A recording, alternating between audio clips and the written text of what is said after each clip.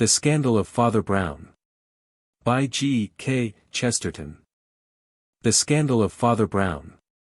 It would not be fair to record the adventures of Father Brown, without admitting that he was once involved in a grave scandal.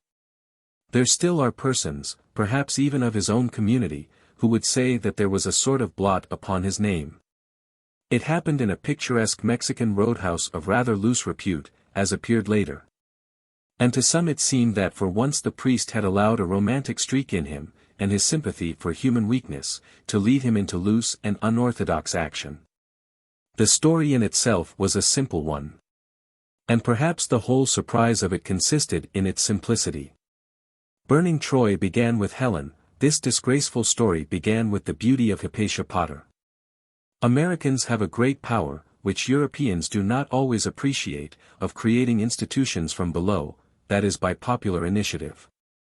Like every other good thing, it has its lighter aspects. One of which, as has been remarked by Mr. Wells and others, is that a person may become a public institution without becoming an official institution. A girl of great beauty or brilliancy will be a sort of uncrowned queen, even if she is not a film star or the original of a Gibson girl. Among those who had the fortune, or misfortune, to exist beautifully in public in this manner, was a certain Hypatia Hard, who had passed through the preliminary stage of receiving florid compliments in society paragraphs of the local press, to the position of one who is actually interviewed by real pressmen. On war and peace and patriotism and prohibition and evolution and the Bible she had made her pronouncements with a charming smile. And if none of them seemed very near to the real grounds of her own reputation, it was almost equally hard to say what the grounds of her reputation really were. Beauty, and being the daughter of a rich man, are things not rare in her country. But to these she added whatever it is that attracts the wandering eye of journalism. Next to none of her admirers had even seen her, or even hoped to do so, and none of them could possibly derive any sordid benefit from her father's wealth. It was simply a sort of popular romance, the modern substitute for mythology, and it laid the first foundations of the more turgid and tempestuous sort of romance in which she was to figure later on. And in which many held that the reputation of Father Brown, as well as of others, had been blown to rags. It was accepted, sometimes romantically, sometimes resignedly, by those whom American satire has named the Sob Sisters, that she had already married a very worthy and respectable business man of the name of Potter. It was even possible to regard her for a moment as Mrs. Potter, on the universal understanding that her husband was only the husband of Mrs. Potter. Then came the great scandal, by which her friends and enemies were horrified beyond their wildest hopes. Her name was coupled, as the queer phrase goes, with a literary man living in Mexico. In status an American, but in spirit a very Spanish American. Unfortunately his vices resembled her virtues, in being good copy. He was no less a person than the famous or infamous Rudel Romanes. The poet whose works had been so universally popularized by being vetoed by libraries or prosecuted by the police. Anyhow, her pure and placid star was seen in conjunction with this comet.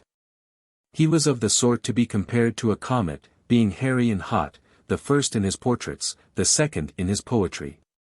He was also destructive. The comet's tail was a trail of divorces, which some called his success as a lover and some his prolonged failure as a husband. It was hard on Hypatia. There are disadvantages in conducting the perfect private life in public. Like a domestic interior in a shop window. Interviewers reported doubtful utterances about love's larger law of supreme self-realization. The pagans applauded. The Sob sisterhood permitted themselves a note of romantic regret. Some having even the hardened audacity to quote from the poem of Maud Muller, to the effect that of all the words of tongue or pen, the saddest are, it might have been. And Mr. Agar P. Rock, who hated the Sob sisterhood with a holy and righteous hatred, said that in this case he thoroughly agreed with Bret Harte's emendation of the poem. More sad are those we daily see, it is, but it hadn't ought to be. For Mr. Rock was very firmly and rightly convinced that a very large number of things hadn't ought to be. He was a slashing and savage critic of national degeneration, on the Minneapolis Meteor, and a bold and honest man. He had perhaps come to specialize too much in the spirit of indignation, but it had had a healthy enough origin in his reaction against sloppy attempts to confuse right and wrong in modern journalism and gossip. He expressed it first in the form of a protest against an unholy halo of romance being thrown round the gunman and the gangster. Perhaps he was rather too much inclined to assume, in robust impatience, that all gangsters were Dagos and that all Dagos were gangsters. But his prejudices, even when they were a little provincial, were rather refreshing after a certain sort of maudlin and unmanly hero worship, which was ready to regard a professional murderer as a leader of fashion. So long as the pressman reported that his smile was irresistible or his tuxedo was all right. Anyhow, the prejudices did not boil the less in the bosom of Mr. Rock, because he was actually in the land of the Dagos when this story opens.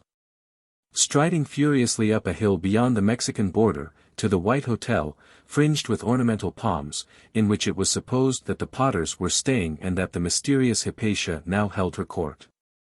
Agar Rock was a good specimen of a Puritan, even to look at. He might even have been a virile Puritan of the 17th century, rather than the softer and more sophisticated Puritan of the 20th. If you had told him that his antiquated black hat and habitual black frown, and fine flinty features, cast a gloom over the sunny land of palms and vines, he would have been very much gratified. He looked to right and left with eyes bright with universal suspicions. And, as he did so, he saw two figures on the ridge above him, outlined against the clear subtropical sunset. Figures in a momentary posture which might have made even a less suspicious man suspect something. One of the figures was rather remarkable in itself. It was poised at the exact angle of the turning road above the valley, as if by an instinct for the sight as well as the attitude of statuary. It was wrapped in a great black cloak, in the Byronic manner, and the head that rose above it in swarthy beauty was remarkably like Byron's. This man had the same curling hair and curling nostrils. And he seemed to be snorting something of the same scorn and indignation against the world. He grasped in his hand a rather long cane or walking stick, which having a spike of the sort used for mountaineering, carried at the moment a fanciful suggestion of a spear. It was rendered all the more fanciful by something comically contradictory in the figure of the other man, who carried an umbrella. It was indeed a new and neatly rolled umbrella, very different, for instance, from Father Brown's umbrella, and he was neatly clad like a clerk in light holiday clothes, a stumpy stoutish bearded man. But the prosaic umbrella was raised and even brandished at an acute angle of attack. The taller man thrust back at him, but in a hasty defensive manner, and then the scene rather collapsed into comedy. For the umbrella opened of itself and its owner almost seemed to sink behind it, while the other man had the air of pushing his spear through a great grotesque shield. But the other man did not push it, or the quarrel, very far. He plucked out the point, turned away impatiently and strode down the road, while the other, rising and carefully refolding his umbrella, turned in the opposite direction towards the hotel. Rock had not heard any of the words of the quarrel, which must have immediately preceded this brief and rather absurd bodily conflict, but as he went up the road in the track of the short man with the beard, he revolved many things. And the romantic cloak and rather operatic good looks of the one man, combined with the sturdy self-assertion of the other, fitted in with the whole story which he had come to seek. And he knew that he could have fixed those two strange figures with their names, Romanes and Potter. His view was in every way confirmed when he entered the pillared porch, and heard the voice of the bearded man raised high in altercation or command. He was evidently speaking to the manager or staff of the hotel, and Rock heard enough to know that he was warning them of a wild and dangerous character in the neighborhood. "If he's really been to the hotel already," the little man was saying, in answer to some murmur, "all I can say is that you'd better not let him in again. Your police ought to be looking after a fellow of that sort, but anyhow, I won't have the lady pestered with him." Rock listened in grim silence and growing conviction. Then he slid across the vestibule to an alcove where he saw the hotel register and turning to the last page, saw, the fellow had indeed been to the hotel already. There appeared the name of Rudel Romanes, that romantic public character, in very large and florid foreign lettering, and after a space under it, rather close together, the names of Hypatia Potter and Ellis T. Potter, in a correct and quite American handwriting. Agar Rock looked moodily about him, and saw in the surroundings and even the small decorations of the hotel everything that he hated most. It is perhaps unreasonable to complain of oranges growing on orange trees, even in small tubs, still more of their only growing on threadbare curtains or faded wallpapers as a formal scheme of ornament. But to him those red and golden moons, decoratively alternated with silver moons, were in a queer way the quintessence of all moonshine. He saw in them all that sentimental deterioration which his principles deplored in modern manners, and which his prejudices vaguely connected with the warmth and softness of the South. It annoyed him even to catch sight of a patch of dark canvas, half showing a Watteau shepherd with a guitar, or a blue tile with a commonplace design of a cupid on a dolphin. His common sense would have told him that he might have seen these things in a shop window on Fifth Avenue, but where they were, they seemed like a taunting siren voice of the paganism of the Mediterranean. And then suddenly, the look of all these things seemed to alter, as a still mirror will flicker when a figure has flashed past it for a moment, and he knew the whole room was full of a challenging presence. He turned almost stiffly, and with a sort of resistance, and knew that he was facing the famous Hypatia, of whom he had read and heard for so many years. Hypatia Potter, née Hard, was one of those people to whom the word radiant really does apply definitely and derivatively. That is, she allowed what the papers called her personality to go out from her in rays. She would have been equally beautiful, and to some tastes more attractive, if she had been self-contained, but she had always been taught to believe that self-containment was only selfishness. She would have said that she had lost self in service. It would perhaps be truer to say that she had asserted self in service, but she was quite in good faith about the service. Therefore her outstanding starry blue eyes really struck outwards, as in the old metaphor that made eyes like Cupid's darts, killing at a distance, but with an abstract conception of conquest beyond any mere coquetry. Her pale fair hair, though arranged in a saintly halo, had a look of almost electric radiation. And when she understood that the stranger before her was Mr. Agar Rock, of the Minneapolis Meteor, her eyes took on themselves the range of long searchlights, sweeping the horizon of the States. But in this the lady was mistaken. As she sometimes was. For Agar Rock was not Agar Rock of the Minneapolis Meteor. He was at that moment merely Agar Rock. There had surged up in him a great and sincere moral impulsion, beyond the coarse courage of the interviewer. A feeling profoundly mixed of a chivalrous and national sensibility to beauty, with an instant itch for moral action of some definite sort, which was also national, nerved him to face a great scene, and to deliver a noble insult. He remembered the original Hypatia, the beautiful Neoplatonist, and how he had been thrilled as a boy by Kingsley's romance in which the young monk denounces her for harlotries and idolatries. He confronted her with an iron gravity and said, "If you'll pardon me, madam, I should like to have a word with you in private." "Well," she said, sweeping the room with her splendid gaze, "I don't know whether you consider this place private." Rock also gazed round the room and could see no sign of life less vegetable than the orange trees, except what looked like a large black mushroom, which he recognized as the hat of some native priest or other, stolidly smoking a black local cigar. And otherwise as stagnant as any vegetable. He looked for a moment at the heavy, expressionless features, noting the rudeness of that peasant type from which priests so often come, in Latin and especially Latin American countries, and lowered his voice a little as he laughed. "I don't imagine that Mexican padre knows our language," he said. "Catch those lumps of laziness learning any language but their own. Oh, I can't swear he's a Mexican, he might be anything, mongrel Indian or nigger, I suppose. But I'll answer for it he's not an American. Our ministries don't produce that debased type."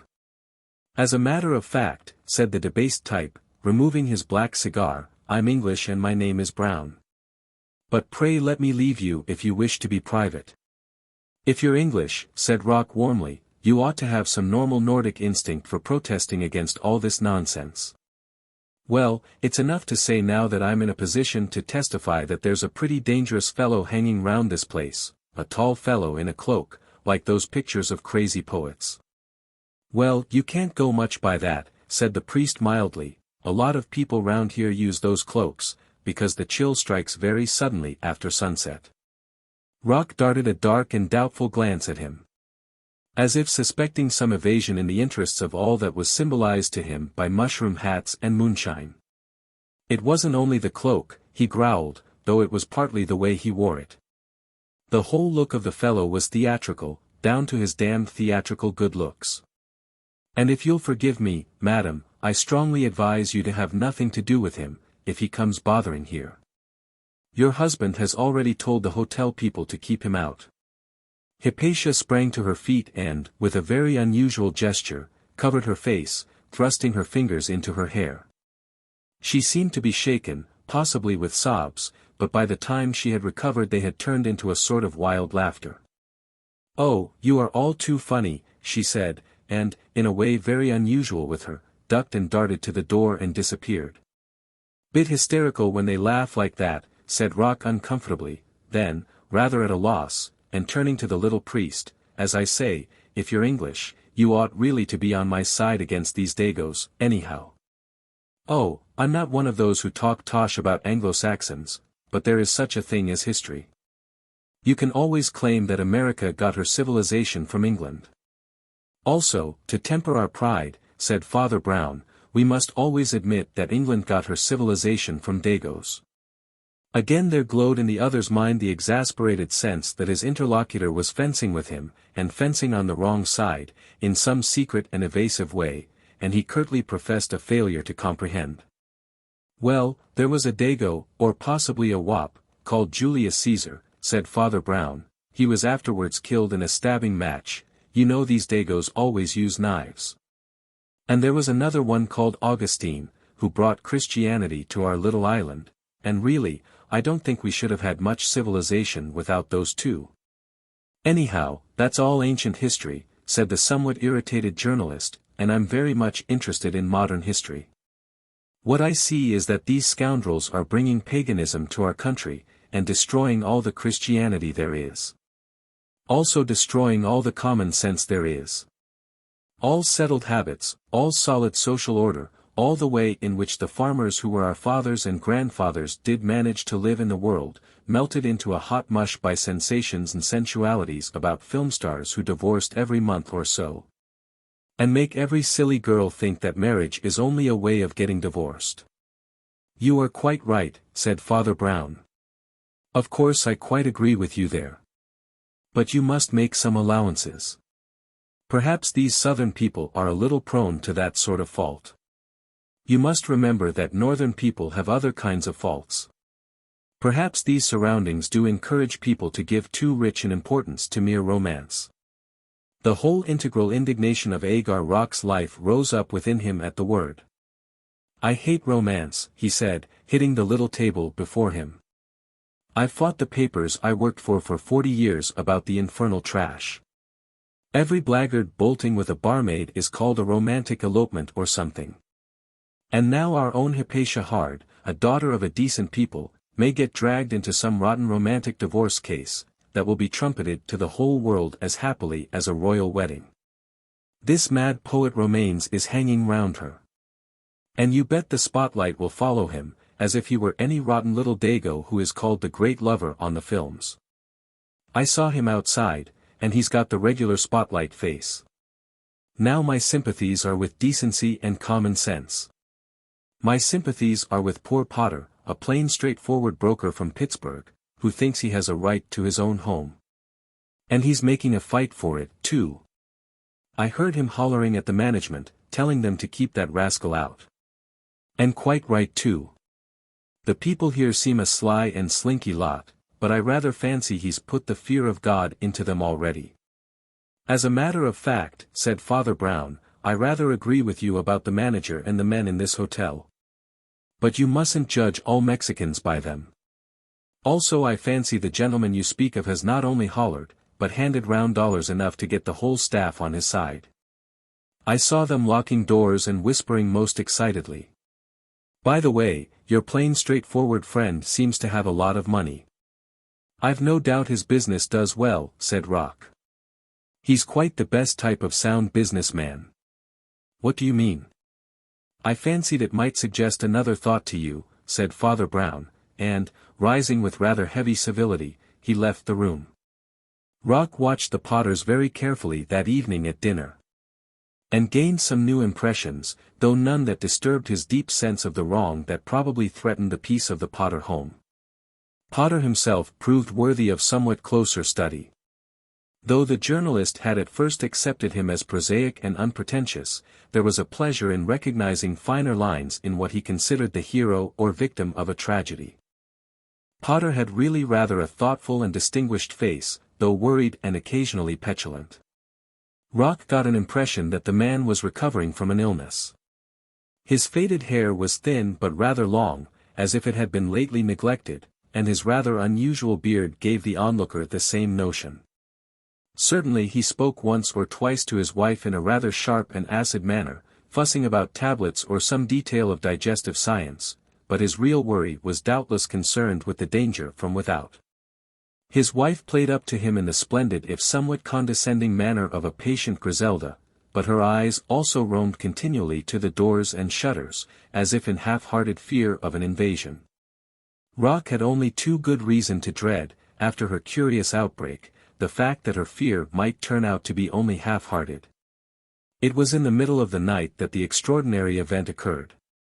Rock, imagining himself to be the last to go up to bed, was surprised to find Father Brown still tucked obscurely under an orange tree in the hall, and placidly reading a book.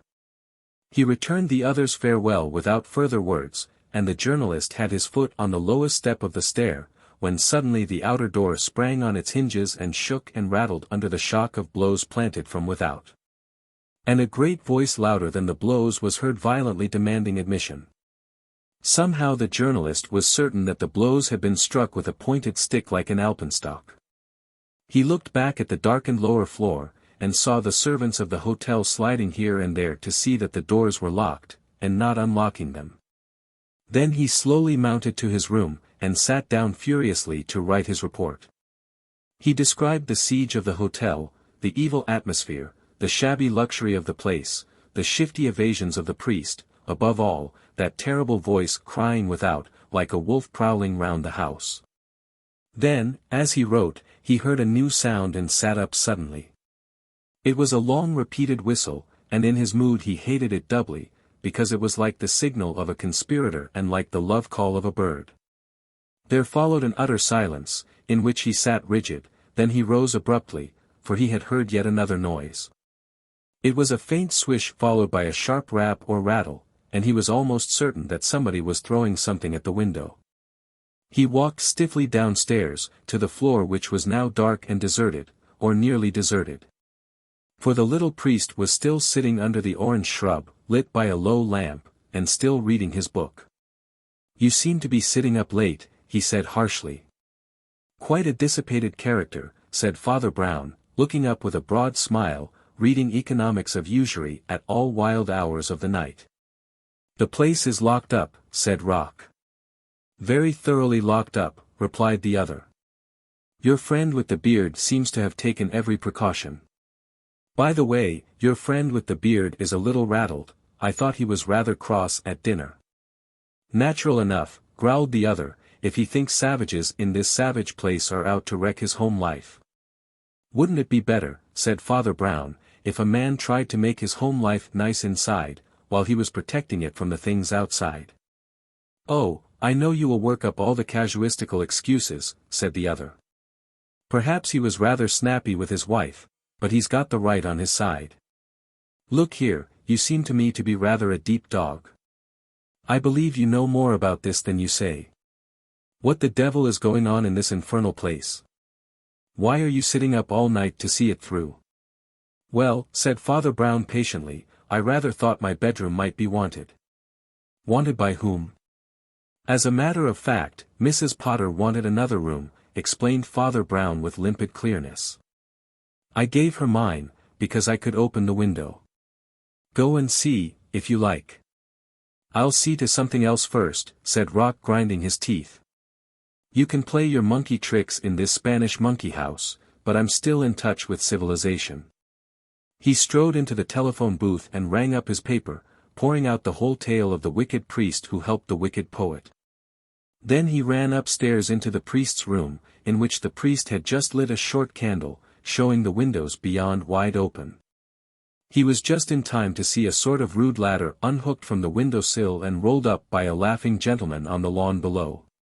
The laughing gentleman was a tall and swarthy gentleman, and was accompanied by a blonde but equally laughing lady. This time, Mr. Rock could not even comfort himself by calling her laughter hysterical. It was too horribly genuine. And rang down the rambling garden paths as she and her troubadour disappeared into the dark thickets. Agar Rock turned on his companion a face of final and awful justice, like the Day of Judgment. "Well, all America is going to hear of this," he said. "In plain words, you helped her to bolt with that curly-haired lover." "Yes," said Father Brown, "I helped her to bolt with that curly-haired lover." "You call yourself a minister of Jesus Christ," cried Rock, "and you boast of a crime." "I have been mixed up with several crimes," said the priest gently. "Happily for once this is a story without a crime. This is a simple fireside idyll. That ends with a glow of domesticity." "And ends with a rope ladder instead of a rope," said Rock. "Isn't she a married woman?" "Oh, yes," said Father Brown. "Well, oughtn't she to be with her husband?" demanded Rock.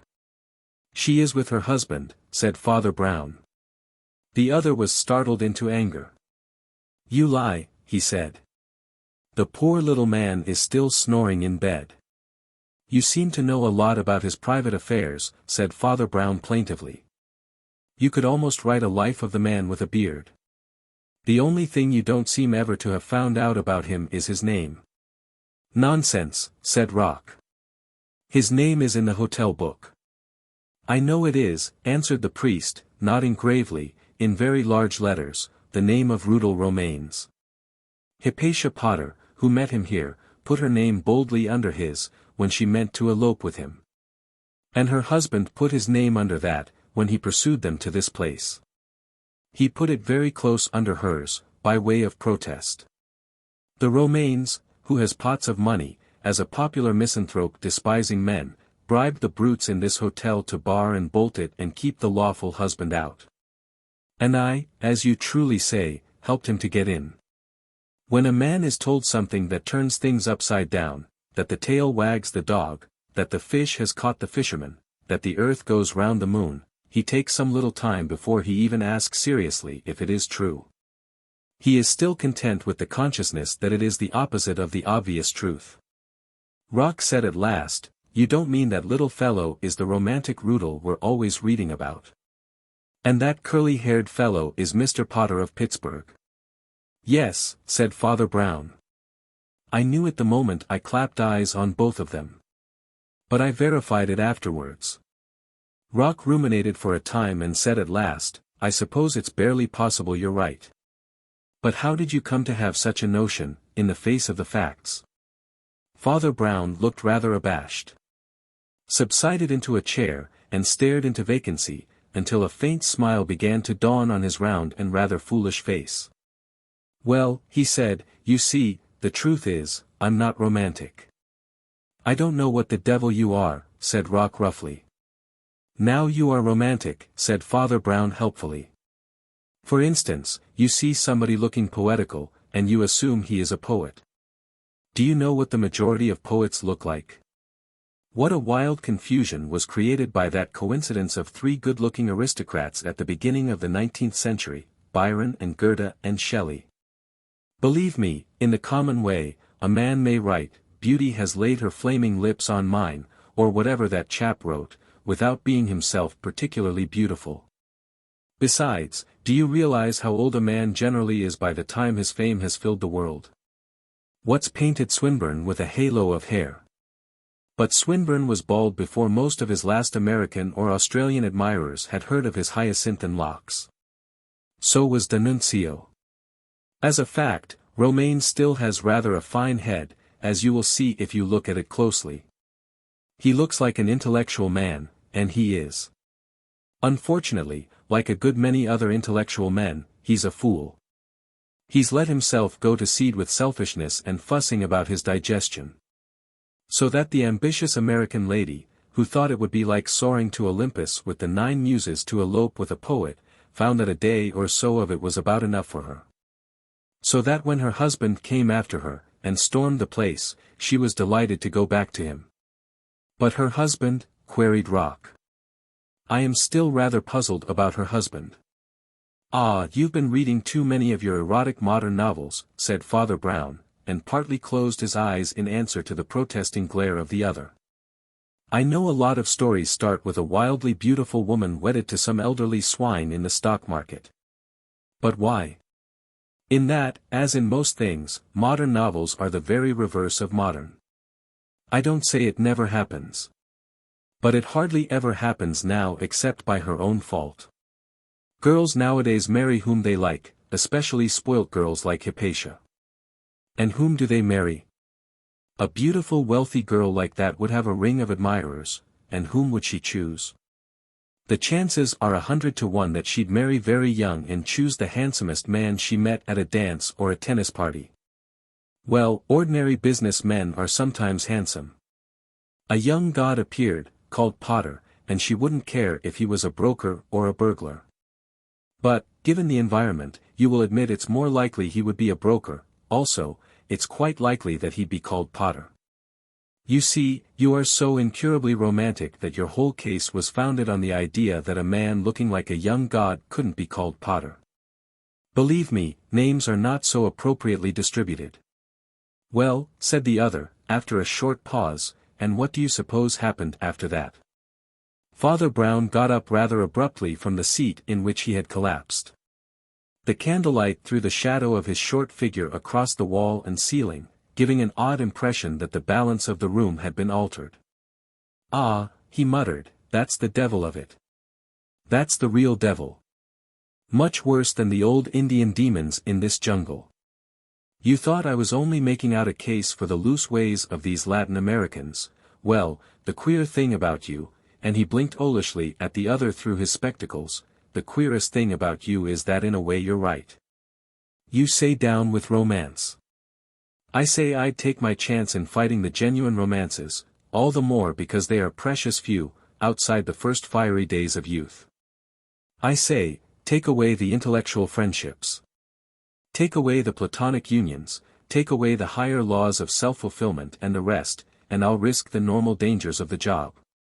Take away the love that isn't love, but only pride and vainglory and publicity and making a splash. And we'll take our chance of fighting the love that is love, when it has to be fought, as well as the love that is lust and lechery. Priests know young people will have passions, as doctors know they will have measles. But Hypatia Potter is 40 if she is a day, and she cares no more for that little poet than if he were her publisher or her publicity man. That's just the point, he was her publicity man. It's your newspapers that have ruined her. It's living in the limelight, it's wanting to see herself in the headlines, even in a scandal if it were only sufficiently psychic and superior. It's wanting to be George Sand, her name immortally linked with Alfred de Musset. When her real romance of youth was over, it was the sin of middle age that got hold of her, the sin of intellectual ambition.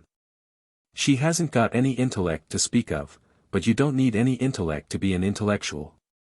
I should say she was pretty brainy in one sense, observed Rock reflectively. Yes, in one sense, said Father Brown. In only one sense. In a business sense. Not in any sense that has anything to do with these poor lounging dagos down here. You curse the film stars and tell me you hate romance. Do you suppose the film star, who is married for the 5th time, is misled by any romance? Such people are very practical, more practical than you are. You say you admire the simple solid businessman. Do you suppose that Rudel Romanes isn't a businessman? Can't you see he knew, quite as well as she did, the advertising advantages of this grand affair with a famous beauty? He also knew very well that his hold on it was pretty insecure, hence his fussing about and bribing servants to lock doors. But what I mean to say, first and last, is that there'd be a lot less scandal if people didn't idealize sin and pose as sinners. These poor Mexicans may seem sometimes to live like beasts or rather sin like men, but they don't go in for ideals. You must at least give them credit for that. He sat down again, as abruptly as he had risen, and laughed apologetically. Well, Mr. Rock, he said, that is my complete confession, the whole horrible story of how I helped a romantic elopement.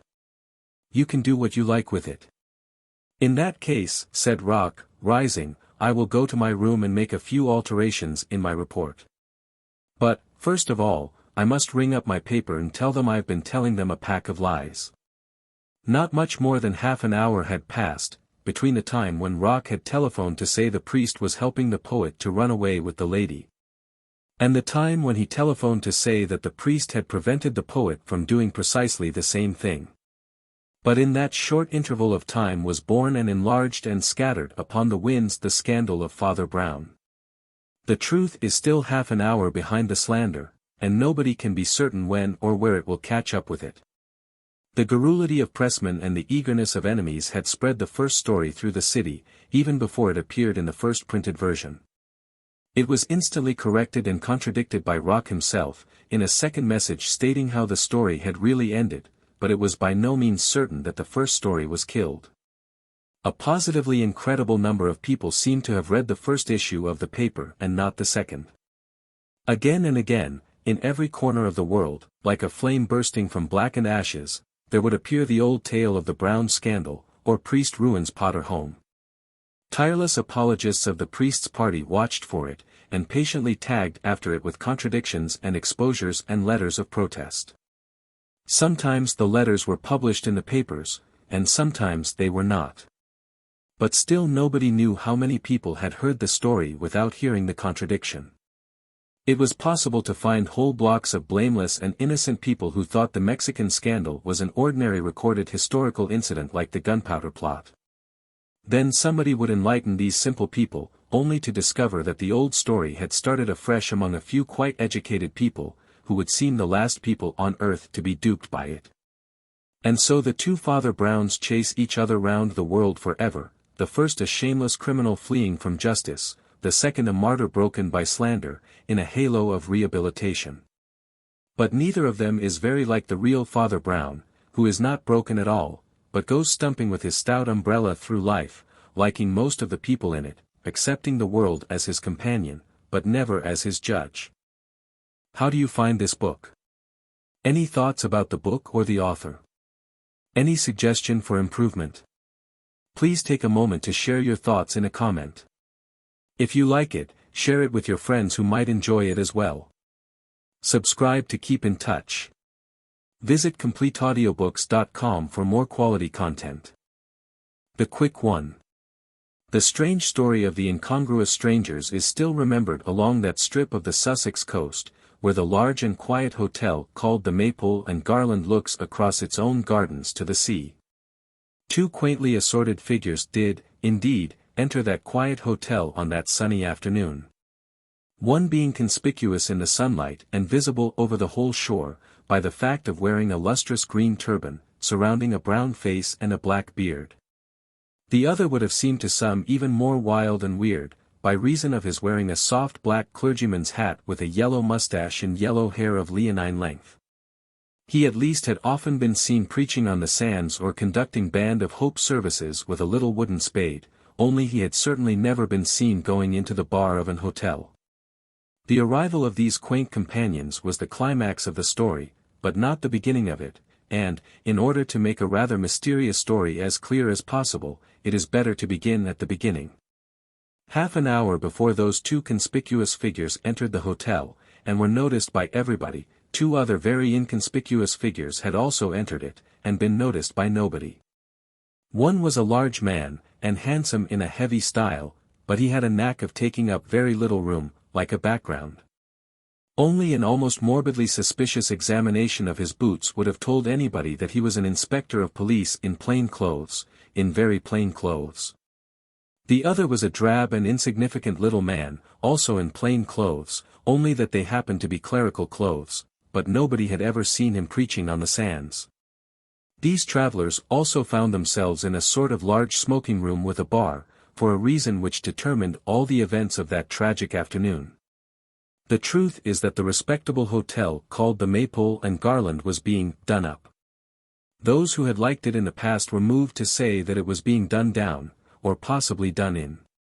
This was the opinion of the local grumbler, Mr. Ragley, the eccentric old gentleman who drank cherry brandy in a corner and cursed. Anyhow, it was being carefully stripped of all the stray indications that it had once been an English inn, and being busily turned, yard by yard and room by room, into something resembling the sham palace of a Levantine usurer in an American film. It was, in short, being decorated, but the only part where the decoration was complete, and where customers could yet be made comfortable, was this large room leading out of the hall. It had once been honorably known as a bar parlor and was now mysteriously known as a saloon lounge, and was newly decorated, in the manner of an Asiatic divan. For Oriental ornament pervaded the new scheme. And where there had once been a gun hung on hooks, and sporting prints and a stuffed fish in a glass case, there were now festoons of Eastern drapery and trophies of scimitars, tulwards, and yataghans. As if in unconscious preparation for the coming of the gentleman with the turban. The practical point was, however, that the few guests who did arrive had to be shepherded into this lounge, now swept and garnished, because all the more regular and refined parts of the hotel were still in a state of transition.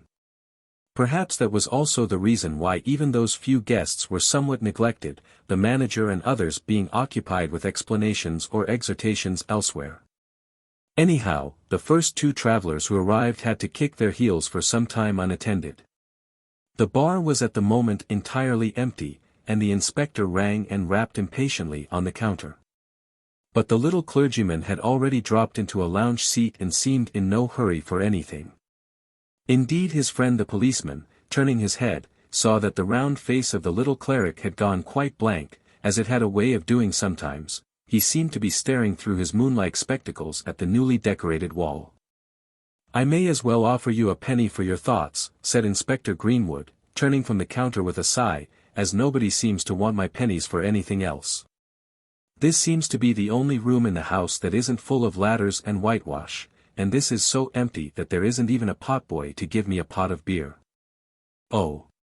My thoughts are not worth a penny, let alone a pot of beer," answered the cleric, wiping his spectacles. "I don't know why, but I was thinking how easy it would be to commit a murder here." "It's all very well for you, Father Brown," said the inspector good-humoredly. "You've had a lot more murders than your fair share, and we poor policemen sit starving all our lives, even for a little one. But why should you say? Oh, I see, you're looking at all those Turkish daggers on the wall. There are plenty of things to commit a murder with, if that's what you mean. But not more than there are in any ordinary kitchen, carving knives or pokers or what not. That isn't where the snag of a murder comes in." Father Brown seemed to recall his rambling thoughts in some bewilderment, and said that he supposed so. "Murder is always easy," said Inspector Greenwood.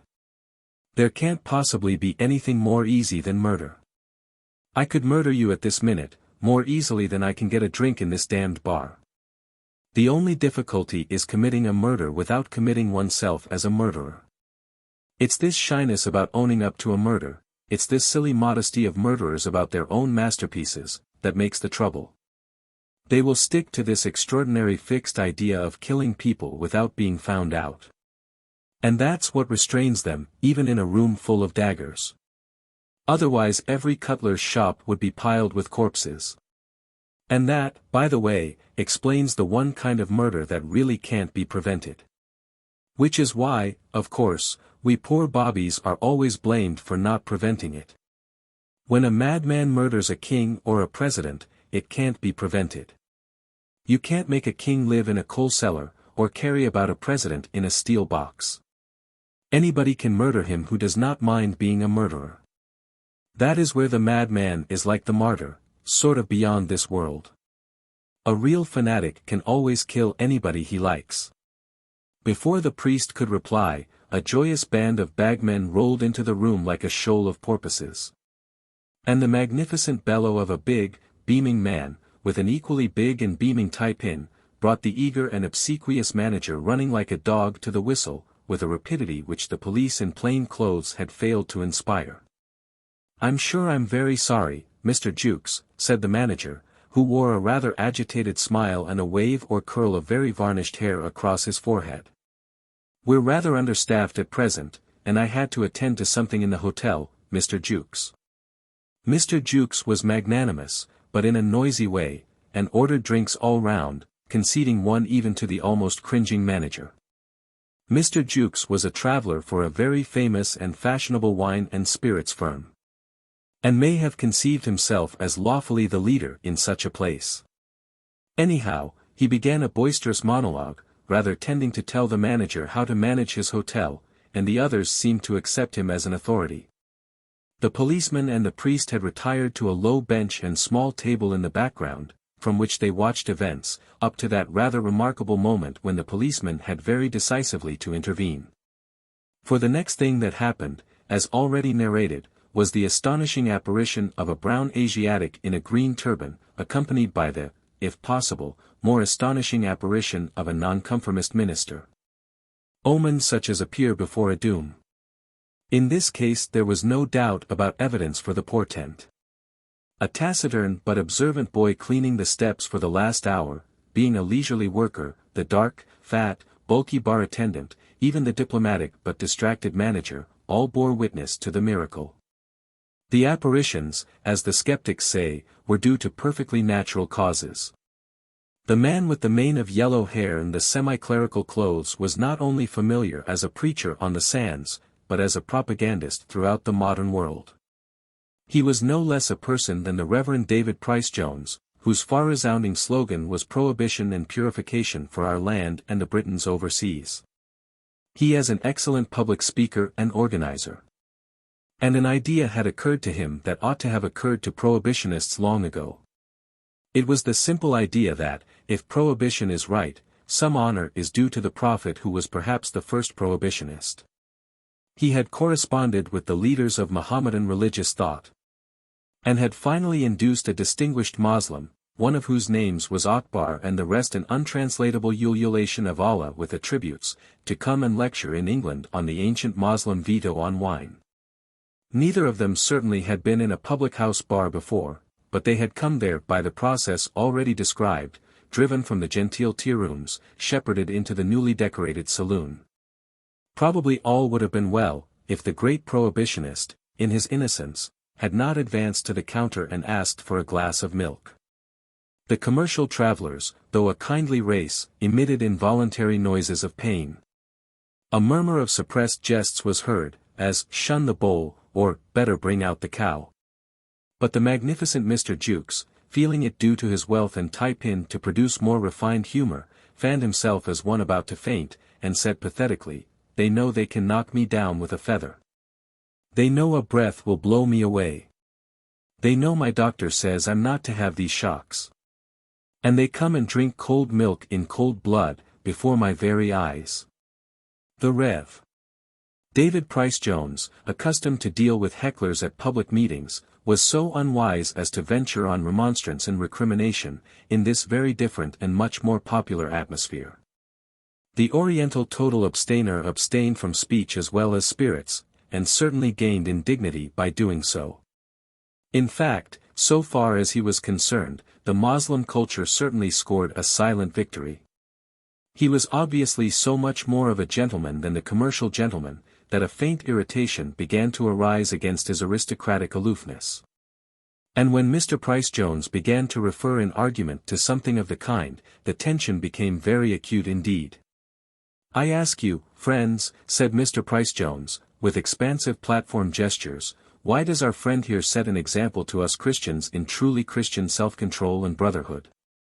Why does he stand here as a model of true Christianity, of real refinement, of genuine gentlemanly behavior, amid all the quarrels and riots of such places as these? Because, whatever the doctrinal differences between us, at least in his soil the evil plant, the accursed hop or vine, has never."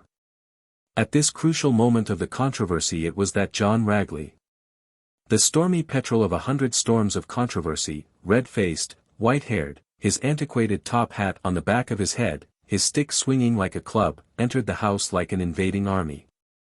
John Ragley was generally regarded as a crank.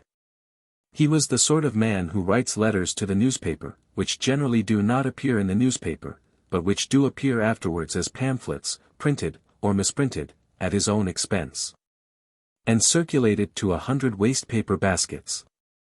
He had quarrelled alike with the Tory squires and the radical county councils, he hated Jews, and he distrusted nearly everything that is sold in shops or even in hotels. But there was a backing of facts behind his fads. He knew the county in every corner and curious detail, and he was a sharp observer. Even the manager, a Mr. Wills, had a shadowy respect for Mr. Ragley, having a nose for the sort of lunacy allowed in the gentry. Not indeed the prostrate reverence which he had for the jovial magnificence of Mr. Jukes, who was really good for trade, but at least a disposition to avoid quarrelling with the old grumbler, partly perhaps out of fear of the old grumbler's tongue. "And you will have your usual, sir," said Mr. Wills, leaning and leering across the counter. "It's the only decent stuff you've still got," snorted Mr. Ragley, slapping down his queer and antiquated hat. "Damn it, I sometimes think the only English thing left in England is cherry brandy. Cherry brandy does taste of cherries. Can you find me any beer that tastes of hops, or any cider that tastes of apples, or any wine that has the remotest indication of being made out of grapes? There's an infernal swindle going on now in every inn in the country, that would have raised a revolution in any other country. I've found out a thing or two about it, I can tell you. You wait till I can get it printed, and people will sit up. If I could stop our people being poisoned with all this bad drink." Here again the Reverend David Price Jones showed a certain failure in tact, though it was a virtue he almost worshipped. He was so unwise as to attempt to establish an alliance with Mr. Ragley, by a fine confusion between the idea of bad drink and the idea that drink is bad. Once more he endeavored to drag his stiff and stately Eastern friend into the argument, as a refined foreigner superior to our rough English ways. He was even so foolish as to talk of a broad theological outlook, and ultimately to mention the name of Mahomet, which was echoed in a sort of explosion. "God damn your soul," roared Mr. Ragley, with a less broad theological outlook. "Do you mean that Englishmen mustn't drink English beer, because wine was forbidden in a damned desert by that dirty old humbug Mahomet?" In an instant the inspector of police had reached the middle of the room with a stride. For, the instant before that, a remarkable change had taken place in the demeanor of the Oriental gentleman, who had hitherto stood perfectly still, with steady and shining eyes. He now proceeded, as his friend had said, to set an example in truly Christian self-control and brotherhood by reaching the wall with the bound of a tiger, tearing down one of the heavy knives hanging there and sending it smack like a stone from a sling, so that it stuck quivering in the wall exactly half an inch above Mr. Ragley's ear. It would undoubtedly have stuck quivering in Mr. Ragley, if Inspector Greenwood had not been just in time to jerk the arm and deflect the aim. Father Brown continued in his seat, watching the scene with screwed-up eyes and a screw of something almost like a smile at the corners of his mouth, as if he saw something beyond the mere momentary violence of the quarrel. And then the quarrel took a curious turn, which may not be understood by everybody, until men like Mr. John Ragley are better understood than they are. For the red-faced old fanatic was standing up and laughing uproariously as if it were the best joke he had ever heard. All his snapping vituperation and bitterness seemed to have gone out of him. And he regarded the other fanatic, who had just tried to murder him, with a sort of boisterous benevolence. "Blast your eyes," he said, "you're the first man I've met in 20 years. Do you charge this man, sir?" said the inspector, looking doubtful. "Charge him, of course not," said Ragley. "I'd stand him a drink if he were allowed any drinks. I hadn't any business to insult his religion. And I wish to God all you skunks had the guts to kill a man, I won't say for insulting your religion, because you haven't got any, but for insulting anything, even your beer." "Now he's called us all skunks," said Father Brown to Greenwood. Peace and harmony seemed to be restored. "I wish that teetotal lecturer could get himself impaled on his friend's knife, it was he who made all the mischief." As he spoke, the odd groups in the room were already beginning to break up. It had been found possible to clear the commercial room for the commercial travelers, and they adjourned to it, the potboy carrying a new round of drinks after them on a tray. Father Brown stood for a moment gazing at the glasses left on the counter, recognizing at once the ill-omened glass of milk, and another which smelt of whiskey. And then turned just in time to see the parting between those two quaint figures, fanatics of the East and West. Ragley was still ferociously genial. There was still something a little darkling and sinister about the Moslem, which was perhaps natural, but he bowed himself out with grave gestures of dignified reconciliation, and there was every indication that the trouble was really over. Some importance, however, continued attached, in the mind of Father Brown at least, to the memory and interpretation of those last courteous salutes between the combatants. Because curiously enough, when Father Brown came down very early next morning, to perform his religious duties in the neighborhood, he found the long saloon bar, with its fantastic Asiatic decoration, filled with a dead white light of daybreak in which every detail was distinct. And one of the details was the dead body of John Ragley bent and crushed into a corner of the room, with the heavy-hilted crooked dagger rammed through his heart. Father Brown went very softly upstairs again and summoned his friend the inspector. And the two stood beside the corpse, in a house in which no one else was as yet stirring. "We mustn't either assume or avoid the obvious," said Greenwood after a silence, "but it is well to remember, I think, what I was saying to you yesterday afternoon. It's rather odd, by the way, that I should have said it, yesterday afternoon." "I know," said the priest, nodding with an owlish stare. "I said," observed Greenwood, "that the one sort of murder we can't stop is murder by somebody like a religious fanatic. That Brown fellow probably thinks that if he's hanged, he'll go straight to paradise for defending the honor of the Prophet." "There is that, of course," said Father Brown. "It would be very reasonable, so to speak, of our Moslem friend to have stabbed him. And you may say we don't know of anybody else yet, who could at all reasonably have stabbed him. But I was thinking." And his round face suddenly went blank again and all speech died on his lips. "What's the matter now?" asked the other. "Well, I know it sounds funny," said Father Brown in a forlorn voice. "But I was thinking. In a way, it doesn't much matter who stabbed him." "Is this the new morality?" asked his friend. "Or the old casuistry, perhaps? Are the Jesuits really going in for murder?" "I didn't say it didn't matter who murdered him," said Father Brown. "Of course the man who stabbed him might possibly be the man who murdered him. But it might be quite a different man. Anyhow, it was done at quite a different time. I suppose you'll want to work on the hilt for fingerprints, but don't take too much notice of them. I can imagine other reasons for other people sticking this knife in the poor old boy. Not very edifying reasons, of course, but quite distinct from the murder. You'll have to put some more knives into him, before you find out about that." "You mean," began the other, watching him keenly. "I mean the autopsy," said the priest, "to find the real cause of death." "You're quite right, I believe," said the inspector, "about the stabbing, anyhow. We must wait for the doctor, but I'm pretty sure he'll say you're right. There isn't blood enough. This knife was stuck in the corpse when it had been cold for hours." "But why?" "Possibly to put the blame on the Mohammedan," answered Father Brown. "Pretty mean, I admit, but not necessarily murder. I fancy there are people in this place trying to keep secrets, who are not necessarily murderers." "I haven't speculated on that line yet," said Greenwood. "What makes you think so?" "What I said yesterday, when we first came into this horrible room.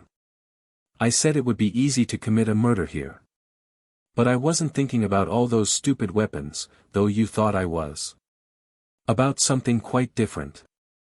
For the next few hours the inspector and his friend conducted a close and thorough investigation into the goings and comings of everybody for the last 24 hours, the way the drinks had been distributed, the glasses that were washed or unwashed, and every detail about every individual involved, or apparently not involved. One might have supposed they thought that 30 people had been poisoned, as well as one. It seemed certain that nobody had entered the building except by the big entrance that adjoined the bar. All the others were blocked in one way or another by the repairs. A boy had been cleaning the steps outside this entrance, but he had nothing very clear to report. Until the amazing entry of the Turk in the turban, with his teetotal lecturer, there did not seem to have been much custom of any kind, except for the commercial travelers who came in to take what they called quick ones. And they seemed to have moved together, like Wordsworth's cloud. There was a slight difference of opinion between the boy outside and the men inside about whether one of them had not been abnormally quick in obtaining a quick one, and come out on the doorstep by himself. But the manager and the barman had no memory of any such independent individual. The manager and the barman knew all the travelers quite well, and there was no doubt about their movements as a whole. They had stood at the bar chaffing and drinking. They had been involved, through their lordly leader, Mr. Jukes, in a not very serious altercation with Mr. Price-Jones, and they had witnessed the sudden and very serious altercation between Mr. Akbar and Mr. Ragley. Then they were told they could adjourn to the commercial room and did so, their drinks being borne after them like a trophy. "There's precious little to go on," said Inspector Greenwood. "Of course a lot of officious servants must do their duty as usual, and wash out all the glasses, including old Ragley's glass. If it weren't for everybody else's efficiency, we detectives might be quite efficient." "I know," said Father Brown, and his mouth took on again the twisted smile. "I sometimes think criminals invented hygiene. Or perhaps hygienic reformers invented crime, they look like it, some of them. Everybody talks about foul dens and filthy slums in which crime can run riot, but it's just the other way. They are called foul, not because crimes are committed, but because crimes are discovered.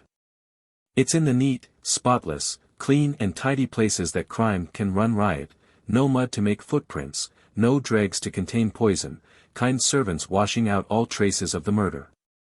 And the murderer killing and cremating 6 wives and all for want of a little Christian dirt. Perhaps I express myself with too much warmth, but look here. As it happens, I do remember one glass, which has doubtless been cleaned since, but I should like to know more about it." "Do you mean Ragley's glass?" asked Greenwood. "No, I mean nobody's glass," replied the priest. "It stood near that glass of milk and it still held an inch or two of whiskey. Well, you and I had no whiskey. I happen to remember that the manager, when treated by the jovial Jukes, had a drop of gin.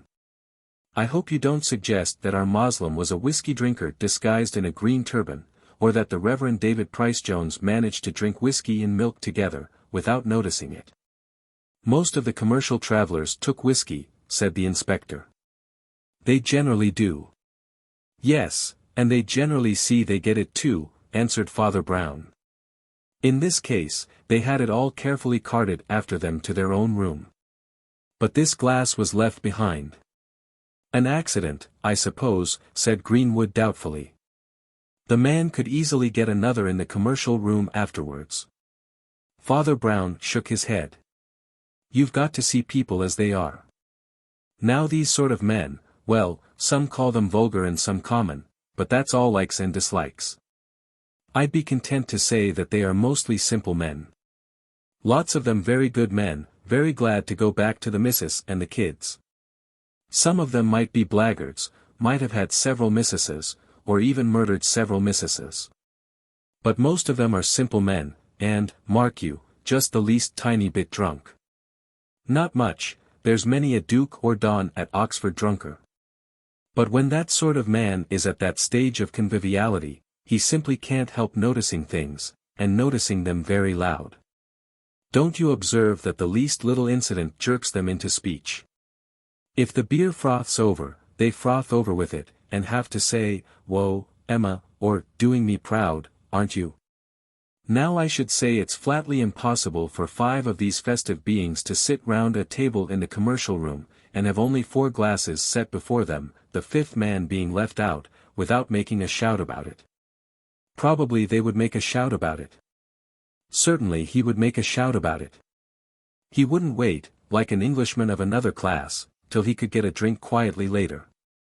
The air would resound with things like, "And what about little me?" Or, "Here, George, have I joined the band of hope?" Or, "Do you see any green in my turban, George?" But the barman heard no such complaints. I take it as certain that the glass of whiskey left behind had been nearly emptied by somebody else. Somebody we haven't thought about yet. But can you think of any such person? Asked the other. It's because the manager and the barman won't hear of any such person, that you dismiss the one really independent piece of evidence. The evidence of that boy outside cleaning the steps. He says that a man, who well may have been a bagman, but who did not, in fact, stick to the other bagmen, went in and came out again almost immediately.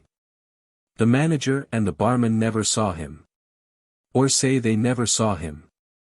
But he got a glass of whiskey from the bar somehow. Let us call him, for the sake of argument, the quick one. Now you know I don't often interfere with your business, which I know you do better than I should do it, or should want to do it. I've never had anything to do with setting police machinery at work, or running down criminals, or anything like that. But, for the first time in my life, I want to do it now. I want you to find the quick one, to follow the quick one to the ends of the earth. To set the whole infernal official machinery at work like a dragnet across the nations, and jolly well recapture the quick one. Because he is the man we want. Greenwood made a despairing gesture. Has he face or form or any visible quality except quickness? He inquired. He was wearing a sort of Inverness cape, said Father Brown, and he told the boy outside he must reach Edinburgh by next morning. That's all the boy outside remembers. But I know your organization has got on to people with less clue than that. You seem very keen on this, said the inspector, a little puzzled. The priest looked puzzled also, as if at his own thoughts. He sat with knotted brow and then said abruptly, "You see, it's so easy to be misunderstood. All men matter. You matter. I matter. It's the hardest thing in theology to believe." The inspector stared at him without comprehension, but he proceeded. "We matter to God, God only knows why. But that's the only possible justification of the existence of policemen." The policeman did not seem enlightened as to his own cosmic justification. "Don't you see, the law really is right in a way, after all. If all men matter, all murders matter. That which he has so mysteriously created, we must not suffer to be mysteriously destroyed." But. He said the last word sharply, like one taking a new step in decision. "But, when once I step off that mystical level of equality, I don't see that most of your important murders are particularly important. You are always telling me that this case and that is important. As a plain, practical man of the world, I must realize that it is the Prime Minister who has been murdered. As a plain, practical man of the world, I don't think that the Prime Minister matters at all. As a mere matter of human importance, I should say he hardly exists at all. Do you suppose if he and the other public men were shot dead tomorrow, there wouldn't be other people to stand up and say that every avenue was being explored, or that the government had the matter under the gravest consideration? The masters of the modern world don't matter. Even the real masters don't matter much. Hardly anybody you ever read about in a newspaper matters at all." He stood up, giving the table a small rap, one of his rare gestures. And his voice changed again. But Ragley did matter. He was one of a great line of some half a dozen men who might have saved England. They stand up stark and dark like disregarded signposts, down all that smooth descending road which has ended in this swamp of merely commercial collapse. Dean Swift and Dr. Johnson and old William Cobbett. They had all without exception the name of being surly or savage, and they were all loved by their friends, and they all deserved to be. Didn't you see how that old man, with the heart of a lion, stood up and forgave his enemy as only fighters can forgive? He jolly well did do what that temperance lecturer talked about. He set an example to us Christians and was a model of Christianity.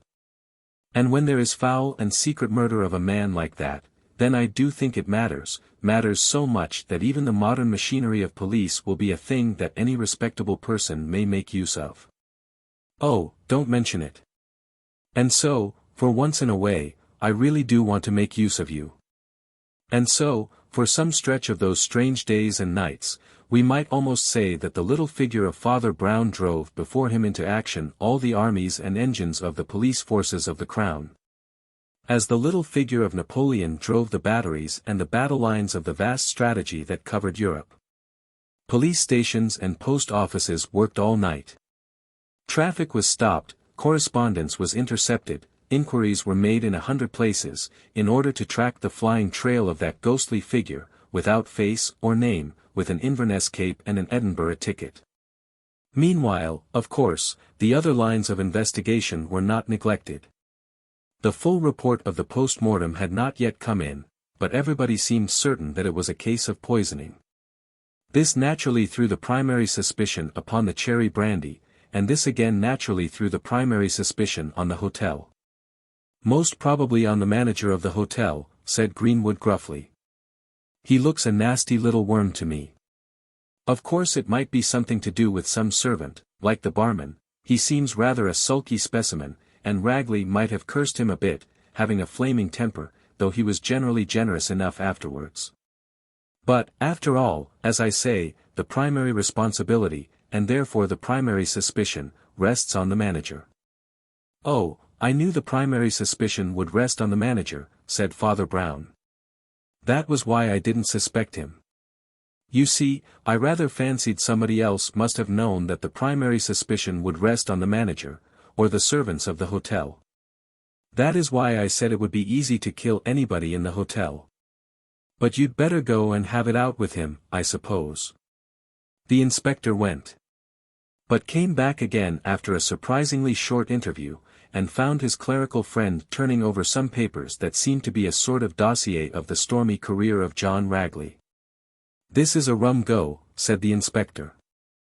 I thought I should spend hours cross-examining that slippery little toad there, for we haven't legally got a thing against him. And instead of that, he went to pieces all at once, and I really think he's told me all he knows in sheer funk. I know, said Father Brown. That's the way he went to pieces when he found Ragley's corpse apparently poisoned in his hotel. That's why he lost his head enough to do such a clumsy thing as decorate the corpse with a Turkish knife, to put the blame on the nigger, as he would say. There never is anything the matter with him but funk. He's the very last man that ever would really stick a knife into a live person. I bet he had to nerve himself to stick it into a dead one. But he's the very first person to be frightened of being charged with what he didn't do. And to make a fool of himself, as he did.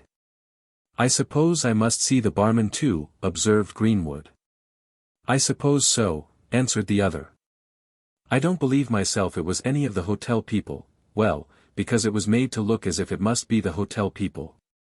But look here, have you seen any of this stuff they've got together about Ragley? He had a jolly interesting life. I wonder whether anyone will write his biography. I took a note of everything likely to affect an affair like this, answered the official. He was a widower, but he did once have a row with a man about his wife. A Scotch land agent then in these parts, and Ragley seems to have been pretty violent. They say he hated Scotch men, perhaps that's the reason. Oh, I know what you are smiling grimly about. A Scotchman. Perhaps an Edinburgh man. Perhaps, said Father Brown. It's quite likely, though, that he did dislike Scotch men, apart from private reasons. It's an odd thing, but all that tribe of Tory radicals, or whatever you call them, who resisted the Whig mercantile movement, all of them did dislike Scotch men. Cobbett did, Dr. Johnson did. Swift described their accent in one of his deadliest passages. Even Shakespeare has been accused of the prejudice. But the prejudices of great men generally have something to do with principles.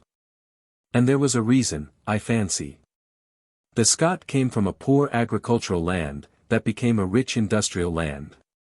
He was able and active, he thought he was bringing industrial civilization from the north. He simply didn't know that there had been for centuries a rural civilization in the south. His own grandfather's land was highly rural but not civilized.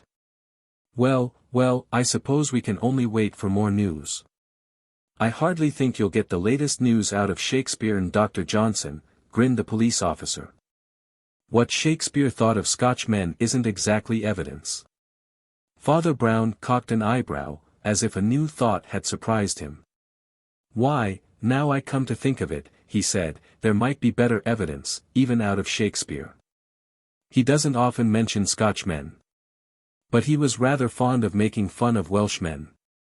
The inspector was searching his friend's face. For he fancied he recognized an alertness behind its demure expression. "By Jove," he said. "Nobody thought of turning the suspicions that way, anyhow."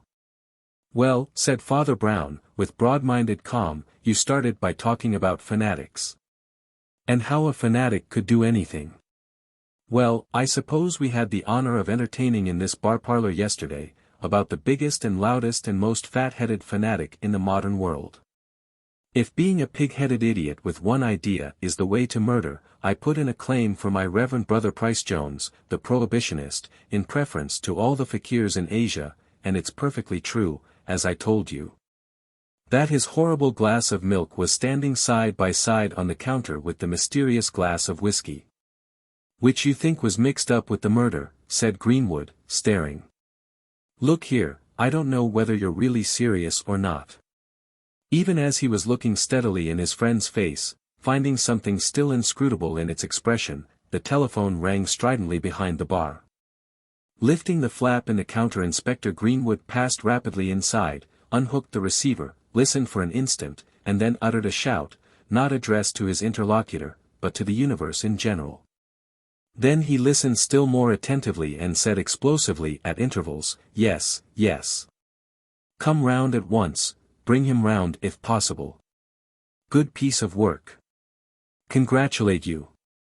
Then Inspector Greenwood came back into the outer lounge, like a man who has renewed his youth, sat down squarely on his seat, with his hands planted on his knees, stared at his friend, and said, "Father Brown, I don't know how you do it. You seem to have known he was a murderer before anybody else knew he was a man. He was nobody, he was nothing, he was a slight confusion in the evidence, nobody in the hotel saw him, the boy on the steps could hardly swear to him. He was just a fine shade of doubt founded on an extra dirty glass. But we've got him, and he's the man we want." Father Brown had risen with the sense of the crisis, mechanically clutching the papers destined to be so valuable to the biographer of Mr. Ragley, and stood staring at his friend. Perhaps this gesture jerked his friend's mind to fresh confirmations. "Yes, we've got the quick one.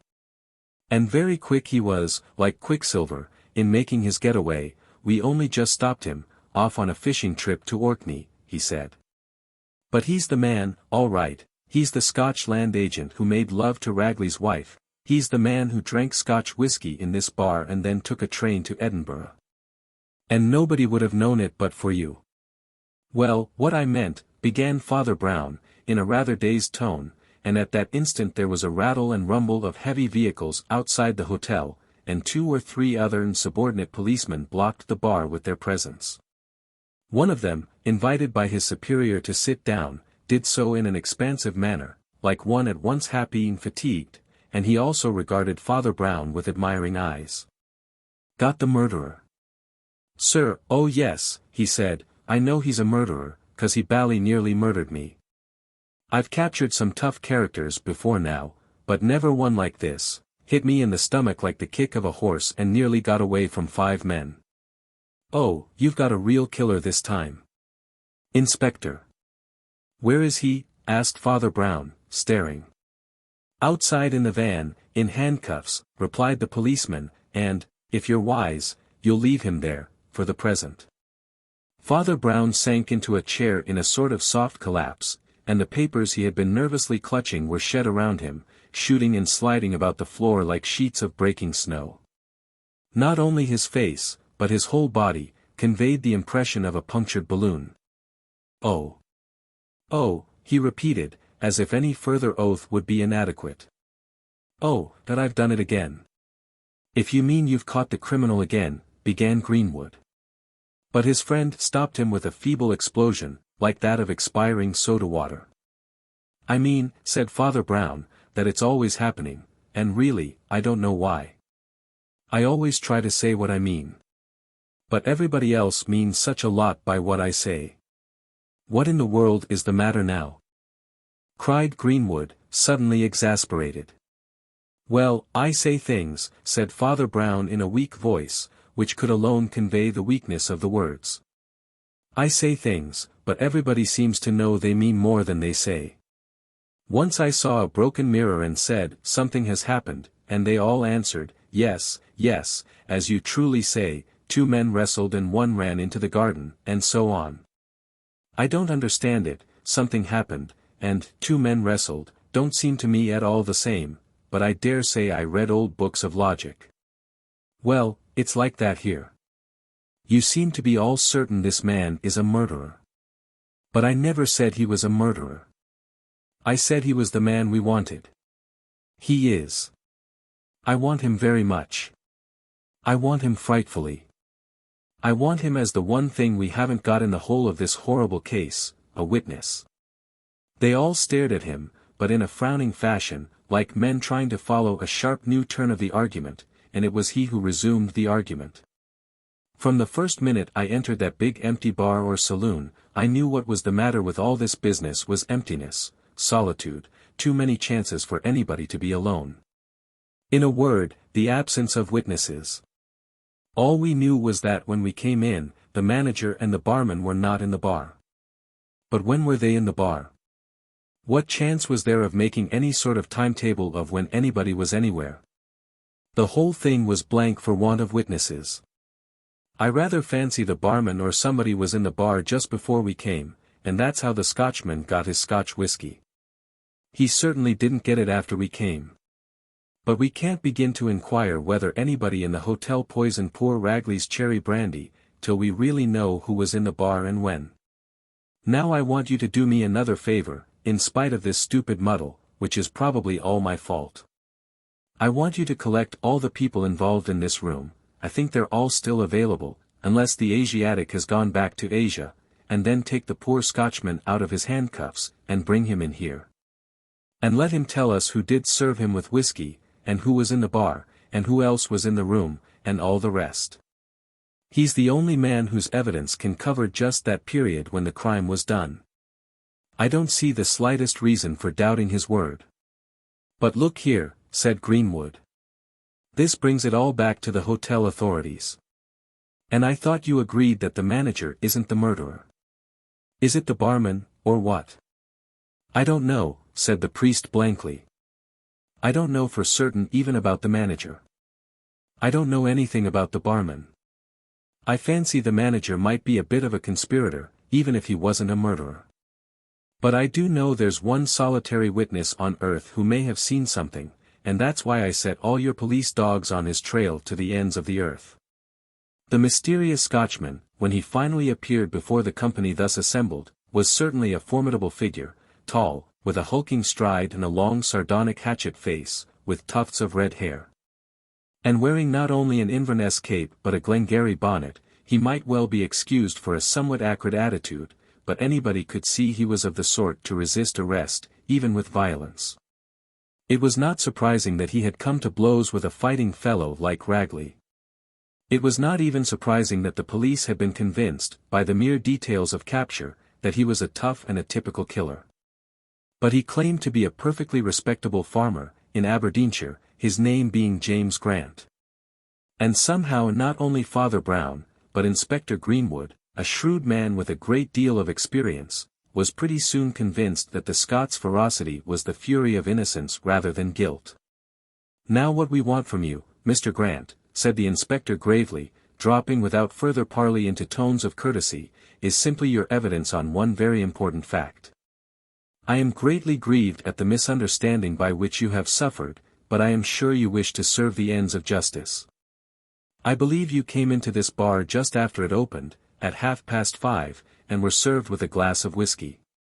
We are not certain what servant of the hotel, whether the barman or the manager or some subordinate, was in the bar at the time.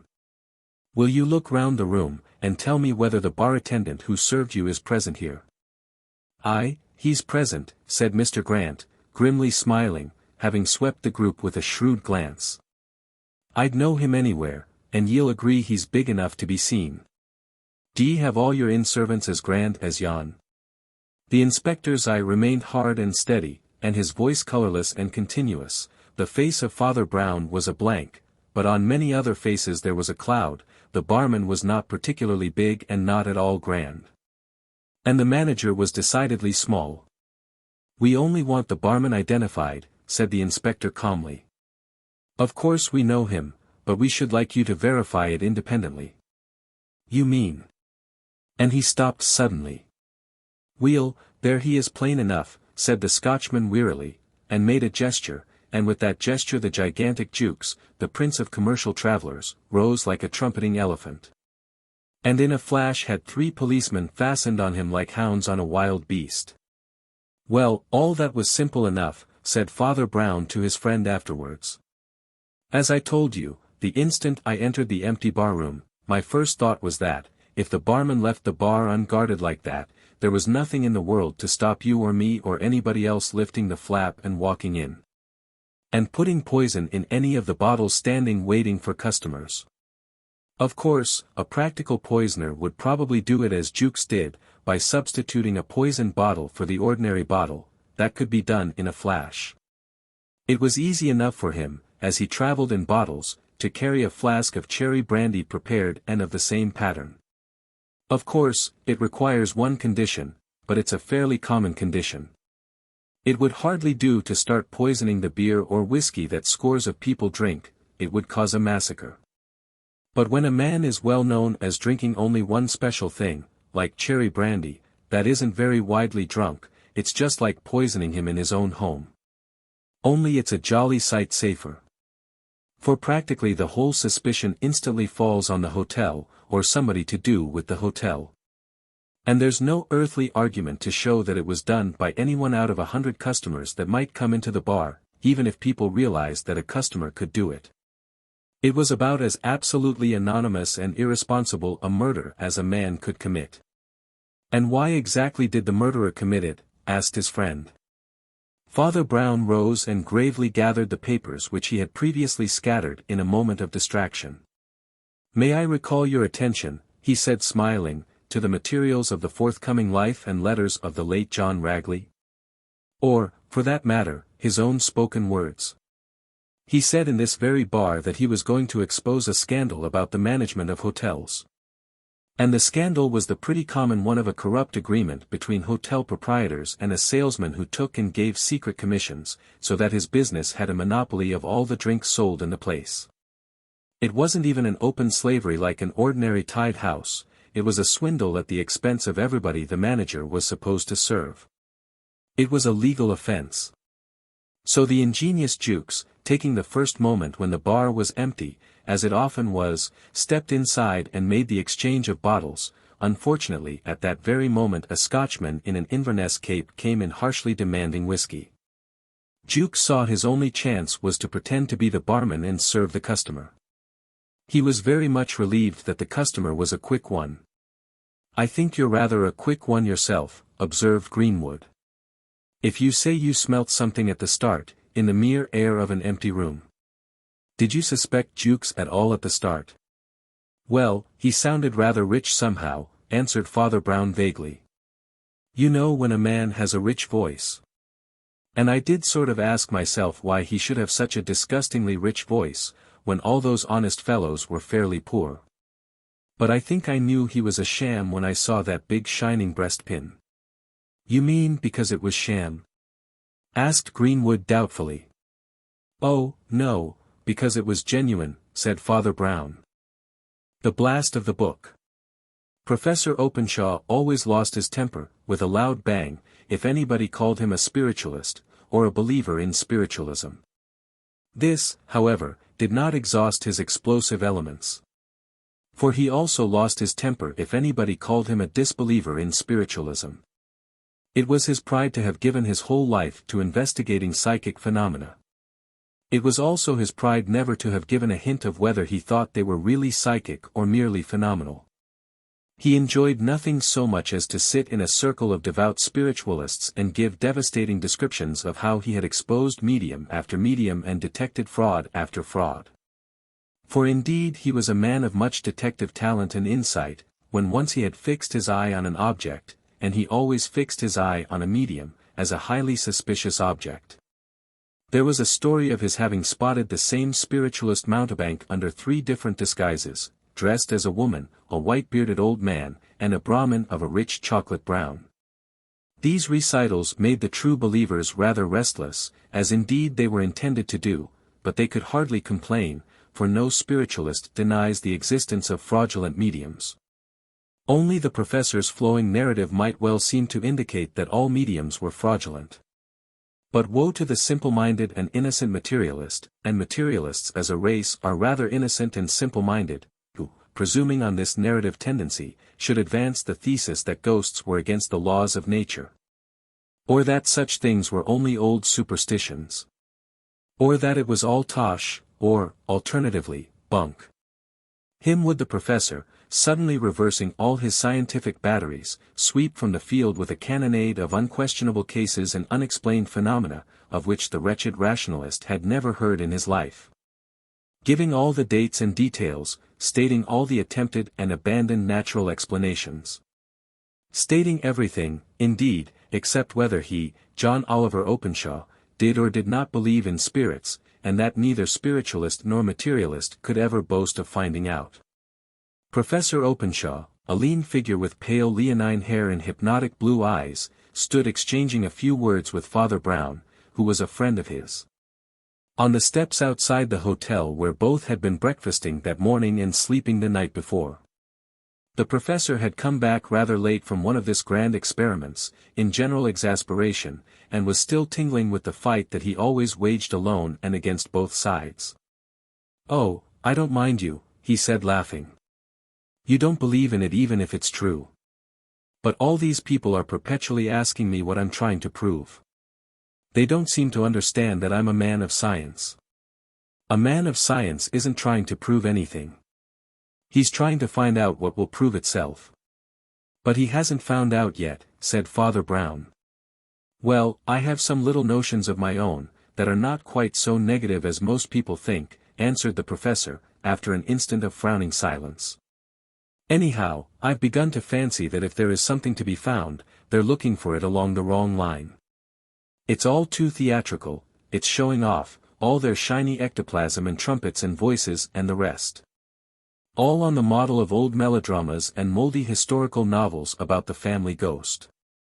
If they'd go to history instead of historical novels, I'm beginning to think they'd really find something. But not apparitions. After all," said Father Brown, "apparitions are only appearances. I suppose you'd say the family ghost is only keeping up appearances." The professor's gaze, which had commonly a fine abstracted character, suddenly fixed and focused itself as it did on a dubious medium. It had rather the air of a man screwing a strong magnifying glass into his eye. Not that he thought the priest was in the least like a dubious medium, but he was startled into attention by his friend's thought following so closely on his own. "Appearances," he muttered, "crikey, but it's odd you should say that just now. The more I learn, the more I fancy they lose by merely looking for appearances. Now if they'd look a little into disappearances." "Yes," said Father Brown, "after all, the real fairy legends weren't so very much about the appearance of famous fairies, calling up Titania or exhibiting Oberon by moonlight. But there were no end of legends about people disappearing, because they were stolen by the fairies. Are you on the track of Kilmeny or Thomas the Rhymer?" "I'm on the track of ordinary modern people you've read of in the newspapers," answered Openshaw.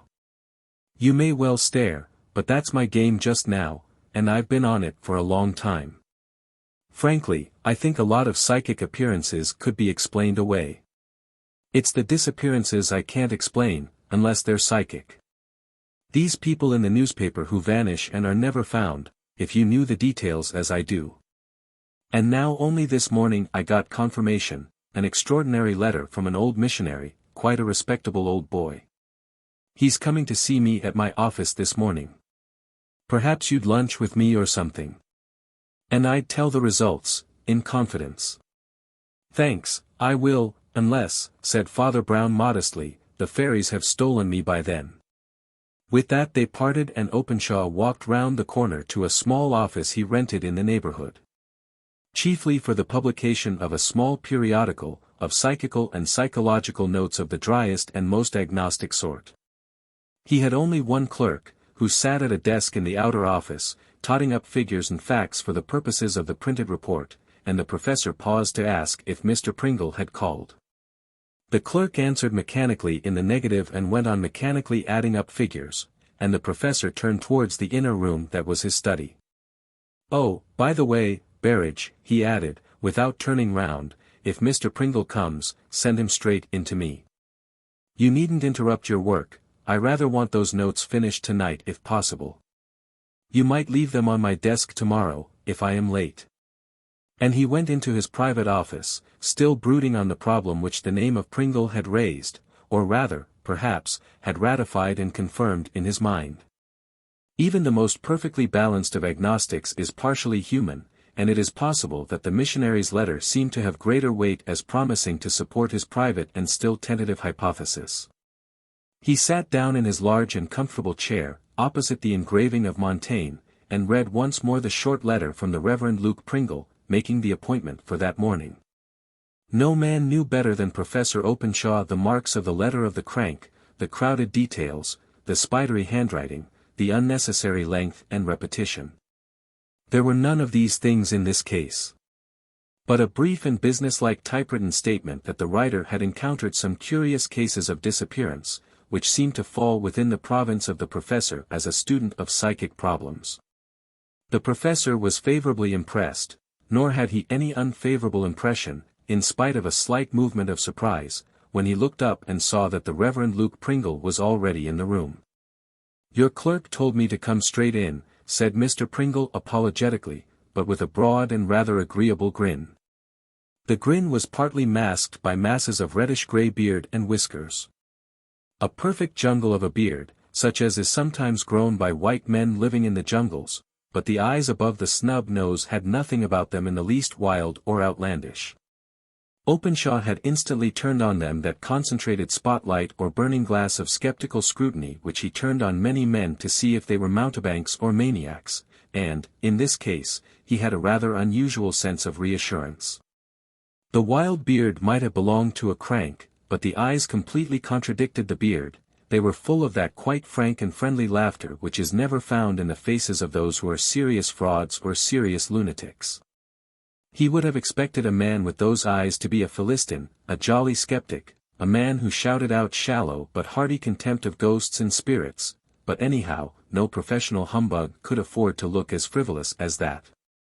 The man was buttoned up to the throat in a shabby old cape, and only his broad limp hat suggested the cleric, but missionaries from wild places do not always bother to dress like clerics.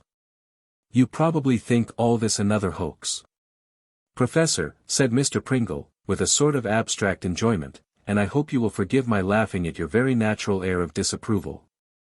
All the same, I've got to tell my story to somebody who knows, because it's true. And, all joking apart, it's tragic as well as true. Well, to cut it short, I was missionary in Nyanya, a station in West Africa, in the thick of the forests, where almost the only other white man was the officer in command of the district, Captain Wales, and he and I grew rather thick. Not that he liked missions, he was, if I may say so, thick in many ways, one of those square-headed, square-shouldered men of action who hardly need to think, let alone believe. That's what makes it all the queerer. One day he came back to his tent in the forest, after a short leave, and said he had gone through a jolly rum experience, and didn't know what to do about it. He was holding a rusty old book in a leather binding, and he put it down on a table beside his revolver and an old Arab sword he kept, probably as a curiosity. He said this book had belonged to a man on the boat he had just come off. And the man swore that nobody must open the book, or look inside it, or else they would be carried off by the devil, or disappear, or something. Wales said this was all nonsense, of course, and they had a quarrel. And the upshot seems to have been that this man, taunted with cowardice or superstition, actually did look into the book, and instantly dropped it, walked to the side of the boat. "One moment," said the professor, who had made 1 or 2 notes. "Before you tell me anything else. Did this man tell Wales where he had got the book, or who it originally belonged to?" Yes, replied Pringle, now entirely grave. It seems he said he was bringing it back to Dr. Henke, the Oriental traveller now in England, to whom it originally belonged, and who had warned him of its strange properties. Well, Henke is an able man and a rather crabbed and sneering sort of man, which makes it queerer still. But the point of Wales's story is much simpler. It is that the man who had looked into the book walked straight over the side of the ship, and was never seen again. Do you believe it yourself? Asked Openshaw after a pause. Well, I do, replied Pringle. I believe it for two reasons. First, that Wales was an entirely unimaginative man, and he added one touch that only an imaginative man could have added. He said that the man walked straight over the side on a still and calm day, but there was no splash. The professor looked at his notes for some seconds in silence, and then said, "And your other reason for believing it?" "My other reason," answered the Reverend Luke Pringle, "is what I saw myself." There was another silence. Until he continued in the same matter-of-fact way. Whatever he had nothing of the eagerness with which the crank, or even the believer, tried to convince others. I told you that Wales put down the book on the table beside the sword. There was only one entrance to the tent, and it happened that I was standing in it, looking out into the forest, with my back to my companion. He was standing by the table grumbling and growling about the whole business. Saying it was tomfoolery in the 20th century to be frightened of opening a book, asking why the devil he shouldn't open it himself. Then some instinct stirred in me and I said he had better not do that, it had better be returned to Dr. Henke. What harm could it do? He said restlessly. What harm did it do? I answered obstinately. What happened to your friend on the boat? He didn't answer, indeed I didn't know what he could answer, but I pressed my logical advantage in mere vanity. If it comes to that, I said, what is your version of what really happened on the boat? Still he didn't answer, and I looked round and saw that he wasn't there. The tent was empty. The book was lying on the table. Open, but on its face, as if he had turned it downwards. But the sword was lying on the ground near the other side of the tent, and the canvas of the tent showed a great slash, as if somebody had hacked his way out with the sword. The gash in the tent gaped at me, but showed only the dark glimmer of the forest outside. And when I went across and looked through the rent I could not be certain whether the tangle of the tall plants and the undergrowth had been bent or broken. At least not farther than a few feet. I have never seen or heard of Captain Wales from that day. I wrapped the book up in brown paper, taking good care not to look at it. And I brought it back to England, intending at first to return it to Dr. Henke. Then I saw some notes in your paper suggesting a hypothesis about such things, and I decided to stop on the way and put the matter before you. As you have a name for being balanced and having an open mind. Professor Openshaw laid down his pen and looked steadily at the man on the other side of the table. Concentrating in that single stare all his long experience of many entirely different types of humbug, and even some eccentric and extraordinary types of honest men. In the ordinary way, he would have begun with the healthy hypothesis that the story was a pack of lies. On the whole he did incline to assume that it was a pack of lies. And yet he could not fit the man into his story. If it were only that he could not see that sort of liar telling that sort of lie. The man was not trying to look honest on the surface, as most quacks and impostors do, somehow, it seemed all the other way.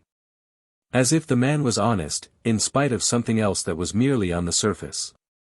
He thought of a good man with one innocent delusion, but again the symptoms were not the same, there was even a sort of virile indifference. As if the man did not care much about his delusion, if it was a delusion. Mr. Pringle, he said sharply, like a barrister making a witness jump, where is this book of yours now? The grin reappeared on the bearded face which had grown grave during the recital. I left it outside, said Mr. Pringle. I mean in the outer office. It was a risk, perhaps, but the less risk of the two. What do you mean? Demanded the professor. Why didn't you bring it straight in here? Because, answered the missionary, I knew that as soon as you saw it, you'd open it, before you had heard the story. I thought it possible you might think twice about opening it, after you'd heard the story. Then after a silence he added, there was nobody out there but your clerk. And he looked a stolid steady-going specimen, immersed in business calculations. Openshaw laughed unaffectedly. "Oh, Babbage," he cried, "your magic tomes are safe enough with him, I assure you. His name's Berridge, but I often call him Babbage. Because he's so exactly like a calculating machine. No human being, if you can call him a human being, would be less likely to open other people's brown paper parcels. Well, we may as well go and bring it in now. Though I assure you I will consider seriously the course to be taken with it. Indeed, I tell you frankly," and he stared at the man again, "that I'm not quite sure whether we ought to open it here and now, or send it to this Dr. Henke." The two had passed together out of the inner into the outer office, and even as they did so, Mr. Pringle gave a cry and ran forward towards the clerk's desk. For the clerk's desk was there, but not the clerk. On the clerk's desk lay a faded old leather book, torn out of its brown paper wrappings, and lying closed, but as if it had just been opened. The clerk's desk stood against the wide window that looked out into the street. And the window was shattered with a huge ragged hole in the glass, as if a human body had been shot through it into the world without. There was no other trace of Mr. Berridge. Both the two men left in the office stood as still as statues. And then it was the professor who slowly came to life. He looked even more judicial than he had ever looked in his life, as he slowly turned and held out his hand to the missionary. "Mr. Pringle," he said, "I beg your pardon. I beg your pardon only for thoughts that I have had, and half-thoughts at that. But nobody could call himself a scientific man and not face a fact like this. I suppose," said Pringle doubtfully, "that we ought to make some inquiries. Can you ring up his house and find out if he has gone home?" "I don't know that he's on the telephone," answered Openshaw, rather absently. "He lives somewhere up Hampstead way, I think. But I suppose somebody will inquire here, if his friends or family miss him." "Could we furnish a description," asked the other, "if the police want it?" "The police," said the professor, starting from his reverie. "A description. Well, he looked awfully like everybody else, I'm afraid, except for goggles. One of those clean-shaven chaps. But the police, look here, what are we to do about this mad business?" "I know what I ought to do," said the Rev. Mr. Pringle firmly, "I am going to take this book straight to the only original Dr. Henke, and ask him what the devil it's all about. He lives not very far from here, and I'll come straight back and tell you what he says." "Oh, very well," said the professor at last, as he sat down rather wearily, perhaps relieved for the moment to be rid of the responsibility. But long after the brisk and ringing footsteps of the little missionary had died away down the street, the professor sat in the same posture, staring into vacancy like a man in a trance. He was still in the same seat and almost in the same attitude, when the same brisk footsteps were heard on the pavement without and the missionary entered, this time, as a glance assured him, with empty hands. "Dr. Henke," said Pringle gravely, "wants to keep the book for an hour and consider the point. Then he asks us both to call, and he will give us his decision. He specially desired, Professor, that you should accompany me on the second visit." Openshaw continued to stare in silence, then he said, suddenly, "Who the devil is Dr. Henke?" "You sound rather as if you meant he was the devil," said Pringle smiling, "and I fancy some people have thought so. He had quite a reputation in your own line, but he gained it mostly in India, studying local magic and so on, so perhaps he's not so well known here. He is a yellow skinny little devil with a lame leg, and a doubtful temper. But he seems to have set up in an ordinary respectable practice in these parts, and I don't know anything definitely wrong about him, unless it's wrong to be the only person who can possibly know anything about all this crazy affair." Professor Openshaw rose heavily and went to the telephone.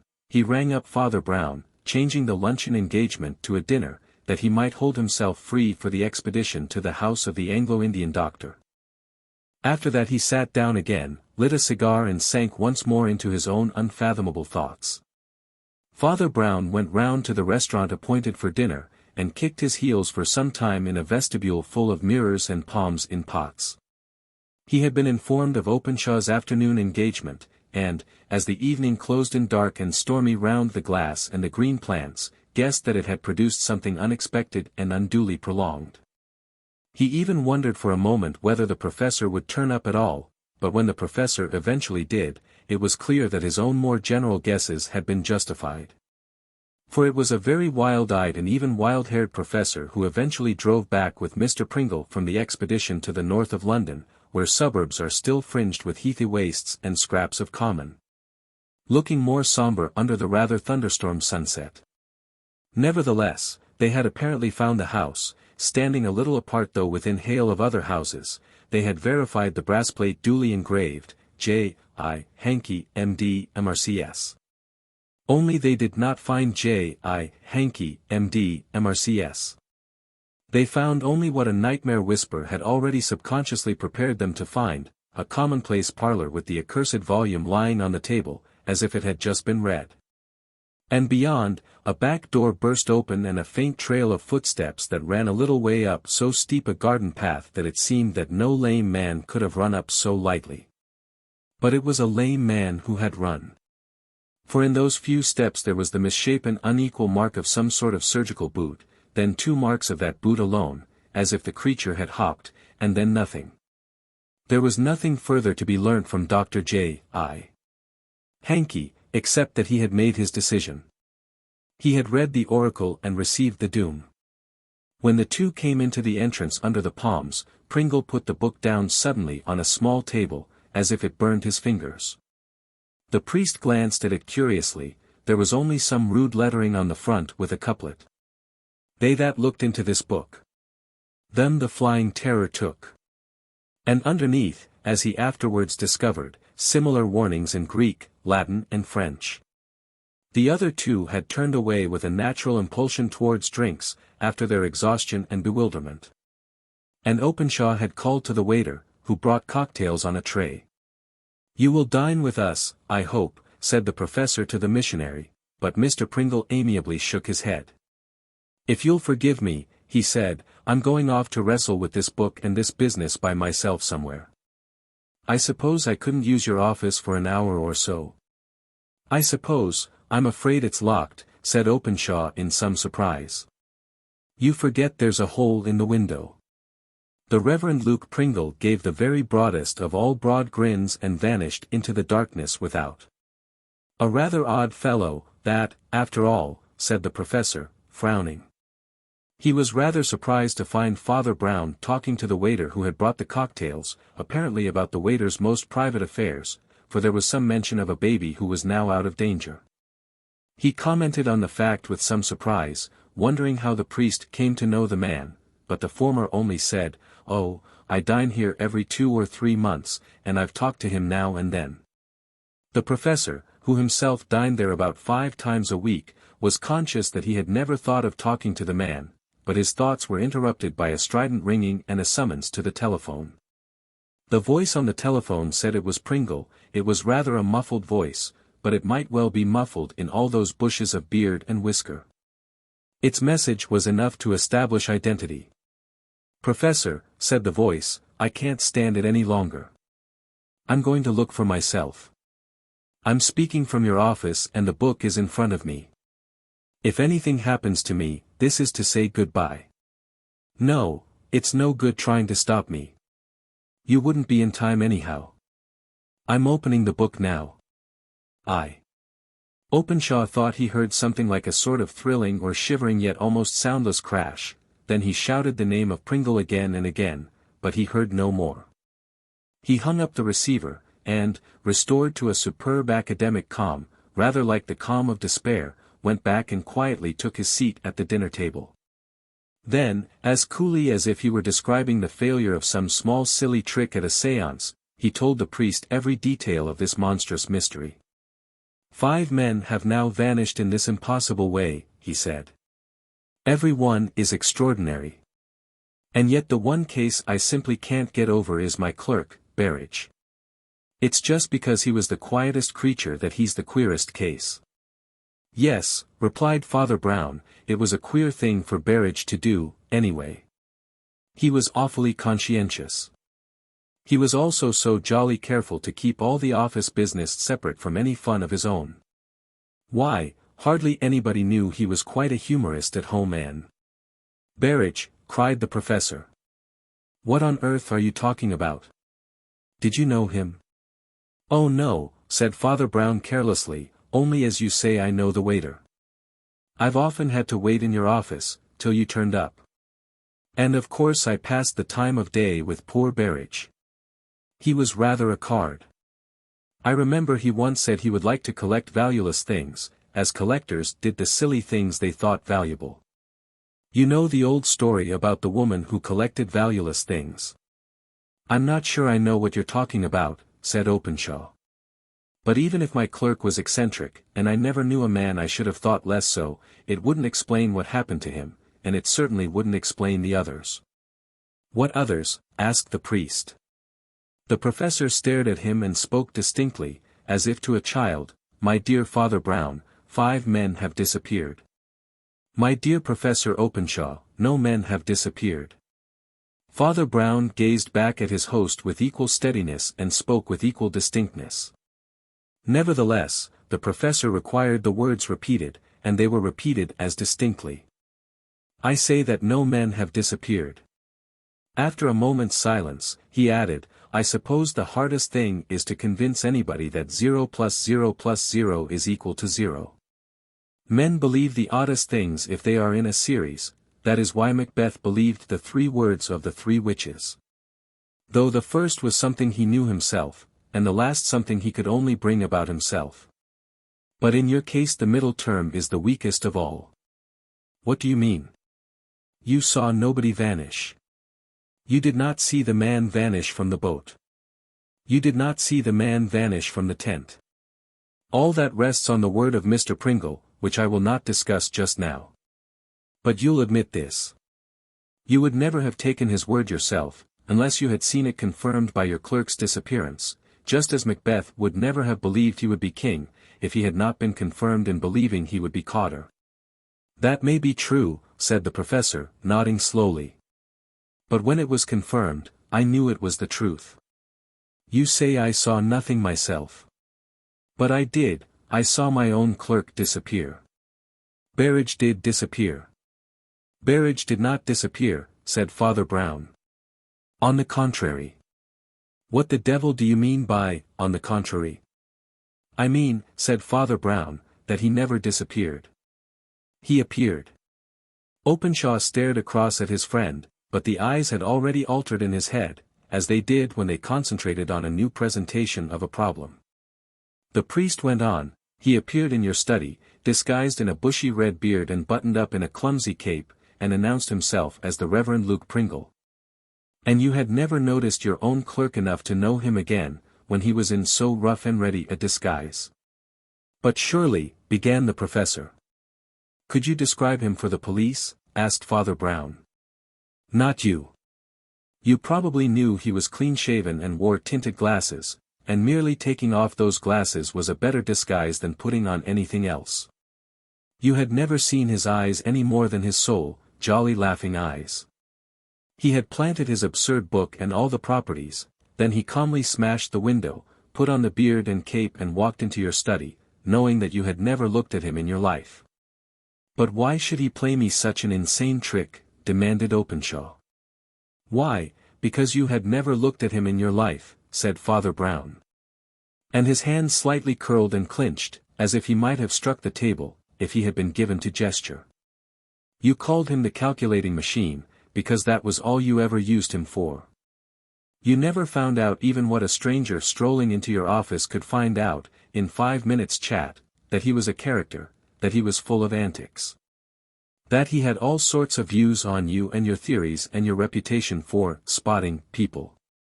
Can't you understand his itching to prove that you couldn't spot your own clerk? He has nonsense notions of all sorts. About collecting useless things, for instance. Don't you know the story of the woman who bought the 2 most useless things, an old doctor's brass plate and a wooden leg? With those your ingenious clerk created the character of the remarkable Dr. Hankey, as easily as the visionary Captain Wales. Planting them in his own house. "Do you mean that place we visited beyond Hampstead was Berridge's own house?" asked Openshaw. "Did you know his house, or even his address?" retorted the priest.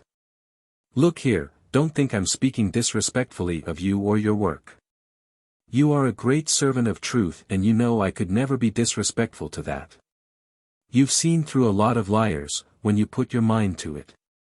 But don't only look at liars. Do, just occasionally, look at honest men, like the waiter." "Where is Berridge now?" asked the professor, after a long silence. "I haven't the least doubt," said Father Brown, "that he is back in your office.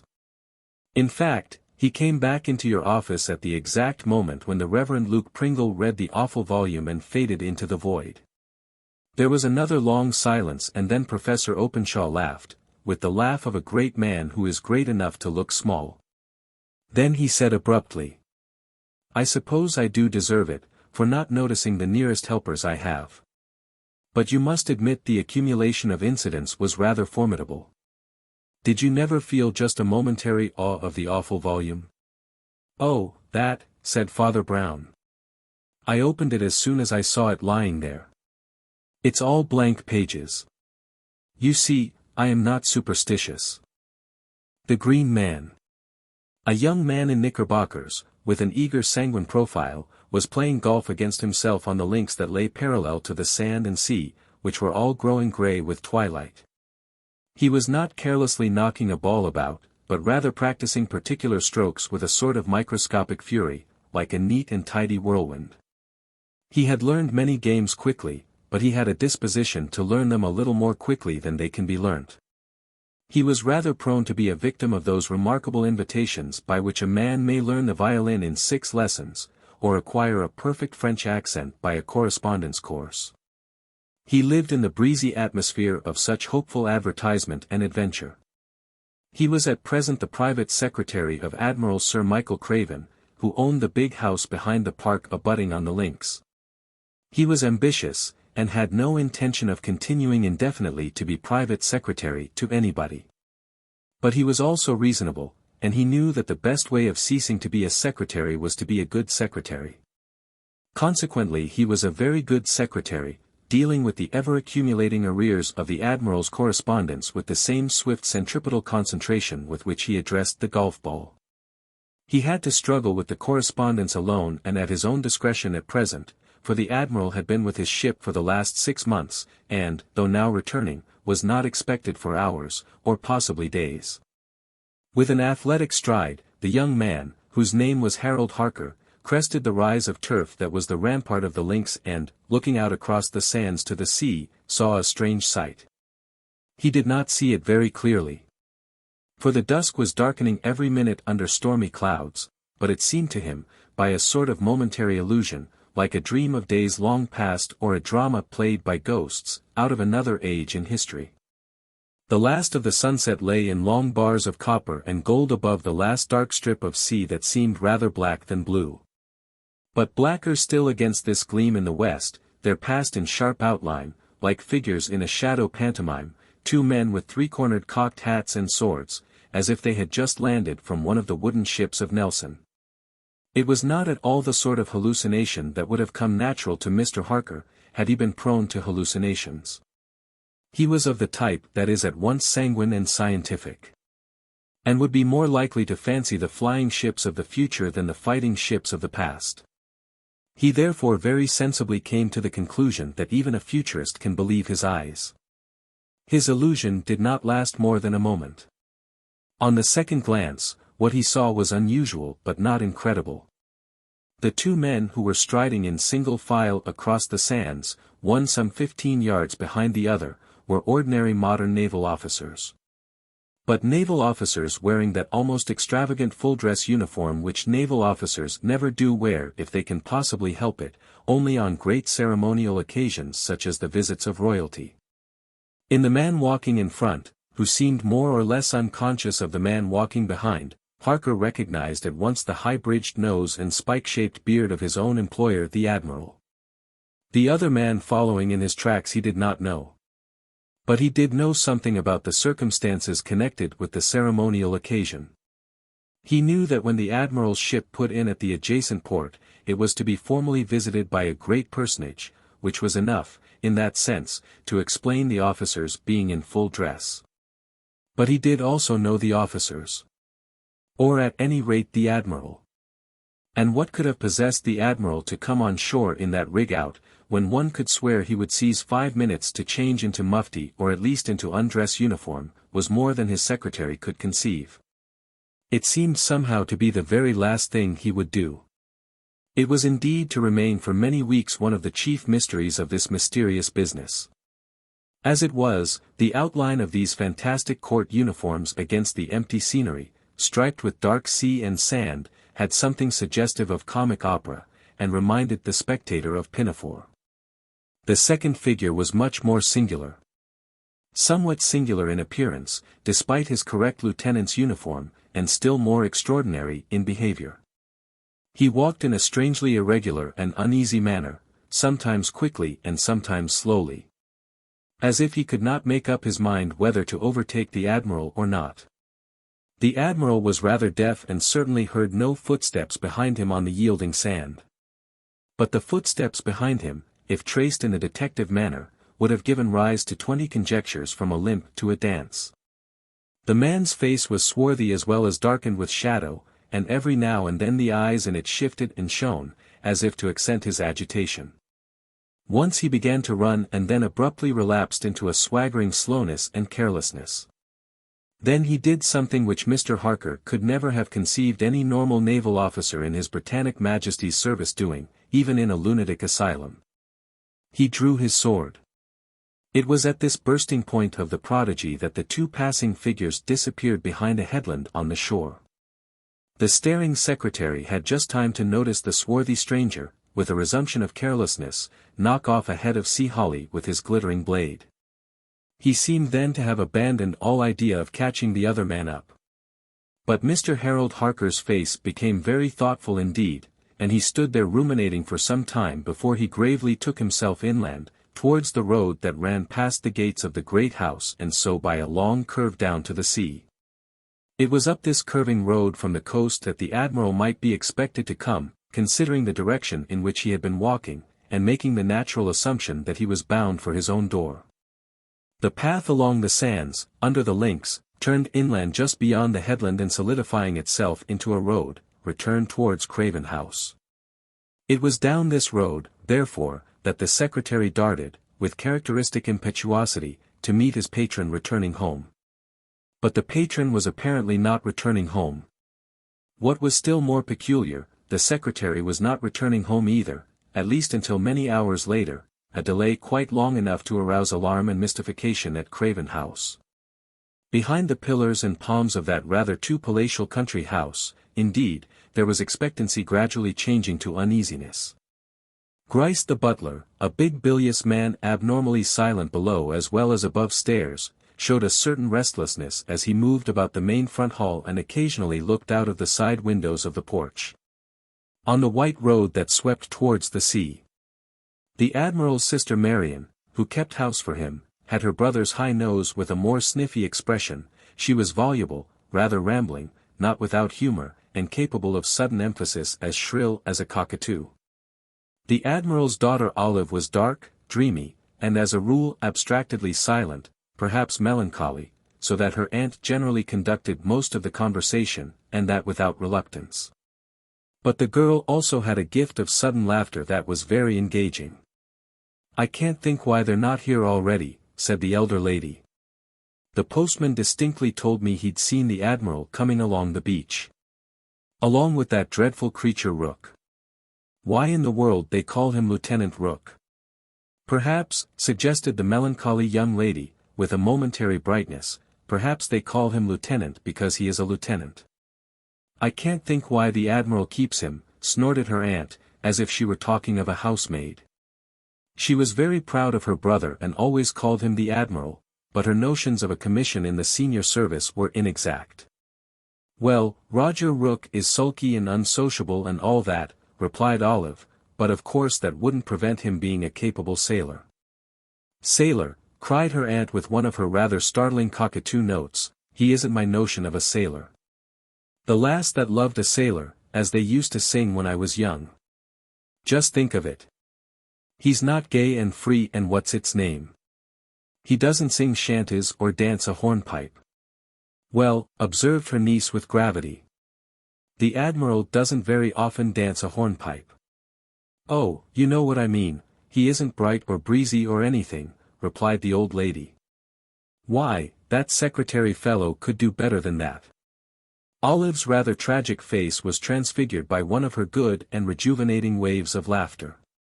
I'm sure Mr. Harker would dance a hornpipe for you, she said, and say he had learnt it in half an hour from the book of instructions. He's always learning things of that sort. She stopped laughing suddenly and looked at her aunt's rather strained face. I can't think why Mr. Harker doesn't come, she added. I don't care about Mr. Harker, replied the aunt, and rose and looked out of the window. The evening light had long turned from yellow to grey and was now turning almost to white under the widening moonlight, over the large flat landscape by the coast. Unbroken by any features save a clump of sea-twisted trees round a pool and beyond, rather gaunt and dark against the horizon, the shabby fisherman's tavern on the shore that bore the name of the Green Man. And all that road and landscape was empty of any living thing. Nobody had seen the figure in the cocked hat that had been observed, earlier in the evening, walking by the sea, or the other and stranger figure that had been seen trailing after him. Nobody had even seen the secretary who saw them. It was after midnight and the secretary at last burst in and aroused the household. And his face, white as a ghost, looked all the paler against the background of the stolid face and figure of a big inspector of police. Somehow that red, heavy, indifferent face looked, even more than the white and harassed one, like a mask of doom. The news was broken to the two women with such consideration or concealments as were possible. But the news was that the body of Admiral Craven had been eventually fished out of the foul weeds and scum of the pool under the trees. And that he was drowned and dead. Anybody acquainted with Mr. Harold Harker, secretary, will realize that, whatever his agitation, he was by morning in a mood to be tremendously on the spot. He hustled the inspector, whom he had met the night before on the road down by the Green Man, into another room for private and practical consultation. He questioned the inspector rather as the inspector might have questioned a yokel. But Inspector Burns was a stolid character, and was either too stupid or too clever to resent such trifles. It soon began to look as if he were by no means so stupid as he looked. For he disposed of Harker's eager questions in a manner that was slow but methodical and rational. Well, said Harker, his head full of many manuals with titles like, Be a Detective in 10 Days. Well, it's the old triangle, I suppose. Accident, suicide or murder. I don't see how it could be accident, answered the policeman. It wasn't even dark yet and the pool's 50 yards from the straight road that he knew like his own doorstep. He'd no more have got into that pond than he'd go and carefully lie down in a puddle in the street. As for suicide, it's rather a responsibility to suggest it, and rather improbable too. The Admiral was a pretty spry and successful man and frightfully rich, nearly a millionaire in fact, though of course that doesn't prove anything. He seemed to be pretty normal and comfortable in his private life too. He's the last man I should suspect of drowning himself. So that we come, said the secretary, lowering his voice with the thrill, I suppose we come to the third possibility. We won't be in too much of a hurry about that, said the inspector to the annoyance of Harker, who was in a hurry about everything. But naturally there are one or two things one would like to know. One would like to know, about his property, for instance. Do you know who's likely to come in for it? You're his private secretary, do you know anything about his will? I'm not so private a secretary as all that, answered the young man. His solicitors are Messrs. Willis, Hardman and Dyke, over in Sutford High Street, and I believe the will is in their custody. Well, I'd better get round and see them pretty soon, said the inspector.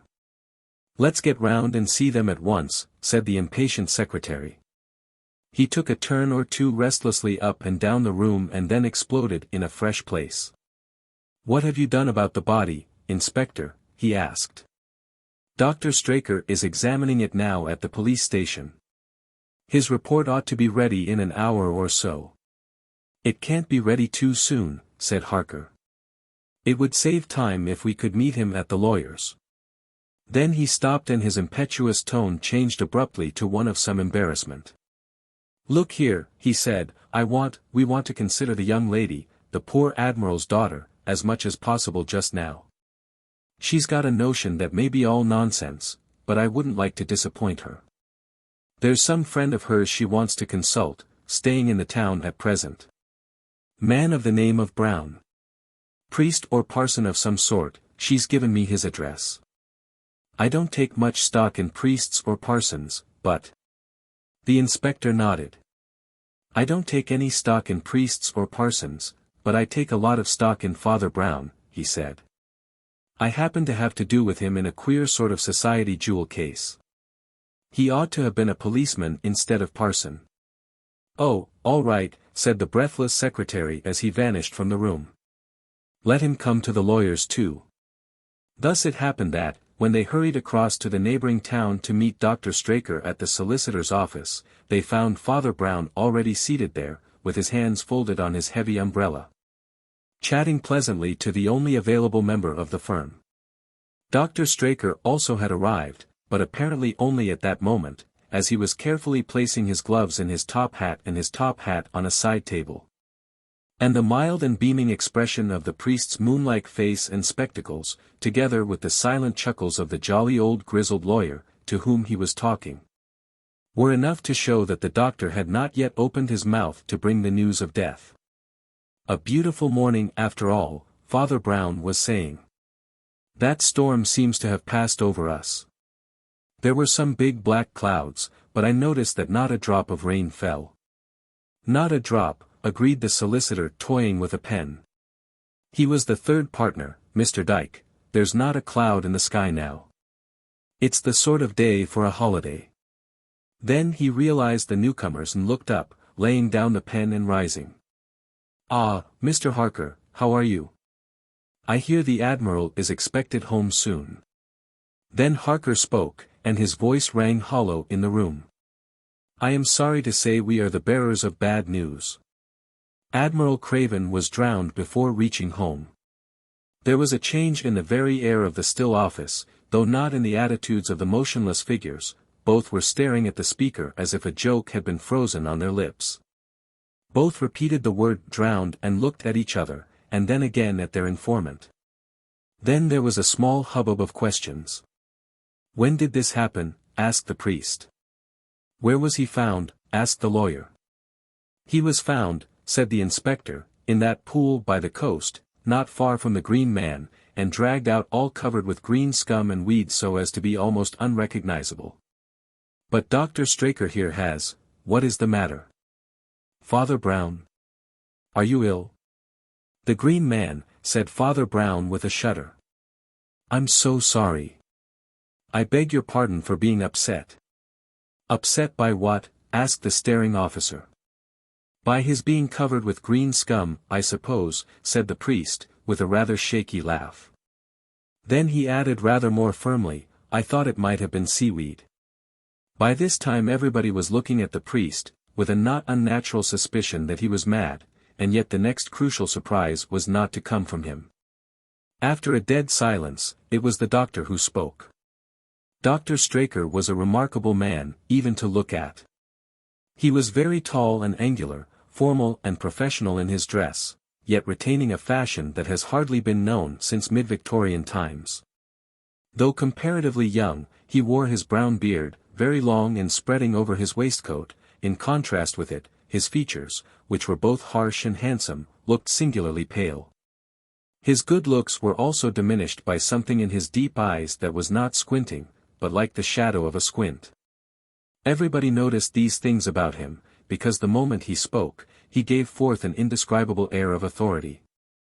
But all he said was, there is one more thing to be said, if you come to details, about Admiral Craven being drowned. Then he added reflectively, Admiral Craven was not drowned. The inspector turned with quite a new promptitude and shot a question at him. I have just examined the body, said Dr. Straker, the cause of death was a stab through the heart with some pointed blade like a stiletto. It was after death, and even some little time after, that the body was hidden in the pool. Father Brown was regarding Dr. Straker with a very lively eye, such as he seldom turned upon anybody. And when the group in the office began to break up, he managed to attach himself to the medical man for a little further conversation, as they went back down the street. There had not been very much else to detain them except the rather formal question of the will. The impatience of the young secretary had been somewhat tried by the professional etiquette of the old lawyer. But the latter was ultimately induced, rather by the tact of the priest than the authority of the policeman, to refrain from making a mystery where there was no mystery at all. Mr. Dyke admitted, with a smile, that the Admiral's will was a very normal and ordinary document, leaving everything to his only child Olive, and that there really was no particular reason for concealing the fact. The doctor and the priest walked slowly down the street that struck out of the town in the direction of Craven House. Harker had plunged on ahead of him with all his native eagerness to get somewhere. But the two behind seemed more interested in their discussion than their direction. It was in rather an enigmatic tone that the tall doctor said to the short cleric beside him. "Well, Father Brown, what do you think of a thing like this?" Father Brown looked at him rather intently for an instant, and then said, "Well, I've begun to think of one or two things, but my chief difficulty is that I only knew the Admiral slightly, though I've seen something of his daughter." The Admiral, said the doctor with a grim immobility of feature, was the sort of man of whom it is said that he had not an enemy in the world. "I suppose you mean," answered the priest, "that there's something else that will not be said." "Oh, it's no affair of mine," said Straker hastily but rather harshly. "He had his moods, I suppose. He once threatened me with a legal action about an operation, but I think he thought better of it. I can imagine his being rather rough with a subordinate." Father Brown's eyes were fixed on the figure of the secretary striding far ahead, and as he gazed he realized the special cause of his hurry. Some 50 yards farther ahead the Admiral's daughter was dawdling along the road towards the Admiral's house. The secretary soon came abreast of her. And for the remainder of the time Father Brown watched the silent drama of two human backs as they diminished into the distance. The secretary was evidently very much excited about something. But if the priest guessed what it was, he kept it to himself. When he came to the corner leading to the doctor's house, he only said briefly, "I don't know if you have anything more to tell us." "Why should I?" answered the doctor very abruptly.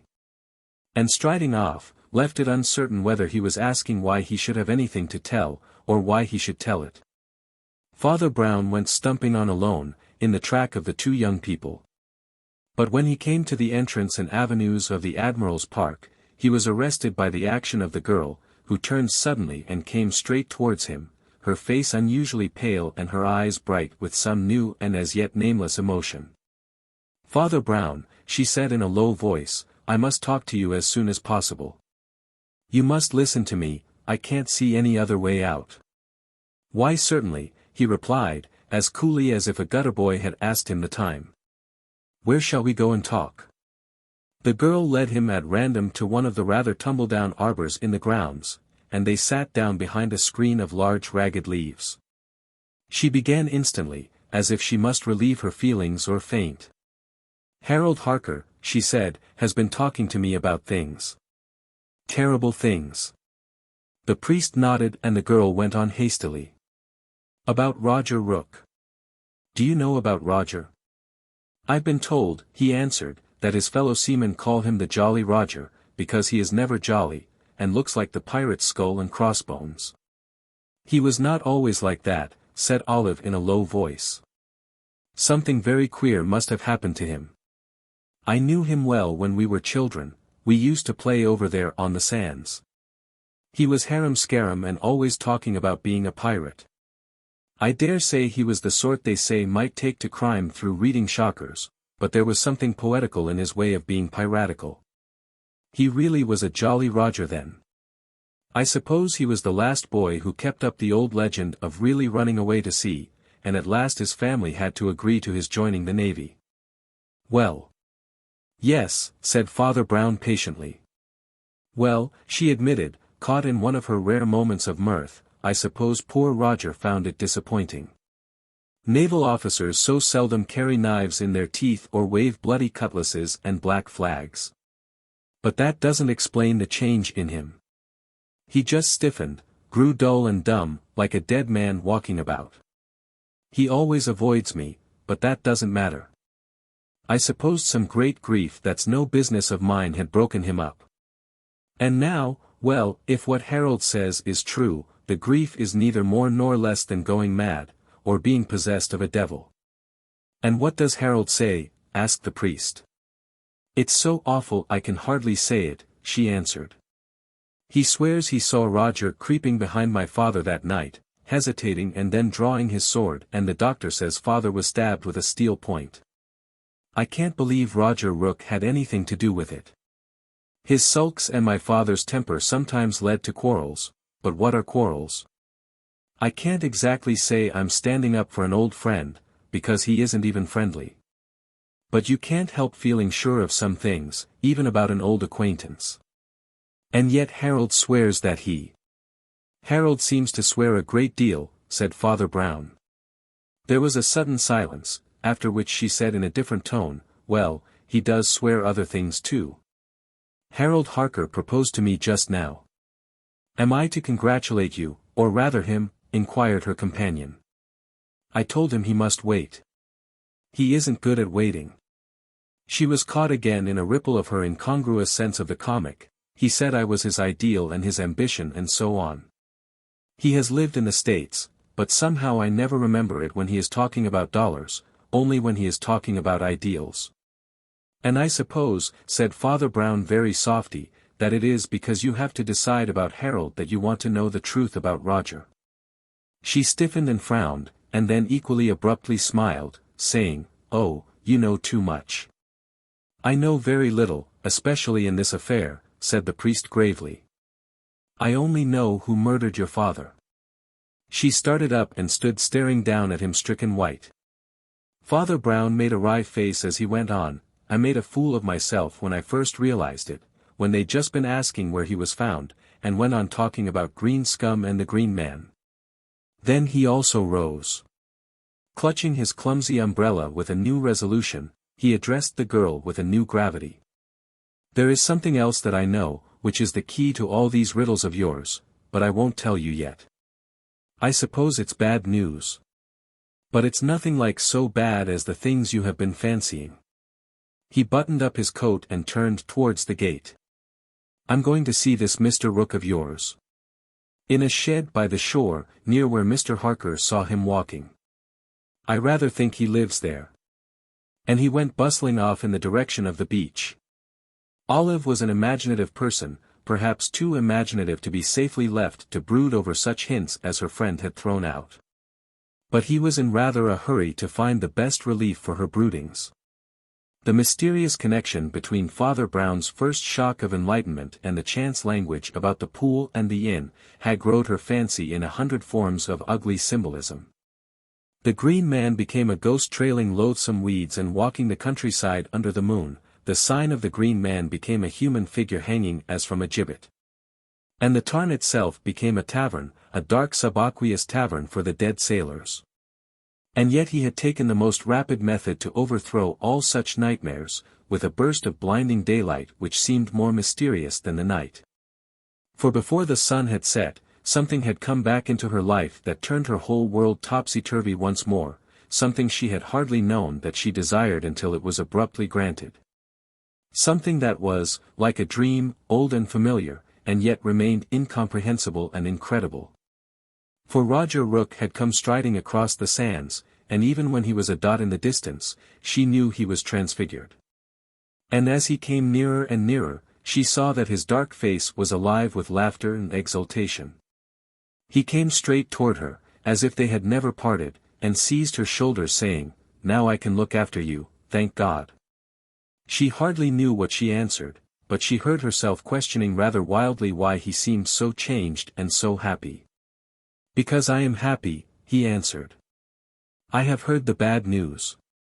All parties concerned, including some who seemed rather unconcerned, found themselves assembled on the garden path leading to Craven House, to hear the formality, now truly formal, of the lawyer's reading of the will. And the probable, and more practical sequel of the lawyer's advice upon the crisis. Besides the grey-haired solicitor himself, armed with the testamentary document, there was the inspector armed with more direct authority touching the crime, and Lieutenant Rooke in undisguised attendance on the lady. Some were rather mystified on seeing the tall figure of the doctor, some smiled a little on seeing the dumpy figure of the priest. Mr. Harker, that flying Mercury, had shot down to the lodge gates to meet them, led them back onto the lawn, and then dashed ahead of them again to prepare their reception. He said he would be back in a jiffy. And anyone observing his piston rod of energy could well believe it, but, for the moment, they were left rather stranded on the lawn outside the house. "Reminds me of somebody making runs at cricket," said the lieutenant. "That young man," said the lawyer, "is rather annoyed that the law cannot move quite so quickly as he does. Fortunately Miss Craven understands our professional difficulties and delays. She has kindly assured me that she still has confidence in my slowness. I wish," said the doctor, suddenly, "that I had as much confidence in his quickness." "Why, what do you mean?" asked Rooke, knitting his brows. "Do you mean that Harker is too quick?" "Too quick and too slow," said Dr. Straker, in his rather cryptic fashion. "I know one occasion at least when he was not so very quick. Why was he hanging about half the night by the pond and the Green Man, before the inspector came down and found the body? Why did he meet the inspector? Why should he expect to meet the inspector outside the Green Man?" "I don't understand you," said Rooke.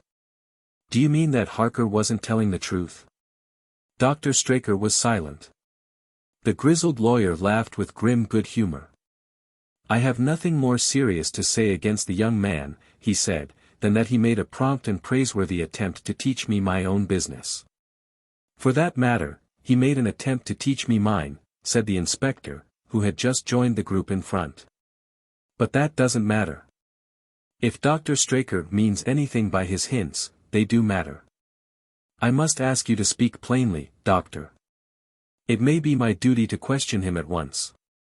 "Well, here he comes," said Rooke, as the alert figure of the secretary appeared once more in the doorway.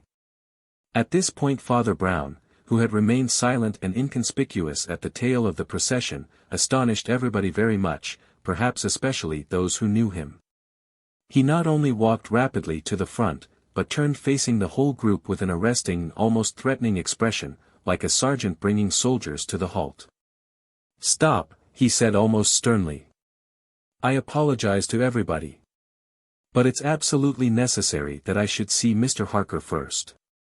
I've got to tell him something I know, and I don't think anybody else knows, something he's got to hear. It may save a very tragic misunderstanding with somebody later on." "What on earth do you mean?" asked old Dyke the lawyer. "I mean the bad news," said Father Brown. "Here, I say," began the inspector indignantly, and then suddenly caught the priest's eye and remembered strange things he had seen in other days. "Well, if it were anyone in the world but you I should say of all the infernal cheek." But Father Brown was already out of hearing, and a moment afterwards was plunged in talk with Harker in the porch. They walked to and fro together for a few paces and then disappeared into the dark interior. It was about 12 minutes afterwards that Father Brown came out alone. To their surprise he showed no disposition to re-enter the house, now that the whole company were at last about to enter it. He threw himself down on the rather rickety seat in the leafy arbor, and as the procession disappeared through the doorway, lit a pipe and proceeded to stare vacantly at the long ragged leaves about his head and to listen to the birds. There was no man who had a more hearty and enduring appetite for doing nothing.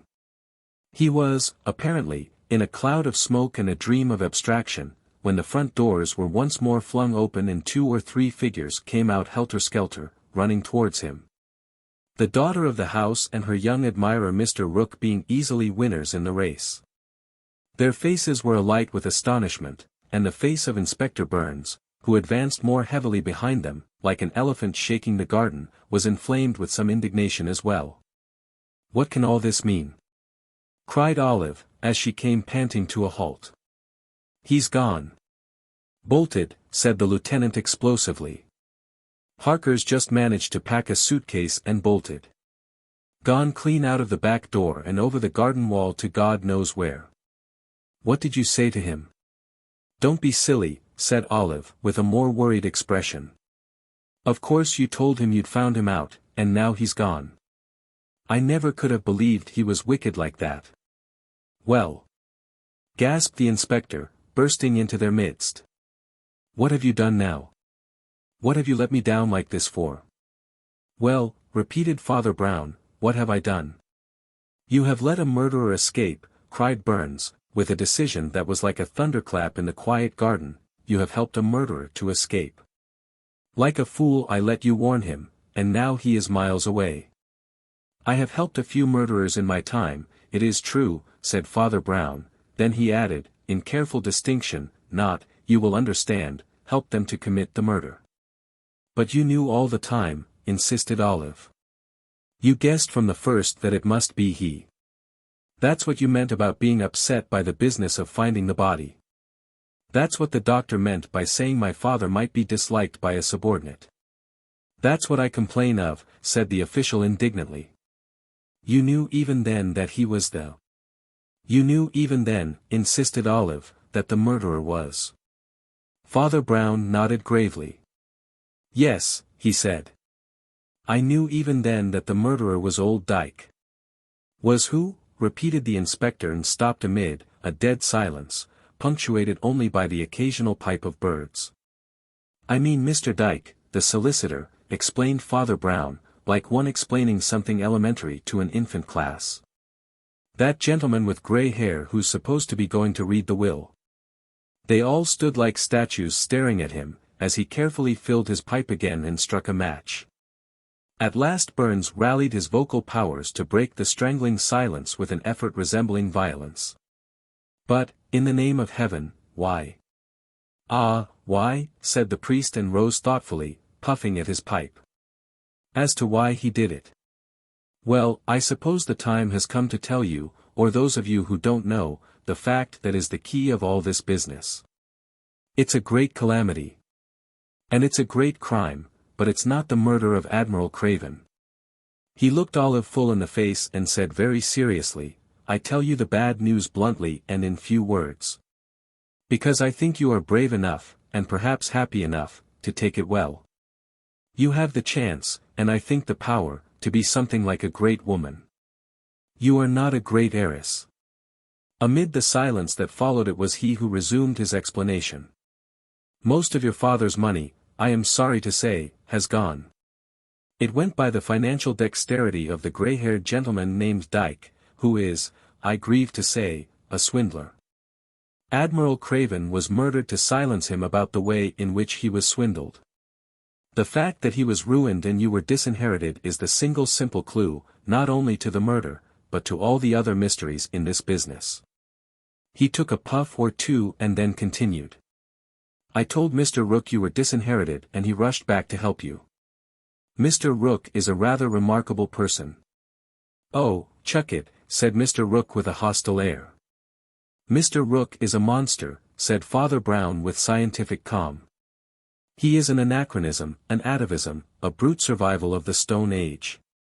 If there was one barbarous superstition we all suppose to be utterly extinct and dead in these days, it was that notion about honor and independence. But then I get mixed up with so many dead superstitions. Mr. Rook is an extinct animal. He is a plesiosaurus. He did not want to live on his wife or have a wife who could call him a fortune hunter. Therefore he sulked in a grotesque manner and only came to life again when I brought him the good news that you were ruined. He wanted to work for his wife and not be kept by her. Disgusting, isn't it? Let us turn to the brighter topic of Mr. Harker. I told Mr. Harker you were disinherited and he rushed away in a sort of panic. Do not be too hard on Mr. Harker. He really had better as well as worse enthusiasms, but he had them all mixed up. There is no harm in having ambitions, but he had ambitions and called them ideals. The old sense of honor taught men to suspect success, to say, this is a benefit. It may be a bribe. The new 9 times accursed nonsense about making good teaches men to identify being good with making money. That was all that was the matter with him. In every other way he was a thoroughly good fellow, and there are thousands like him. Gazing at the stars and rising in the world were all uplift. Marrying a good wife and marrying a rich wife were all making good. But he was not a cynical scoundrel, or he would simply have come back and jilted or cut you as the case might be. He could not face you, while you were there, half of his broken ideal was left. I did not tell the Admiral, but somebody did. Word came to him somehow, during the last grand parade on board, that his friend the family lawyer had betrayed him. He was in such a towering passion that he did what he could never have done in his sense. Came straight on shore in his cocked hat and gold lace to catch the criminal. He wired to the police station, and that was why the inspector was wandering round the Green Man. Lieutenant Rooke followed him on shore because he suspected some family trouble and had half a hope he might help and put himself right. Hence his hesitating behavior. As for his drawing his sword when he dropped behind and thought he was alone, well, that's a matter of imagination. He was a romantic person who had dreamed of swords and run away to sea. And found himself in a service where he wasn't even allowed to wear a sword except about once in 3 years. He thought he was quite alone on the sands where he played as a boy. If you don't understand what he did, I can only say, like Stevenson, you will never be a pirate. Also you will never be a poet, and you have never been a boy. I never have, answered Olive gravely, and yet I think I understand.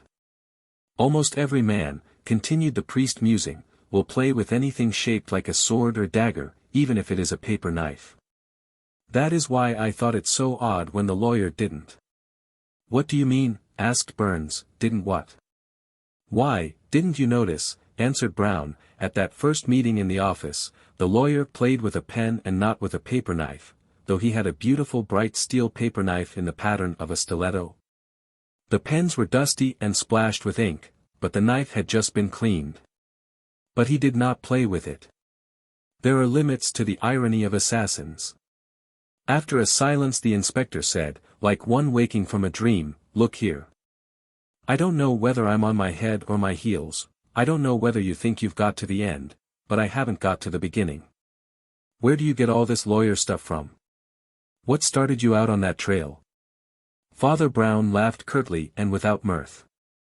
The murderer made a slip at the start, he said, and I can't think why nobody else noticed it. When you brought the first news of the death to the solicitor's office, nobody was supposed to know anything there, except that the Admiral was expected home. When you said he was drowned, I asked when it happened and Mr. Dyke asked where the corpse was found. He paused a moment to knock out his pipe and resumed reflectively, now when you are simply told of a seaman, returning from the sea, that he had drowned, it is natural to assume that he had been drowned at sea. At any rate, to allow that he may have been drowned at sea. If he had been washed overboard, or gone down with his ship, or had his body committed to the deep, there would be no reason to expect his body to be found at all. The moment that man asked where it was found, I was sure he knew where it was found. Because he had put it there. Nobody but the murderer need have thought of anything so unlikely as a seaman being drowned in a landlocked pool a few hundred yards from the sea. That is why I suddenly felt sick and turned green, I dare say, as green as the Green Man. I never can get used to finding myself suddenly sitting beside a murderer. So I had to turn it off by talking in parables, but the parable meant something, after all. I said that the body was covered with green scum, but it might just as well have been seaweed. It is fortunate that tragedy can never kill comedy and that the two can run side by side. And that while the only acting partner of the business of Messrs. Willis, Hardman and Dyke blew his brains out when the inspector entered the house to arrest him, Olive and Roger were calling to each other across the sands at evening. As they did when they were children together. The pursuit of Mr. Blue. Along a seaside parade on a sunny afternoon, a person with the depressing name of Muggleton was moving with suitable gloom. There was a horseshoe of worry in his forehead, and the numerous groups and strings of entertainers stretched along the beach below looked up to him in vain for applause. Pierrots turned up their pale moon faces, like the white bellies of dead fish, without improving his spirits, niggers with faces entirely grey with a sort of grimy soot were equally unsuccessful in filling his fancy with brighter things.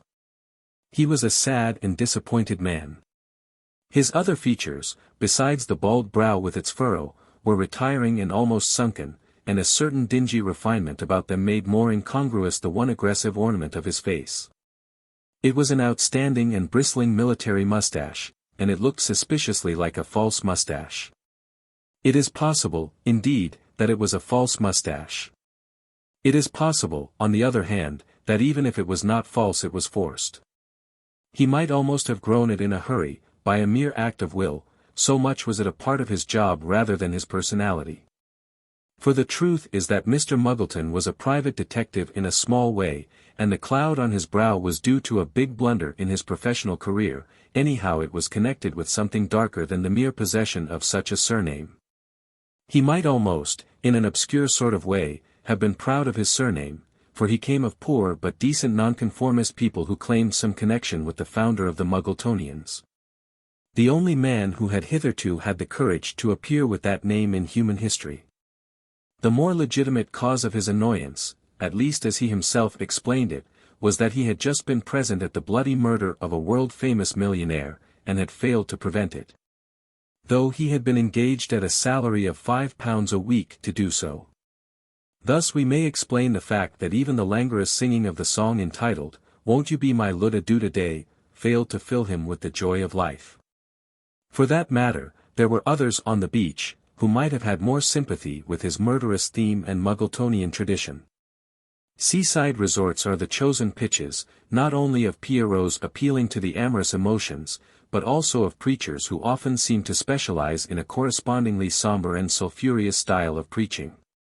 There was one aged ranter whom he could hardly help noticing, so piercing were the cries, not to say shrieks of religious prophecy that rang above all the banjos and castanets.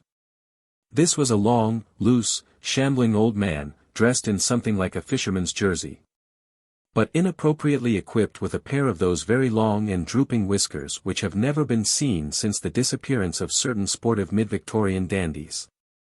As it was the custom for all mountebanks on the beach to display something, as if they were selling it, the old man displayed a rather rotten-looking fisherman's net, which he generally spread out invitingly on the sands, as if it were a carpet for queens, but occasionally whirled wildly round his head with a gesture almost as terrific as that of the Roman retiarius, ready to impale people on a trident.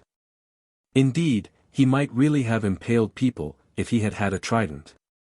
His words were always pointed towards punishment, his hearers heard nothing except threats to the body or the soul. He was so far in the same mood as Mr. Muggleton, that he might almost have been a mad hangman addressing a crowd of murderers. The boys called him Old Brimstone, but he had other eccentricities besides the purely theological. One of his eccentricities was to climb up into the nest of iron girders under the pier and trail his net in the water, declaring that he got his living by fishing, though it is doubtful whether anybody had ever seen him catching fish. Worldly trippers, however, would sometimes start at a voice in their ear, threatening judgment as from a thundercloud, but really coming from the perch under the iron roof where the old monomaniac sat glaring, his fantastic whiskers hanging like grey seaweed. The detective, however, could have put up with Old Brimstone much better than with the other parson he was destined to meet. To explain this second and more momentous meeting, it must be pointed out that Muggleton, after his remarkable experience in the matter of the murder, had very properly put all his cards on the table. He told his story to the police and to the only available representative of Braham Bruce, the dead millionaire, that is, to his very dapper secretary, a Mr. Anthony Taylor. The inspector was more sympathetic than the secretary. But the sequel of his sympathy was the last thing Muggleton would normally have associated with police advice. The inspector, after some reflection, very much surprised Mr. Muggleton by advising him to consult an able amateur whom he knew to be staying in the town. Mr. Muggleton had read reports and romances about the great criminologist, who sits in his library like an intellectual spider, and throws out theoretical filaments of a web as large as the world. He was prepared to be led to the lonely chateau where the expert wore a purple dressing gown, to the attic where he lived on opium and acrostics, to the vast laboratory or the lonely tower.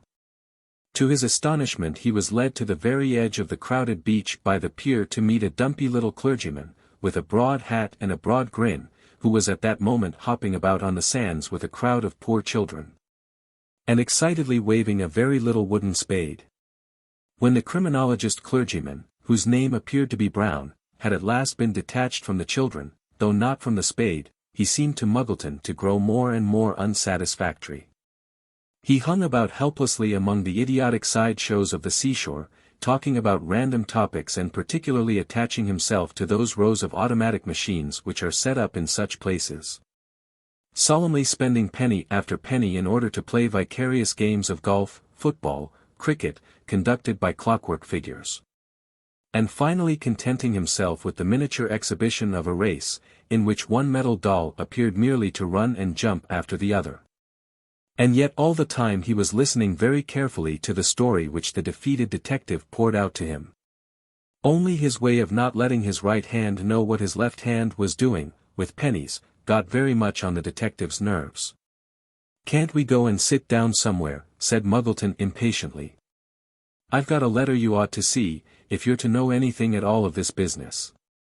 Father Brown turned away with a sigh from the jumping dolls, and went and sat down with his companion on an iron seat on the shore. His companion had already unfolded the letter and handed it silently to him. It was an abrupt and queer sort of letter, Father Brown thought.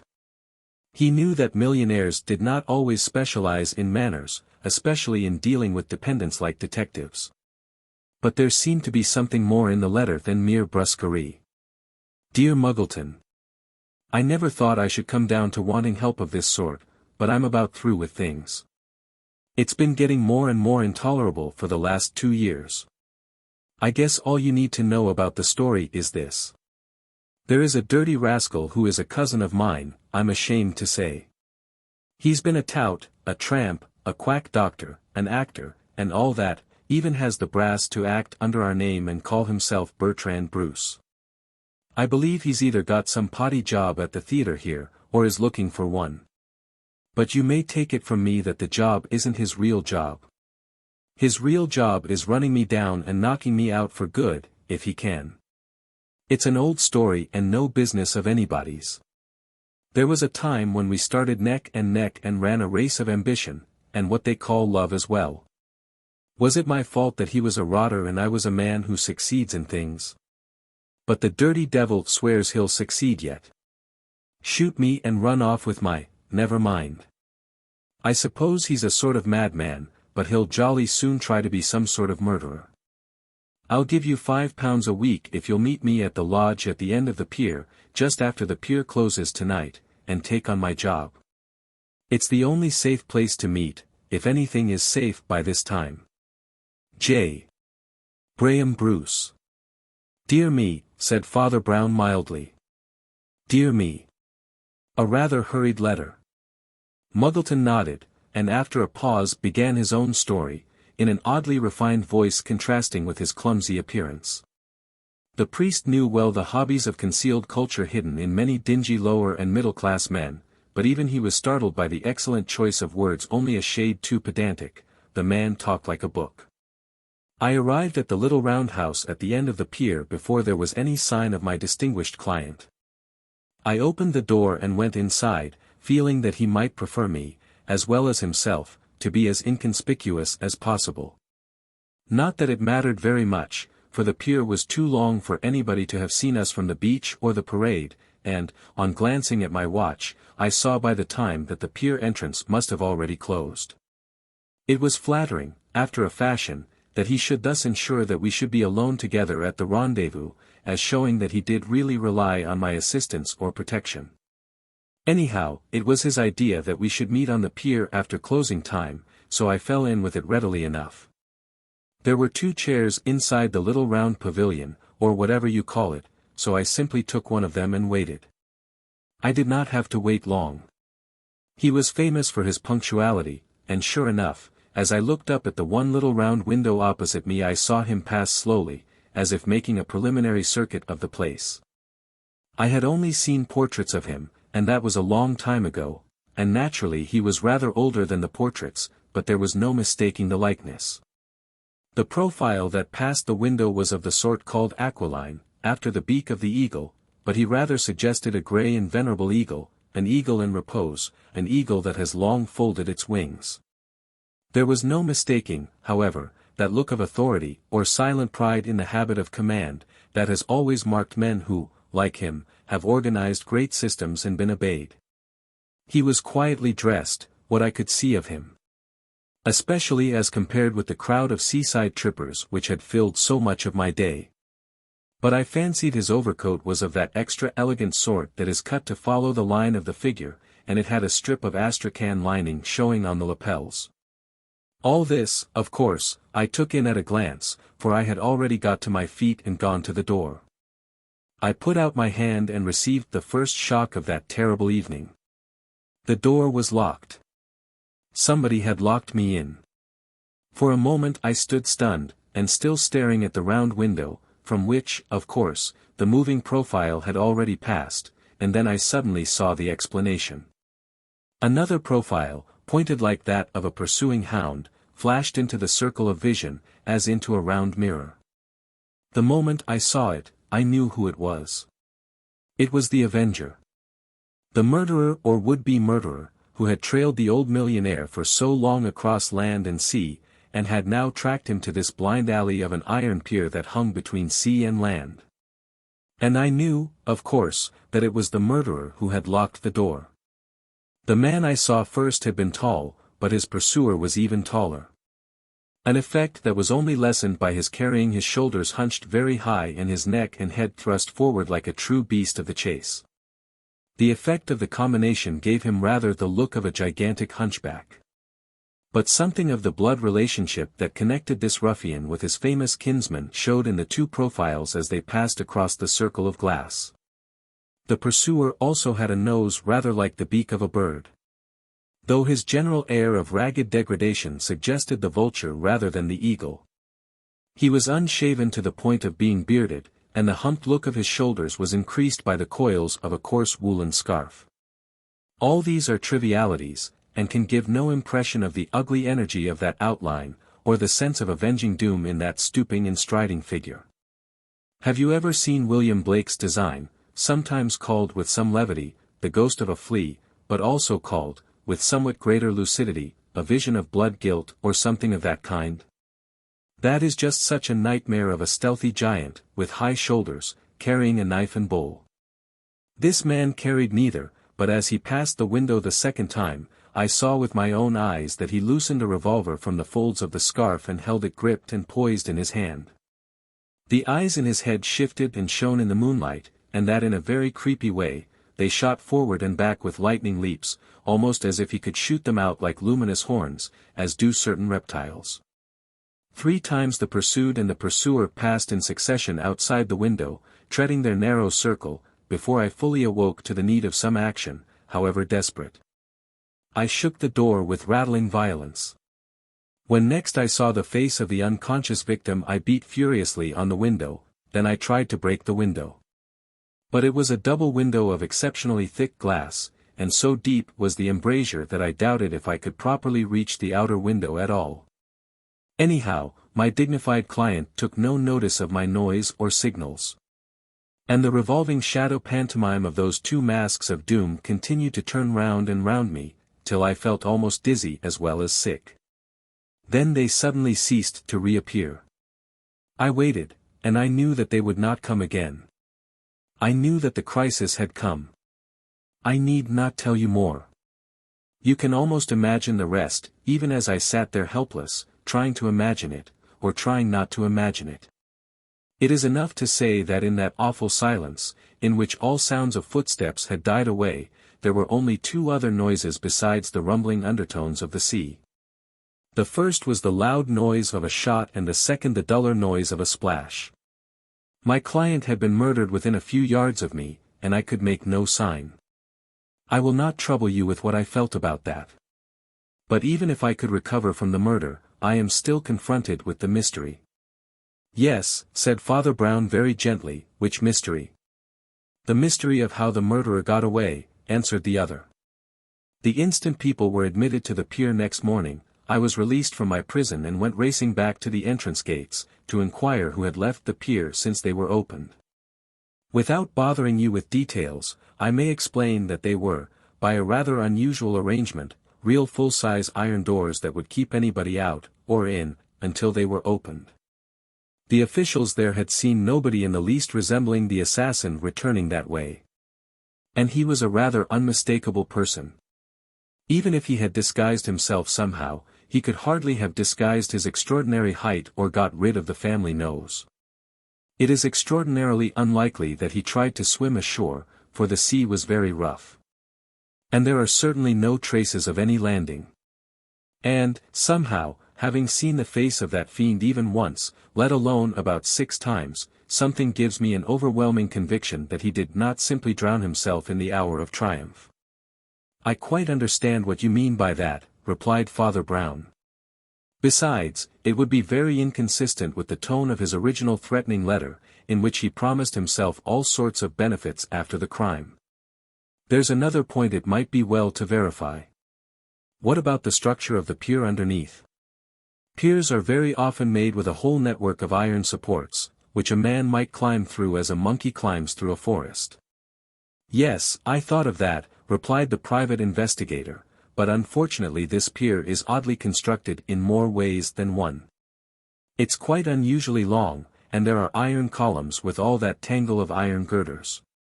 Only they're very far apart and I can't see any way a man could climb from one to the other.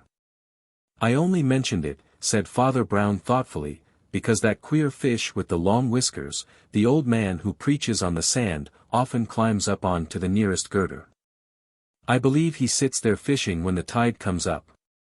And he's a very queer fish to go fishing. Why, what do you mean? Well, said Father Brown very slowly, twiddling with a button and gazing abstractedly out to the great green waters glittering in the last evening light after the sunset. Well, I tried to talk to him in a friendly sort of way, friendly and not too funny, if you understand, about his combining the ancient trades of fishing and preaching. I think I made the obvious reference. The text that refers to fishing for living souls. And he said quite queerly and harshly, as he jumped back onto his iron perch, well, at least I fish for dead bodies. Good God, exclaimed the detective, staring at him. Yes, said the priest. It seemed to me an odd remark to make in a chatty way, to a stranger playing with children on the sands. After another staring silence his companion eventually ejaculated, "You don't mean you think he had anything to do with the death?" "I think," answered Father Brown, "that he might throw some light on it." "Well, it's beyond me now," said the detective. "It's beyond me to believe that anybody can throw any light on it. It's like a welter of wild waters in the pitch dark. The sort of waters that he fell into. It's simply stark staring unreason, a big man vanishing like a bubble, nobody could possibly. Look here." He stopped suddenly, staring at the priest, who had not moved, but was still twiddling with the button and staring at the breakers. "What do you mean? What are you looking like that for? You don't mean to say that you can make any sense of it?" "It would be much better if it remained nonsense," said Father Brown in a low voice. "Well, if you ask me right out, yes, I think I can make some sense of it." There was a long silence, and then the inquiry agent said with a rather singular abruptness, "Oh, here comes the old man's secretary from the hotel. I must be off. I think I'll go and talk to that mad fisherman of yours." "Post hoc propter hoc?" asked the priest with a smile. "Well," said the other, with jerky candor, "the secretary don't like me and I don't think I like him. He's been poking around with a lot of questions that didn't seem to me to get us any further, except towards a quarrel. Perhaps he's jealous because the old man called in somebody else, and wasn't content with his elegant secretary's advice. See you later." And he turned away, plowing through the sand to the place where the eccentric preacher had already mounted his marine nest. And looked in the green gloaming rather like some huge polyp or stinging jellyfish trailing his poisonous filaments in the phosphorescent sea. Meanwhile the priest was serenely watching the serene approach of the secretary. Conspicuous even from afar, in that popular crowd, by the clerical neatness and sobriety of his top hat and tailcoat. Without feeling disposed to take part in any feuds between the secretary and the inquiry agent, Father Brown had a faint feeling of irrational sympathy with the prejudices of the latter. Mr. Anthony Taylor, the secretary, was an extremely presentable young man, in countenance, as well as costume, and the countenance was firm and intellectual as well as merely good-looking. He was pale, with dark hair coming down on the sides of his head, as if pointing towards possible whiskers. He kept his lips compressed more tightly than most people. The only thing that Father Brown's fancy could tell itself in justification sounded queerer than it really looked. He had a notion that the man talked with his nostrils.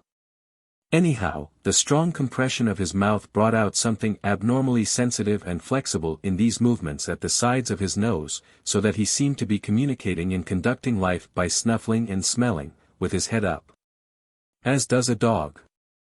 It somehow fitted in with the other features that, when he did speak, it was with a sudden rattling rapidity like a Gatling gun, which sounded almost ugly from so smooth and polished a figure. For once he opened the conversation, by saying, "No bodies washed ashore, I imagine." "None have been announced, certainly," said Father Brown. "No gigantic body of the murderer with the woolen scarf," said Mr. Taylor. "No," said Father Brown. Mr. Taylor's mouth did not move any more for the moment, but his nostrils spoke for him with such quick and quivering scorn, that they might almost have been called talkative. When he did speak again, after some polite commonplaces from the priest, it was to say curtly, "Here comes the inspector, I suppose they've been scouring England for the scarf." Inspector Grinstead, a brown-faced man with a grey pointed beard, addressed Father Brown rather more respectfully than the secretary had done. "I thought you would like to know, sir," he said, "that there is absolutely no trace of the man described as having escaped from the pier." "Or rather not described as having escaped from the pier," said Taylor. "The pier officials, the only people who could have described him, have never seen anybody to describe." "Well," said the inspector, "we've telephoned all the stations and watched all the roads, and it will be almost impossible for him to escape from England. It really seems to me as if he couldn't have got out that way. He doesn't seem to be anywhere." "He never was anywhere," said the secretary, with an abrupt grating voice, that sounded like a gun going off on that lonely shore. The inspector looked blank. But a light dawned gradually on the face of the priest, who said at last with almost ostentatious unconcern, "Do you mean that the man was a myth? Or possibly a lie?" "Ah," said the secretary, inhaling through his haughty nostrils, "you've thought of that at last." "I thought of that at first," said Father Brown. "It's the first thing anybody would think of, isn't it, hearing an unsupported story from a stranger about a strange murderer on a lonely pier? In plain words, you mean that little Muggleton never heard anybody murdering the millionaire. Possibly you mean that little Muggleton murdered him himself." "Well," said the secretary, "Muggleton looks a dingy down-and-out sort of cove to me. There's no story but his about what happened on the pier, and his story consists of a giant who vanished, quite a fairy tale. It isn't a very creditable tale, even as he tells it. By his own account, he bungled his case and let his patron be killed a few yards away. He's a pretty rotten fool and failure, on his own confession." "Yes," said Father Brown. "I'm rather fond of people who are fools and failures on their own confession." "I don't know what you mean," snapped the other. "Perhaps," said Father Brown, wistfully, "it's because so many people are fools and failures without any confession." Then, after a pause, he went on, "But even if he is a fool and a failure, that doesn't prove he is a liar and a murderer. And you've forgotten that there is one piece of external evidence that does really support history. I mean the letter from the millionaire, telling the whole tale of his cousin and his vendetta. Unless you can prove that the document itself is actually a forgery, you have to admit there was some probability of Bruce being pursued by somebody who had a real motive. Or rather, I should say, the one actually admitted and recorded motive." "I'm not quite sure that I understand you," said the inspector, "about the motive." "My dear fellow," said Father Brown, for the first time stung by impatience into familiarity, "everybody's got a motive in a way. Considering the way that Bruce made his money, considering the way that most millionaires make their money, almost anybody in the world might have done such a perfectly natural thing as throw him into the sea. In many, one might almost fancy, it would be almost automatic. To almost all it must have occurred at some time or other. Mr. Taylor might have done it. "What's that?" snapped Mr. Taylor, and his nostrils swelled visibly. "I might have done it," went on Father Brown, "nisi me constringere ecclesiae auctoritas." Anybody, but for the one true morality, might be tempted to accept so obvious, so simple a social solution. I might have done it, you might have done it. The mayor or the muffin man might have done it. The only person on this earth I can think of, who probably would not have done it, is the private inquiry agent whom Bruce had just engaged at £5 a week, and who hadn't yet had any of his money. The secretary was silent for a moment. Then he snorted and said, "If that's the offer in the letter, we'd certainly better see whether it's a forgery. For really, we don't know that the whole tale isn't as false as a forgery. The fellow admits himself that the disappearance of his hunchback giant is utterly incredible and inexplicable." "Yes," said Father Brown, "that's what I like about Muggleton. He admits things." "All the same," insisted Taylor, his nostrils vibrant with excitement. "All the same, the long and the short of it is that he can't prove that his tall man in the scarf ever existed or does exist. And every single fact found by the police and the witnesses proves that he does not exist. No, Father Brown. There is only one way in which you can justify this little scallywag you seem to be so fond of.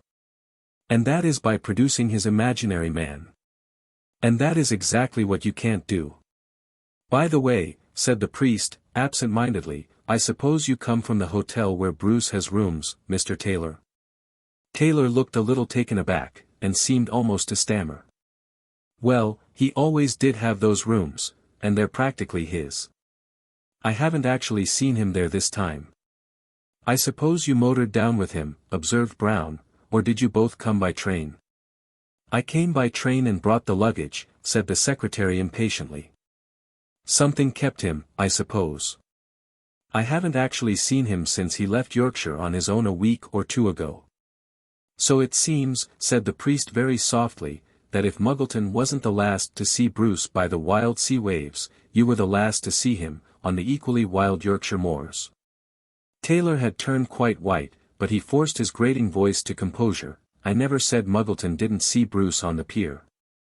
"No, and why didn't you?" asked Father Brown. "If he made up one man on the pier, why shouldn't he make up two men on the pier? Of course we do know that Bruce did exist, but we don't seem to know what has happened to him for several weeks. Perhaps he was left behind in Yorkshire." The rather strident voice of the secretary rose almost to a scream. All his veneer of society suavity seemed to have vanished. "You're simply shuffling. You're simply shirking. You're trying to drag in mad insinuations about me, simply because you can't answer my question." "Let me see," said Father Brown reminiscently. "What was your question?" "You know well enough what it was. And you know you're damned well stumped by it. Where is the man with the scarf? Who has seen him? Who ever heard of him or spoke of him, except that little liar of yours? If you want to convince us, you must produce him. If he ever existed, he may be hiding in the Hebrides or off to Callao. But you've got to produce him, though I know he doesn't exist." "Well then. Where is he?" "I rather think he is over there," said Father Brown, peering and blinking towards the nearer waves that washed round the iron pillars of the pier. Where the two figures of the agent and the old fisher and preacher were still dark against the green glow of the water. "I mean in that sort of net thing that's tossing about in the sea." With whatever bewilderment, Inspector Grinstead took the upper hand again with a flash, and strode down the beach. "Do you mean to say," he cried, "that the murderer's body is in the old boy's net?" Father Brown nodded as he followed down the shingly slope, and, even as they moved, little Muggleton the agent turned and began to climb the same shore, his mere dark outline a pantomime of amazement and discovery. "It's true, for all we said," he gasped. The murderer did try to swim ashore and was drowned, of course, in that weather. Or else he did really commit suicide. Anyhow, he drifted dead into old Brimstone's fishing net, and that's what the old maniac meant when he said he fished for dead men. The inspector ran down the shore with an agility that outstripped them all, and was heard shouting out orders. In a few moments the fishermen and a few bystanders, assisted by the policeman, had hauled the net into shore, and rolled it with its burden onto the wet sands that still reflected the sunset. The secretary looked at what lay on the sands and the words died on his lips. For what lay on the sands was indeed the body of a gigantic man in rags, with the huge shoulders somewhat humped and bony eagle face. And a great red ragged woolen scarf or comforter, sprawled along the sunset sands like a great stain of blood. But Taylor was staring not at the gory scarf or the fabulous stature, but at the face. And his own face was a conflict of incredulity and suspicion. The inspector instantly turned to Muggleton with a new air of civility. "This certainly confirms your story," he said.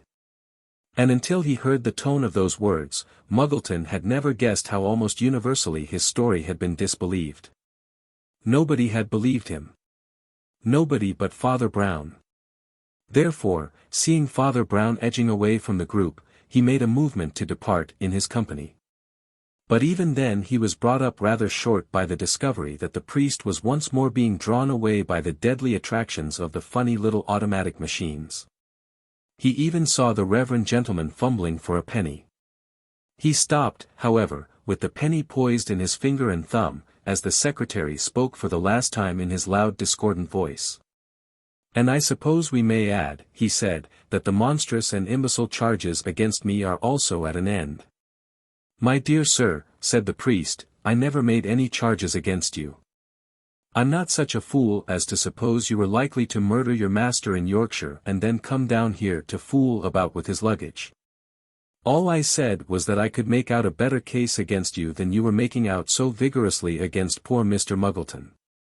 All the same, if you really want to learn the truth about his business, and I assure you the truth isn't generally grasped yet, I can give you a hint even from your own affairs.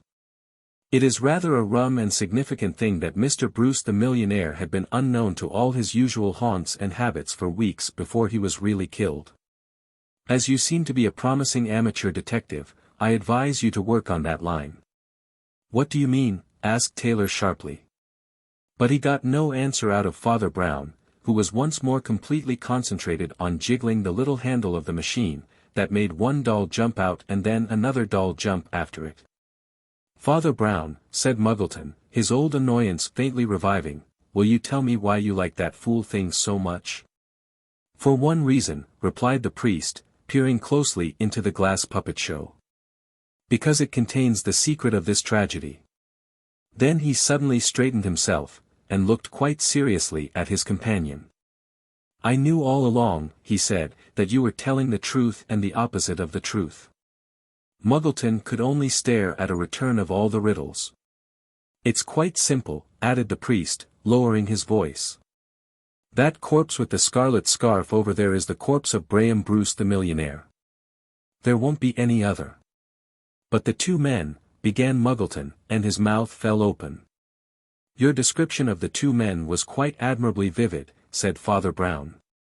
"I assure you I'm not at all likely to forget it. If I may say so, you have a literary talent. Perhaps journalism would give you more scope than detection. I believe I remember practically each point about each person. Only, you see, queerly enough, each point affected you in one way and me in exactly the opposite way. Let's begin with the first you mentioned. You said that the first man you saw had an indescribable air of authority and dignity. And you said to yourself, that's the trust magnate, the great merchant prince, the ruler of markets. But when I heard about the air of dignity and authority, I said to myself, that's the actor, everything about this is the actor, you don't get that look by being president of the chain store amalgamation company. You get that look by being Hamlet's father's ghost, or Julius Caesar, or King Lear, and you never altogether lose it. You couldn't see enough of his clothes to tell whether they were really seedy, but you saw a strip of fur and a sort of faintly fashionable cut, and I said to myself again, the actor. Next, before we go into details about the other man, notice one thing about him evidently absent from the first man. You said the second man was not only ragged but unshaven to the point of being bearded. Now we have all seen shabby actors, dirty actors, drunken actors, utterly disreputable actors. But such a thing as a scrub-bearded actor, in a job or even looking round for a job, has scarcely been seen in this world. On the other hand, shaving is often almost the first thing to go, with a gentleman or a wealthy eccentric who is really letting himself go to pieces. Now we have every reason to believe that your friend the millionaire was letting himself go to pieces. His letter was the letter of a man who had already gone to pieces. But it wasn't only negligence that made him look poor and shabby. Don't you understand that the man was practically in hiding? That was why he didn't go to his hotel, and his own secretary hadn't seen him for weeks. He was a millionaire, but his whole object was to be a completely disguised millionaire. Have you ever read The Woman in White? Don't you remember that the fashionable and luxurious Count Fosco, fleeing for his life before a secret society, was found stabbed in the blue blouse of a common French workman? Then let us go back for a moment to the demeanor of these men. You saw the first man calm and collected and you said to yourself, that's the innocent victim, though the innocent victim's own letter wasn't at all calm and collected. I heard he was calm and collected, and I said to myself, that's the murderer. Why should he be anything else but calm and collected? He knew what he was going to do. He had made up his mind to do it for a long time. If he had ever had any hesitation or remorse he had hardened himself against them before he came on the scene, in his case, we might say, on the stage. He wasn't likely to have any particular stage fright. He didn't pull out his pistol and wave it about, why should he? He kept it in his pocket till he wanted it, very likely he fired from his pocket. The other man fidgeted with his pistol because he was nervous as a cat, and very probably had never had a pistol before. He did it for the same reason that he rolled his eyes. And I remember that, even in your own unconscious evidence, it is particularly stated that he rolled them backwards. In fact, he was looking behind him. In fact, he was not the pursuer but the pursued. But because you happened to see the first man first, you couldn't help thinking of the other man as coming up behind him. In mere mathematics and mechanics, each of them was running after the other, just like the others. What others? Inquired the dazed detective. Why, these, cried Father Brown, striking the automatic machine with the little wooden spade, which had incongruously remained in his hand throughout these murderous mysteries. These little clockwork dolls that chase each other round and round forever. Let us call them Mr. Blue and Mr. Red, after the color of their coats. I happened to start off with Mr. Blue, and so the children said that Mr. Red was running after him. But it would have looked exactly the contrary if I had started with Mr. Red. Yes, I begin to see, said Muggleton, and I suppose all the rest fits in. The family likeness, of course, cuts both ways, and they never saw the murderer leaving the pier. They never looked for the murderer leaving the pier, said the other. Nobody told them to look for a quiet clean-shaven gentleman in an astrakhan coat. All the mystery of his vanishing revolved on your description of a hulking fellow in a red neckcloth. But the simple truth was that the actor in the astrakhan coat murdered the millionaire with the red rag, and there is the poor fellow's body. It's just like the red and blue dolls. Only, because you saw one first, you guessed wrong about which was red with vengeance and which was blue with funk. At this point 2 or 3 children began to straggle across the sands, and the priest waved them to him with the wooden spade, theatrically tapping the automatic machine. Muggleton guessed that it was mainly to prevent their straying towards the horrible heap on the shore. One more penny left in the world, said Father Brown, and then we must go home to tea. Do you know, Doris, I rather like those revolving games, that just go round and round like the mulberry bush. After all, God made all the suns and stars to play mulberry bush. But those other games, where one must catch up with another, where runners are rivals and run neck and outstrip each other, well, much nastier things seem to happen. I like to think of Mr. Red and Mr. Blue always jumping with undiminished spirits, all free and equal, and never hurting each other. Fond lover, never, never, wilt thou kiss, or kill. Happy, happy Mr. Red. He cannot change. Though thou hast not thy bliss. Forever will thou jump, and he be blue. Reciting this remarkable quotation from Keats, with some emotion, Father Brown tucked the little spade under one arm, and giving a hand to two of the children, stumped solemnly up the beach to tea. The crime of the communist. 3 men came out from under the low-browed Tudor arch in the mellow facade of Mandeville College, into the strong evening sunlight of a summer day which seemed as if it would never end. And in that sunlight they saw something that blasted like lightning, well fitted to be the shock of their lives. Even before they had realized anything in the way of a catastrophe, they were conscious of a contrast. They themselves, in a curious quiet way, were quite harmonious with their surroundings. Though the Tudor arches that ran like a cloister round the college gardens had been built 400 years ago, at that moment when the Gothic fell from heaven and bowed, or almost crouched, over the cozier chambers of humanism and the revival of learning, though they themselves were in modern clothes, that is in clothes whose ugliness would have amazed any of the 4 centuries, yet something in the spirit of the place made them all at one. The gardens had been tended so carefully as to achieve the final triumph of looking careless. The very flowers seemed beautiful by accident, like elegant weeds. And the modern costumes had at least any picturesqueness that can be produced by being untidy. The first of the 3, a tall, bald, bearded maypole of a man, was a familiar figure in the quad in cap and gown. The gown slipped off one of his sloping shoulders. The second was very square-shouldered, short and compact, with a rather jolly grin, commonly clad in a jacket, with his gown over his arm. The third was even shorter and much shabbier, in black clerical clothes. But they all seemed suitable to Mandeville College, and the indescribable atmosphere of the 2 ancient and unique universities of England. They fitted into it and they faded into it, which is there regarded as most fitting. The 2 men seated on garden chairs by a little table were a sort of brilliant blot on this grey-green landscape. They were clad mostly in black and yet they glittered from head to heel, from their burnished top hats to their perfectly polished boots. It was dimly felt as an outrage that anybody should be so well dressed in the well-bred freedom of Mandeville College. The only excuse was that they were foreigners. One was an American, a millionaire named Hake, dressed in the spotlessly and sparklingly gentlemanly manner known only to the rich of New York.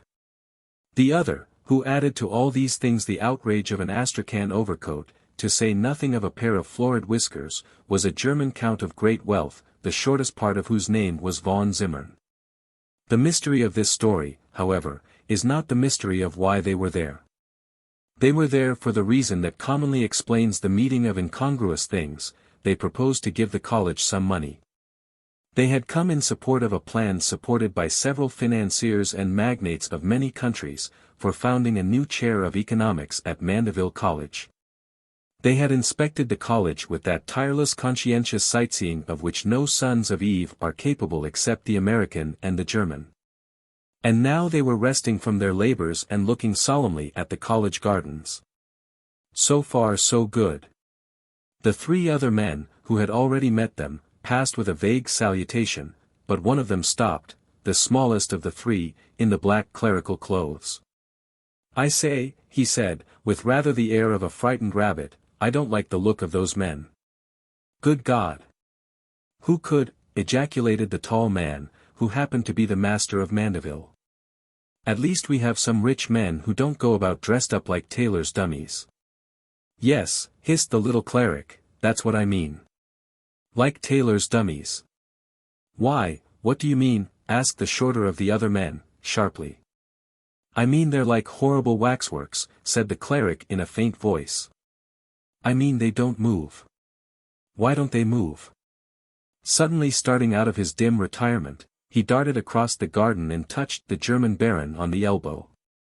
The German baron fell over, chair and all, and the trousered legs that stuck up in the air were as stiff as the legs of the chair. Mr. Gideon P. Hake continued to gaze at the college gardens with glassy eyes. But the parallel of a waxwork confirmed the impression that they were like eyes made of glass. Somehow the rich sunlight and the colored garden increased the creepy impression of a stiffly dressed doll, a marionette on an Italian stage.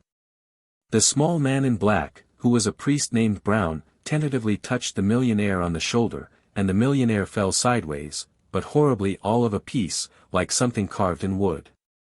"Rigor mortis," said Father Brown, "and so soon. But it does vary a good deal." The reason the first three men had joined the other two men so late, not to say too late, will best be understood by noting what had happened just inside the building, behind the Tudor archway, but a short time before they came out. They had all dined together in Hall, at the high table, but the two foreign philanthropists, slaves of duty in the matter of seeing everything, had solemnly gone back to the chapel, of which one cloister and a staircase remained unexamined. Promising to rejoin the rest in the garden, to examine as earnestly the college cigars. The rest, in a more reverent and right-minded spirit, had adjourned as usual to the long narrow oak table, round which the after-dinner wine had circulated, for all anybody knew. Ever since the college had been founded in the Middle Ages by Sir John Mandeville, for the encouragement of telling stories. The master, with the big fair beard and bald brow, took the head of the table, and the squat man in the square jacket sat on his left, for he was the bursar or business man of the college. Next to him, on that side of the table, sat a queer-looking man with what could only be called a crooked face. For its dark tufts of mustache and eyebrow, slanting at contrary angles, made a sort of zigzag, as if half his face were puckered or paralyzed. His name was Byles. He was the lecturer in Roman history, and his political opinions were founded on those of Coriolanus, not to mention Tarquinius Superbus. This Tartorianism, and rabidly reactionary view of all current problems, was not altogether unknown among the more old-fashioned sort of dons, but in the case of Byles there was a suggestion that it was a result rather than a cause of his acerbity. More than one sharp observer had received the impression that there was something really wrong with Byles, that some secret or some great misfortune had embittered him. As if that half-withered face had really been blasted like a storm-stricken tree. Beyond him again sat Father Brown, and at the end of the table a professor of chemistry, large and blond and bland, with eyes that were sleepy and perhaps a little sly. It was well known that this natural philosopher regarded the other philosophers, of a more classical tradition, very much as old logics. On the other side of the table, opposite Father Brown, was a very swarthy and silent young man, with a black pointed beard, introduced because somebody had insisted on having a chair of Persian. Opposite the sinister Byles was a very mild-looking little chaplain, with a head like an egg. Opposite the bursar and at the right hand of the master, was an empty chair, and there were many there who were glad to see it empty. "I don't know whether Kraken is coming," said the master, not without a nervous glance at the chair, which contrasted with the usual languid freedom of his demeanor. "I believe in giving people a lot of rope myself. But I confess I've reached the point of being glad when he is here, merely because he isn't anywhere else." "Never know what he'll be up to next," said the bursar, cheerfully, "especially when he's instructing the young." "A brilliant fellow, but fiery of course," said the master, with a rather abrupt relapse into reserve. "Fireworks are fiery, and also brilliant," growled old Byles, "but I don't want to be burned in my bed so that Kraken can figure as a real Guy Fawkes." "Do you really think he would join a physical force revolution, if there were one?" asked the bursar smiling. "Well, he thinks he would," said Byles sharply. "Told a whole hall full of undergraduates the other day that nothing now could avert the class war turning into a real war, with killing in the streets of the town. And it didn't matter, so long as it ended in communism and the victory of the working class." "The class war," mused the master, with a sort of distaste mellowed by distance. For he had known William Morris long ago and been familiar enough with the more artistic and leisurely socialists. "I never can understand all this about the class war. When I was young, socialism was supposed to mean saying that there are no classes." "'Nother way of saying that socialists are no class," said Byles with sour relish. "Of course, you'd be more against them than I should," said the master thoughtfully, "but I suppose my socialism is almost as old-fashioned as your Toryism." Wonder what our young friends really think. What do you think, Baker? He said abruptly to the bursar on his left. Oh, I don't think, as the vulgar saying is, said the bursar laughing. You must remember I'm a very vulgar person. I'm not a thinker. I'm only a businessman. And as a businessman I think it's all bosh. You can't make men equal and it's damned bad business to pay them equal, especially a lot of them not worth paying for at all. Whatever it is, you've got to take the practical way out, because it's the only way out. It's not our fault if nature made everything a scramble. I agree with you there, said the professor of chemistry, speaking with a lisp that seemed childish in so large a man. Communism pretends to be oh so modern, but it is not. Throwback to the superstitions of monks and primitive tribes.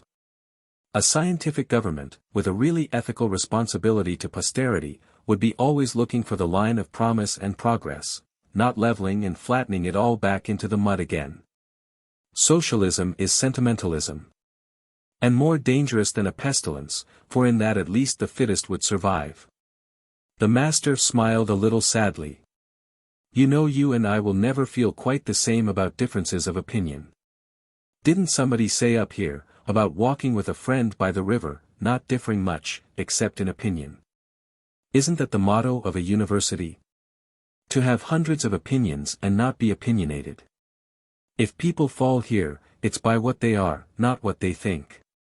Perhaps I'm a relic of the 18th century, but I incline to the old sentimental heresy, for forms of faith let graceless zealots fight. He can't be wrong whose life is in the right. What do you think about that, Father Brown?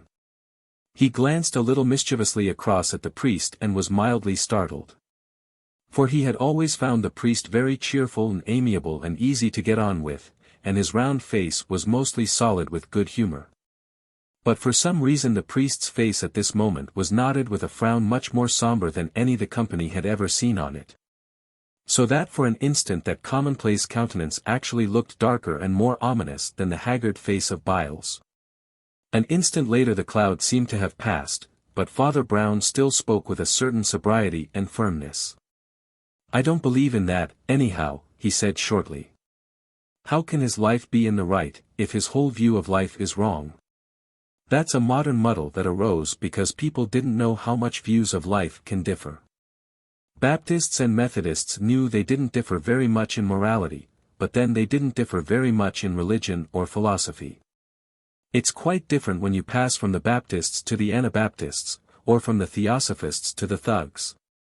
Heresy always does affect morality, if it's heretical enough. I suppose a man may honestly believe that thieving isn't wrong. But what's the good of saying that he honestly believes in dishonesty? Damned good, said Byles with a ferocious contortion of feature, believed by many to be meant for a friendly smile. And that's why I object to having a chair of theoretical thieving in this college. Well, you're all very down on communism, of course, said the master, with a sigh. But do you really think there's so much of it to be down on? Are any of your heresies really big enough to be dangerous? I think they have grown so big, said Father Brown gravely, that in some circles they are already taken for granted. They are actually unconscious. That is, without conscience. And the end of it, said Byles, will be the ruin of this country. The end will be something worse, said Father Brown. A shadow shot or slid rapidly along the paneled wall opposite, as swiftly followed by the figure that had flung it. A tall but stooping figure with a vague outline like a bird of prey, accentuated by the fact that its sudden appearance and swift passage were like those of a bird startled and flying from a bush.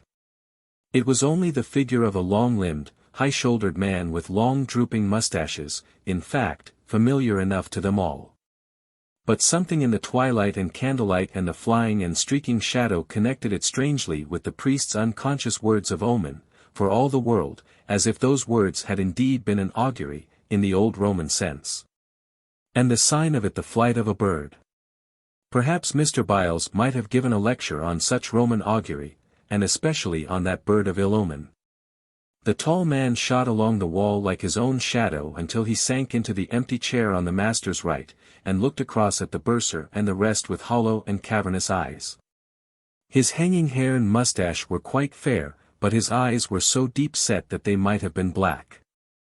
Everyone knew, or could guess, who the newcomer was, but an incident instantly followed that sufficiently illuminated the situation. The professor of Roman history rose stiffly to his feet and stalked out of the room, indicating with little finesse his feelings about sitting at the same table with the professor of theoretical thieving, otherwise the communist, Mr. Kraken. The master of Mandeville covered the awkward situation with nervous grace. "I was defending you, or some aspects of you, my dear Kraken," he said smiling, "though I am sure you would find me quite indefensible. After all, I can't forget that the old socialist friends of my youth had a very fine ideal of fraternity and comradeship. William Morris put it all in a sentence: fellowship is heaven, and lack of fellowship is hell. Dons as Democrats." "See headline," said Mr. Kraken rather disagreeably. "And is Hardcase Hake going to dedicate the new commercial chair to the memory of William Morris?" "Well," said the master, still maintaining a desperate geniality, "I hope we may say, in a sense, that all our chairs are chairs of good fellowship." "Yes, that's the academic version of the Morris maxim," growled Kraken. "A fellowship is heaven. And lack of a fellowship is hell." "Don't be so cross, Kraken," interposed the bursar briskly. "Take some port. Tenby, pass the port to Mr. Kraken." "Oh well, I'll have a glass," said the communist professor a little less ungraciously. "I really came down here to have a smoke in the garden. Then I looked out of the window and saw your two precious millionaires were actually blooming in the garden, fresh, innocent buds.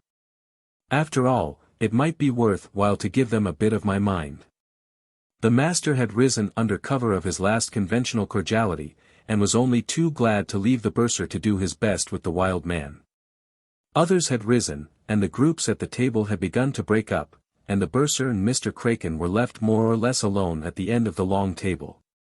Only Father Brown continued to sit staring into vacancy with a rather cloudy expression. "Oh, as to that," said the bursar, "I'm pretty tired of them myself, to tell the truth. I've been with them the best part of a day going into facts and figures and all the business of this new professorship. But look here, Kraken," and he leaned across the table and spoke with a sort of soft emphasis, "you really needn't cut up so rough about this new professorship. It doesn't really interfere with your subject.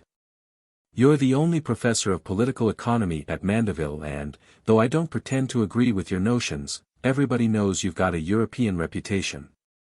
This is a special subject they call applied economics. Well, even today, as I told you, I've had a hell of a lot of applied economics. In other words, I've had to talk business with two businessmen. Would you particularly want to do that? Would you envy it? Would you stand it? Isn't that evidence enough that there is a separate subject and may well be a separate chair?" "Good God," cried Kraken with the intense invocation of the atheist. "Do you think I don't want to apply economics? Only, when we apply it, you call it red ruin and anarchy, and when you apply it, I take the liberty of calling it exploitation. If only you fellows would apply economics, it's just possible that people might get something to eat. We are the practical people, and that's why you're afraid of us. That's why you have to get two greasy capitalists to start another lectureship, just because I've let the cat out of the bag. Rather a wild cat, wasn't it?" said the bursar smiling, "that you let out of the bag?" "And rather a gold bag, wasn't it," said Kraken, "that you are tying the cat up in again?" "Well, I don't suppose we shall ever agree about all that," said the other. "But those fellows have come out of their chapel into the garden, and if you want to have your smoke there, you'd better come." He watched with some amusement his companion fumbling in all his pockets till he produced a pipe, and then, gazing at it with an abstracted air, Kraken rose to his feet, but even in doing so, seemed to be feeling all over himself again. Mr. Baker the bursar ended the controversy with a happy laugh of reconciliation. "You are the practical people, and you will blow up the town with dynamite. Only you'll probably forget the dynamite, as I bet you've forgotten the tobacco."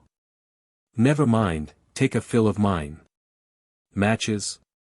He threw a tobacco pouch and its accessories across the table, to be caught by Mr. Kraken with that dexterity never forgotten by a cricketer, even when he adopts opinions generally regarded as not cricket. The two men rose together, but Baker could not forbear remarking, "Are you really the only practical people? Isn't there anything to be said for the applied economics, that remembers to carry a tobacco pouch as well as a pipe?" Kraken looked at him with smoldering eyes, and said at last, after slowly draining the last of his wine, "Let's say there's another sort of practicality. I dare say I do forget details and so on. What I want you to understand is this," he automatically returned the pouch. But his eyes were far away and jet-burning, almost terrible, because the inside of our intellect has changed, because we really have a new idea of right, we shall do things you think really wrong. And they will be very practical. "Yes," said Father Brown, suddenly coming out of his trance. "That's exactly what I said." He looked across at Kraken with a glassy and rather ghastly smile, saying, "Mr. Kraken and I are in complete agreement." "Well," said Baker, "Kraken is going out to smoke a pipe with the plutocrats, but I doubt whether it will be a pipe of peace." He turned rather abruptly and called to an aged attendant in the background. Mandeville was one of the last of the very old-fashioned colleges, and even Kraken was one of the first of the communists, before the Bolshevism of today. "That reminds me," the bursar was saying, "as you won't hand round your peace pipe, we must send out the cigars to our distinguished guests. If they're smokers they must be longing for a smoke. For they've been nosing about in the chapel since feeding time." Kraken exploded with a savage and jarring laugh. "Oh, I'll take them their cigars," he said. "I'm only a proletarian." Baker and Brown and the attendant were all witnesses to the fact that the communists strode furiously into the garden to confront the millionaires. But nothing more was seen or heard of them until, as is already recorded, Father Brown found them dead in their chairs. It was agreed that the master and the priest should remain to guard the scene of tragedy, while the bursar, younger and more rapid in his movements, ran off to fetch doctors and policemen. Father Brown approached the table on which one of the cigars had burned itself away all but an inch or two, the other had dropped from the hand and been dashed out into dying sparks on the crazy pavement. The master of Mandeville sat down rather shakily on a sufficiently distant seat and buried his bald brow in his hands. Then he looked up at first rather wearily. And then he looked very startled indeed and broke the stillness of the garden with a word like a small explosion of horror. There was a certain quality about Father Brown which might sometimes be called blood-curdling. He always thought about what he was doing and never about whether it was done. He would do the most ugly or horrible or undignified or dirty things as calmly as a surgeon.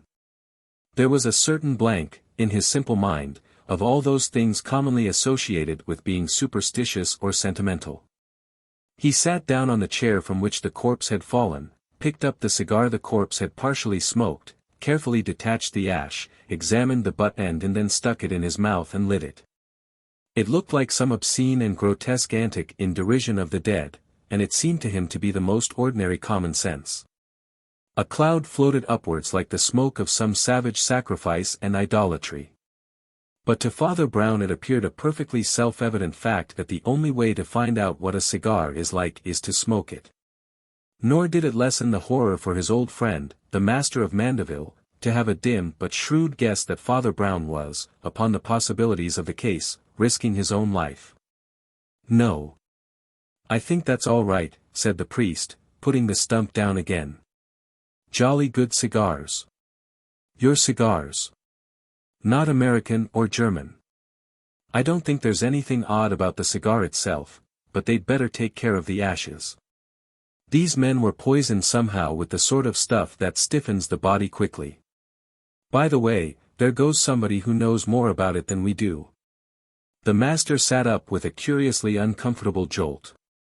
For indeed the large shadow which had fallen across the pathway preceded a figure which, however heavy, was almost as soft-footed as a shadow. Professor Wadham, eminent occupant of the chair of chemistry, always moved very quietly in spite of his size, and there was nothing odd about his strolling in the garden. Yet there seemed something unnaturally neat in his appearing at the exact moment when chemistry was mentioned. Professor Wadham prided himself on his quietude, some would say his insensibility.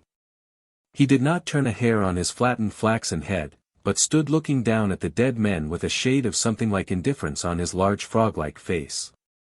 Only when he looked at the cigar ash, which the priest had preserved, he touched it with one finger, then he seemed to stand even stiller than before. But in the shadow of his face his eyes for an instant seemed to shoot out telescopically like one of his own microscopes. He had certainly realized or recognized something, but he said nothing. "I don't know where anyone is to begin in this business," said the master. "I should begin," said Father Brown, "by asking where these unfortunate men had been most of the time today." "They were messing about in my laboratory for a good time," said Wadham, speaking for the first time. "Baker often comes up to have a chat, and this time he brought his 2 patrons to inspect my department. But I think they went everywhere. Real tourists.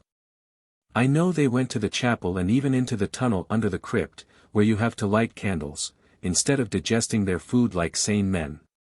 Baker seems to have taken them everywhere."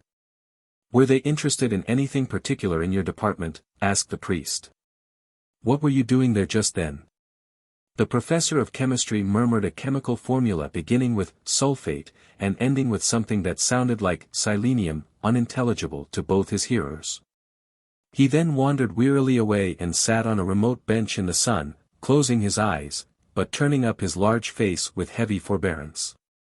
At his point, by a sharp contrast, the lawns were crossed by a brisk figure traveling as rapidly and as straight as a bullet. And Father Brown recognized the neat black clothes and shrewd dog-like face of a police surgeon whom he had met in the poorer parts of town. He was the first to arrive of the official contingent. "Look here," said the master to the priest, before the doctor was within earshot. "I must know something. Did you mean what you said about communism being a real danger and leading to crime?" "Yes," said Father Brown, smiling rather grimly, "I have really noticed the spread of some communist ways and influences, and, in one sense, this is a communist crime." "Thank you," said the master. "Then I must go off and see to something at once. Tell the authorities I'll be back in 10 minutes. The master had vanished into one of the Tudor archways at just about the moment when the police doctor had reached the table and cheerfully recognized Father Brown. On the latter's suggestion that they should sit down at the tragic table, Dr. Blake threw one sharp and doubtful glance at the big, bland and seemingly somnolent chemist, who occupied a more remote seat. He was duly informed of the professor's identity, and what had so far been gathered of the professor's evidence, and listened to it silently while conducting a preliminary examination of the dead bodies. Naturally, he seemed more concentrated on the actual corpses than on the hearsay evidence, until one detail suddenly distracted him entirely from the science of anatomy. "What did the professor say he was working at?" he inquired. Father Brown patiently repeated the chemical formula he did not understand. "What?" snapped Dr. Blake, like a pistol shot. "Gosh! This is pretty frightful." "Because it's poison?" inquired Father Brown. "Because it's piffle," replied Dr. Blake. "It's simply nonsense. The professor is quite a famous chemist." "Why is a famous chemist deliberately talking nonsense?" "Well, I think I know that one," answered Father Brown mildly. "He is talking nonsense, because he is telling lies. He is concealing something, and he wanted specially to conceal it from these 2 men and their representatives." The doctor lifted his eyes from the 2 men and looked across at the almost unnaturally immobile figure of the great chemist. He might almost have been asleep. A garden butterfly had settled upon him and seemed to turn his stillness into that of a stone idol. The large folds of his frog-like face reminded the doctor of the hanging skins of a rhinoceros. "Yes," said Father Brown, in a very low voice. "He is a wicked man." "God damn it all," cried the doctor, suddenly moved to his very depths. "Do you mean that a great scientific man like that deals in murder?" "Fastidious critics would have complained of his dealing in murder," said the priest dispassionately. "I don't say I'm very fond of people dealing in murder in that way myself. But what's much more to the point, I'm sure that these poor fellows were among his fastidious critics. You mean they found his secret and he silenced them, said Blake frowning. But what in hell was his secret? How could a man murder on a large scale in a place like this? I have told you his secret, said the priest. It is a secret of the soul. He is a bad man. For heaven's sake, don't fancy I say that because he and I are of opposite schools or traditions. I have a crowd of scientific friends, and most of them are heroically disinterested. Even of the most skeptical, I would only say they are rather irrationally disinterested. But now and then you do get a man who is a materialist, in the sense of a beast. I repeat, he's a bad man. Much worse than, and Father Brown seemed to hesitate for a word. You mean much worse than the communist, suggested the other. No, I mean much worse than the murderer, said Father Brown. He got to his feet in an abstracted manner. And hardly realized that his companion was staring at him. But didn't you mean, asked Blake at last, that this Wadham is the murderer? Oh, no, said Father Brown more cheerfully. The murderer is a much more sympathetic and understandable person. He at least was desperate, and had the excuses of sudden rage and despair. Why, cried the doctor, do you mean it was the communist after all? It was at this very moment, appropriately enough, that the police officials appeared with an announcement that seemed to conclude the case in a most decisive and satisfactory manner. They had been somewhat delayed in reaching the scene of the crime, by the simple fact that they had already captured the criminal. Indeed, they had captured him almost at the gates of their own official residence. They had already had reason to suspect the activities of Kraken the communist during various disorders in the town. When they heard of the outrage they felt it safe to arrest him, and found the arrest thoroughly justified. For, as Inspector Cook radiantly explained to dons and doctors on the lawn of Mandeville Garden, no sooner was the notorious communist searched, than it was found that he was actually carrying a box of poison matches. The moment Father Brown heard the word matches, he jumped from his seat as if a match had been lighted under him. Ah, he cried, with a sort of universal radiance, and now it's all clear. What do you mean by all clear? Demanded the master of Mandeville, who had returned in all the pomp of his own officialism to match the pomp of the police officials now occupying the college like a victorious army. Do you mean you are convinced now that the case against Kraken is clear? I mean that Kraken is cleared, said Father Brown firmly, and the case against Kraken is cleared away. Do you really believe Kraken is the kind of man who would go about poisoning people with matches? That's all very well, replied the master, with the troubled expression he had never lost since the first sensation occurred. But it was you yourself who said that fanatics with false principles may do wicked things. For that matter, it was you yourself who said that communism is creeping up everywhere and communistic habits spreading. Father Brown laughed in a rather shamefaced manner. As to the last point, he said, I suppose I owe you all an apology. I seem to be always making a mess of things with my silly little jokes. Jokes? Repeated the master, staring rather indignantly. Well, explained the priest, rubbing his head. When I talked about a communist habit spreading, I only meant a habit I happen to have noticed about 2 or 3 times even today. It is a communist habit by no means confined to communists. It is the extraordinary habit of so many men, especially Englishmen, of putting other people's matchboxes in their pockets without remembering to return them. Of course, it seems an awfully silly little trifle to talk about. But it does happen to be the way the crime was committed. It sounds to me quite crazy, said the doctor. Well, if almost any man may forget to return matches, you can bet your boots that Kraken would forget to return them. So the poisoner who had prepared the matches got rid of them on to Kraken, by the simple process of lending them and not getting them back. A really admirable way of shedding responsibility. Because Kraken himself would be perfectly unable to imagine where he had got them from. But when he used them quite innocently to light the cigars he offered to our 2 visitors, he was caught in an obvious trap, one of those 2 obvious traps. He was the bold bad revolutionist murdering 2 millionaires. Well, who else would want to murder them, growled the doctor. Ah, who indeed, replied the priest, and his voice changed to much greater gravity. There we come to the other thing I told you, and that, let me tell you, was not a joke. I told you that heresies and false doctrines had become common and conversational, that everybody was used to them, that nobody really noticed them. Did you think I meant communism when I said that? Why, it was just the other way. You were all as nervous as cats about communism, and you watched Kraken like a wolf. Of course. Communism is a heresy. But it isn't a heresy that you people take for granted. It is capitalism you take for granted, or rather the vices of capitalism disguised as a dead Darwinism. Do you recall what you were all saying in the common room, about life being only a scramble, and nature demanding the survival of the fittest, and how it doesn't matter whether the poor are paid justly or not? Why, that is the heresy that you have grown accustomed to, my friends, and it's every bit as much a heresy as communism. That's the anti-Christian morality or immorality that you take quite naturally. And that's the immorality that has made a man a murderer today. What man? Cried the master, and his voice cracked with a sudden weakness. Let me approach it another way, said the priest placidly. You all talk as if Kraken ran away. But he didn't. When the two men toppled over, he ran down the street, summoned the doctor merely by shouting through the window, and shortly afterwards was trying to summon the police. That was how he was arrested.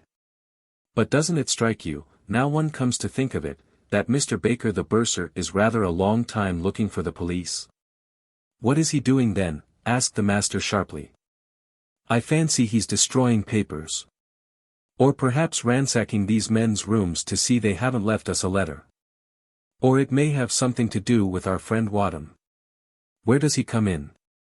That is really very simple and a sort of joke too. Mr. Wadham is experimenting in poisons for the next war, and has something of which a whiff of flame will stiffen a man dead. Of course, he had nothing to do with killing these men, but he did conceal his chemical secret for a very simple reason. One of them was a Puritan Yankee and the other a cosmopolitan Jew, and those two types are often fanatical pacifists. They would have called it planning murder and probably refused to help the college. But Baker was a friend of Wadham and it was easy for him to dip matches in the new material. Another peculiarity of the little priest was that his mind was all of a piece, and he was unconscious of many incongruities. He would change the note of his talk from something quite public to something quite private, without any particular embarrassment. On this occasion, he made most of the company stare with mystification, by beginning to talk to one person when he had just been talking to 10, quite indifferent to the fact that only the one could have any notion of what he was talking about. I'm sorry if I misled you, doctor, by that maundering metaphysical digression on the man of sin, he said apologetically. Of course it had nothing to do with the murder, but the truth is I'd forgotten all about the murder for the moment. I'd forgotten everything, you see, but a sort of vision of that fellow, with his vast unhuman face, squatting among the flowers like some blind monster of the Stone Age. And I was thinking that some men are pretty monstrous, like men of stone. But it was all irrelevant. Being bad inside has very little to do with committing crimes outside. The worst criminals have committed no crimes. The practical point is, why did the practical criminal commit this crime? Why did Baker the bursar want to kill these men? That's all that concerns us now. The answer is the answer to the question I've asked twice. Where were these men most of the time, apart from nosing in chapels or laboratories? By the bursar's own account, they were talking business with the bursar. Now, with all respect to the dead, I do not exactly grovel before the intellect of these two financiers. Their views on economics and ethics were heathen and heartless. Their views on peace were tosh. Their views on port were even more deplorable. But one thing they did understand, and that was business. And it took them a remarkably short time to discover that the businessman in charge of the funds of this college was a swindler. Or shall I say, a true follower of the doctrine of the unlimited struggle for life and the survival of the fittest. You mean they were going to expose him and he killed them before they could speak, said the doctor frowning. There are a lot of details I don't understand. "There are some details I'm not sure of myself," said the priest frankly. "I suspect all that business of candles underground had something to do with abstracting the millionaire's own matches, or perhaps making sure they had no matches. But I'm sure of the main gesture, the gay and careless gesture of Baker tossing his matches to the careless Kraken. That gesture was the murderous blow." "There's one thing I don't understand," said the inspector. "How did Baker know that Kraken wouldn't light up himself then and there at the table and become an unwanted corpse?" The face of Father Brown became almost heavy with reproach, and his voice had a sort of mournful yet generous warmth in it. "Well, hang it all," he said, "he was only an atheist." "I'm afraid I don't know what you mean," said the inspector, politely. "He only wanted to abolish God," explained Father Brown in a temperate and reasonable tone. "He only wanted to destroy the 10 Commandments and root up all the religion and civilization that had made him, and wash out all the common sense of ownership and honesty. And let his culture and his country be flattened out by savages from the ends of the earth. That's all he wanted. You have no right to accuse him of anything beyond that. Hang it all, everybody draws the line somewhere. And you come here and calmly suggest that a Mandeville man of the old generation, for Kraken was of the old generation, whatever his views, would have begun to smoke, or even strike a match, while he was still drinking the college port. Of the vintage of '08, no, no. Men are not so utterly without laws and limits as all that. I was there, I saw him, he had not finished his wine, and you ask me why he did not smoke. No such anarchic question has ever shaken the arches of Mandeville College. Funny place, Mandeville College. Funny place, Oxford. Funny place, England. But you haven't anything particular to do with Oxford?" asked the doctor curiously. "I have to do with England," said Father Brown. "I come from there. And the funniest thing of all is that even if you love it and belong to it, you still can't make head or tail of it. The point of a pin." Father Brown always declared that he solved this problem in his sleep. And this was true, though in rather an odd fashion, because it occurred at a time when his sleep was rather disturbed. It was disturbed very early in the morning by the hammering that began in the huge building, or half-building, that was in process of erection opposite to his rooms. A colossal pile of flats still mostly covered with scaffolding and with boards announcing Messrs. Swindon and Sand as the builders and owners. The hammering was renewed at regular intervals and was easily recognizable, because Messrs. Swindon and Sand specialized in some new American system of cement flooring which, in spite of its subsequent smoothness, solidity, impenetrability and permanent comfort, as described in the advertisements, had to be clamped down at certain points with heavy tools. Father Brown endeavored, however, to extract exiguous comfort from it, saying that it always woke him up in time for the very earliest Mass, and was therefore something almost in the nature of a carillon. After all, he said, it was almost as poetic that Christians should be awakened by hammers as by bells. As a fact, however, the building operations were a little on his nerves, for another reason.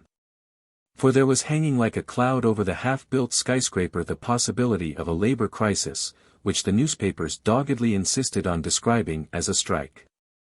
As a matter of fact, if it ever happened, it would be a lockout. But he worried a good deal about whether it would happen. And it might be questioned whether hammering is more of a strain on the attention because it may go on forever, or because it may stop at any minute. As a mere matter of taste and fancy, said Father Brown, staring up at the edifice with his owlish spectacles, I rather wish it would stop. I wish all houses would stop while they still have the scaffolding up. It seems almost a pity that houses are ever finished. They look so fresh and hopeful with all that fairy filigree of white wood, all light and bright in the sun, and a man so often only finishes a house by turning it into a tomb. As he turned away from the object of his scrutiny, he nearly ran into a man who had just darted across the road towards him. It was a man whom he knew slightly, but sufficiently to regard him, in the circumstances, as something of a bird of ill omen. Mr. Mastick was a squat man with a square head that looked hardly European, dressed with a heavy dandyism that seemed rather too consciously Europeanized. But Brown had seen him lately talking to young Sand of the building firm. And he did not like it. This man Mastic was the head of an organization rather new in English industrial politics, produced by extremes at both ends, a definite army of non-union and largely alien labor hired out in gangs to various firms. And he was obviously hovering about in the hope of hiring it out to this one. In short, he might negotiate some way of outmaneuvering the trade union and flooding the works with blacklegs. Father Brown had been drawn into some of the debates, being in some sense called in on both sides. And as the capitalists all reported that, to their positive knowledge, he was a Bolshevist. And as the Bolshevists all testified that he was a reactionary rigidly attached to bourgeois ideologies, it may be inferred that he talked a certain amount of sense without any appreciable effect on anybody. The news brought by Mr. Mastic, however, was calculated to jerk everybody out of the ordinary rut of the dispute. "They want you to go over there at once," said Mr. Mastic, in awkwardly accented English. "There is a threat to murder." Father Brown followed his guide in silence up several stairways and ladders to a platform of the unfinished building, on which were grouped the more or less familiar figures of the heads of the building business. They included even what had once been the head of it, though the head had been for some time rather a head in the clouds. It was at least a head in a coronet, that hid it from human sight like a cloud. Lord Staines, in other words, had not only retired from the business but been caught up into the House of Lords and disappeared. His rare reappearances were languid and somewhat dreary. But this one, in conjunction with that of Mastic, seemed none the less menacing. Lord Staines was a lean, long-headed, hollow-eyed man with very faint fair hair fading into baldness, and he was the most evasive person the priest had ever met. He was unrivaled in the true Oxford talent of saying, "No doubt you're right," so as to sound like, "No doubt you think you're right," or of merely remarking, "You think so," so as to imply the acid addition, "You would." But Father Brown fancied that the man was not merely bored but faintly embittered, though whether at being called down from Olympus to control such trade squabbles, or merely at not being really any longer in control of them, it was difficult to guess. On the whole, Father Brown rather preferred the more bourgeois group of partners. Sir Hubert Sand and his nephew Henry, though he doubted privately whether they really had very many ideologies. True, Sir Hubert Sand had obtained considerable celebrity in the newspapers, both as a patron of sport and as a patriot in many crises during and after the Great War. He had won notable distinction in France, for a man of his years, and had afterwards been featured as a triumphant captain of industry overcoming difficulties among the munition workers. He had been called a strong man, but that was not his fault. He was in fact a heavy, hardy Englishman, a great swimmer, a good squire, an admirable amateur colonel. Indeed, something that can only be called a military make-up pervaded his appearance. He was growing stout, but he kept his shoulders set back. His curly hair and mustache were still brown while the colors of his face were already somewhat withered and faded. His nephew was a burly youth of the pushing, or rather shouldering, sort with a relatively small head thrust out on a thick neck, as if he went at things with his head down. A gesture somehow rendered rather quaint and boyish by the pince-nez that were balanced on his pugnacious pug nose. Father Brown had looked at all these things before, and at that moment everybody was looking at something entirely new.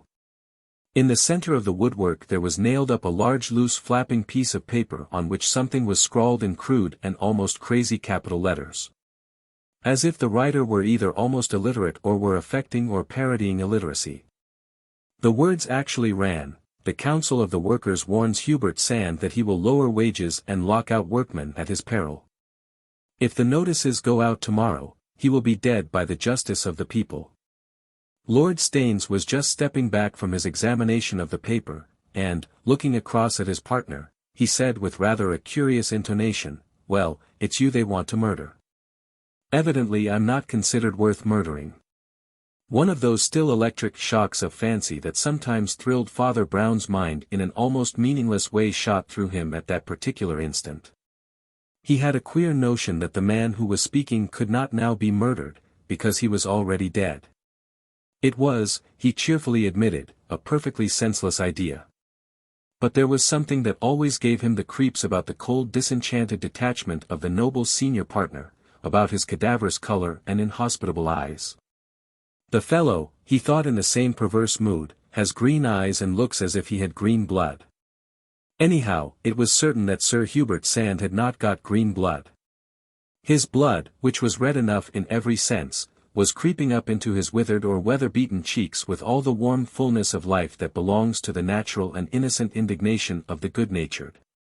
"In all my life," he said, in a strong voice and yet shakily, "I have never had such a thing said or done about me. I may have differed." "We can none of us differ about this," struck in his nephew impetuously. "I've tried to get on with them, but this is a bit too thick." "You don't really think," began Father Brown, "that you're workmen?" "I say we may have differed," said old Sand, still a little tremulously. "God knows I never liked the idea of threatening English workmen with cheaper labor." "We none of us liked it," said the young man, "but if I know you, uncle, this has about settled it." Then after a pause he added, "I suppose, as you say, we did disagree about details, but as to real policy—" "My dear fellow," said his uncle, comfortably, "I hoped there would never be any real disagreement. From which anybody who understands the English nation may rightly infer that there had been very considerable disagreement." Indeed, the uncle and nephew differed almost as much as an Englishman and an American. The uncle had the English ideal of getting outside the business, and setting up a sort of an alibi as a country gentleman. The nephew had the American ideal of getting inside the business, of getting inside the very mechanism like a mechanic. And, indeed, he had worked with most of the mechanics and was familiar with most of the processes and tricks of the trade.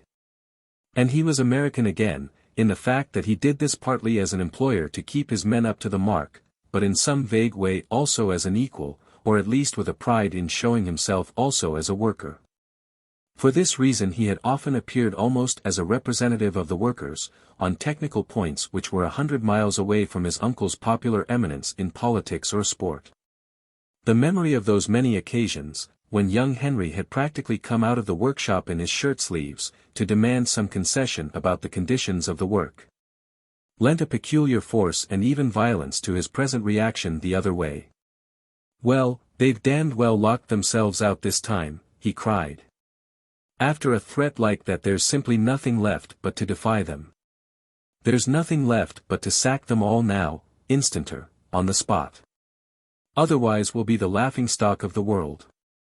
Old Sand frowned with equal indignation, but began slowly, "I shall be very much criticized." "Criticized," cried the young man shrilly. "Criticized if you defy a threat of murder. Have you any notion how you'll be criticized if you don't defy it? Won't you enjoy the headlines? 'Great capitalist terrorized, employer yields to murder threat.' Particularly," said Lord Staines, with something faintly unpleasant in his tone. "Particularly when he has been in so many headlines already as, 'the strong man of steel building.'"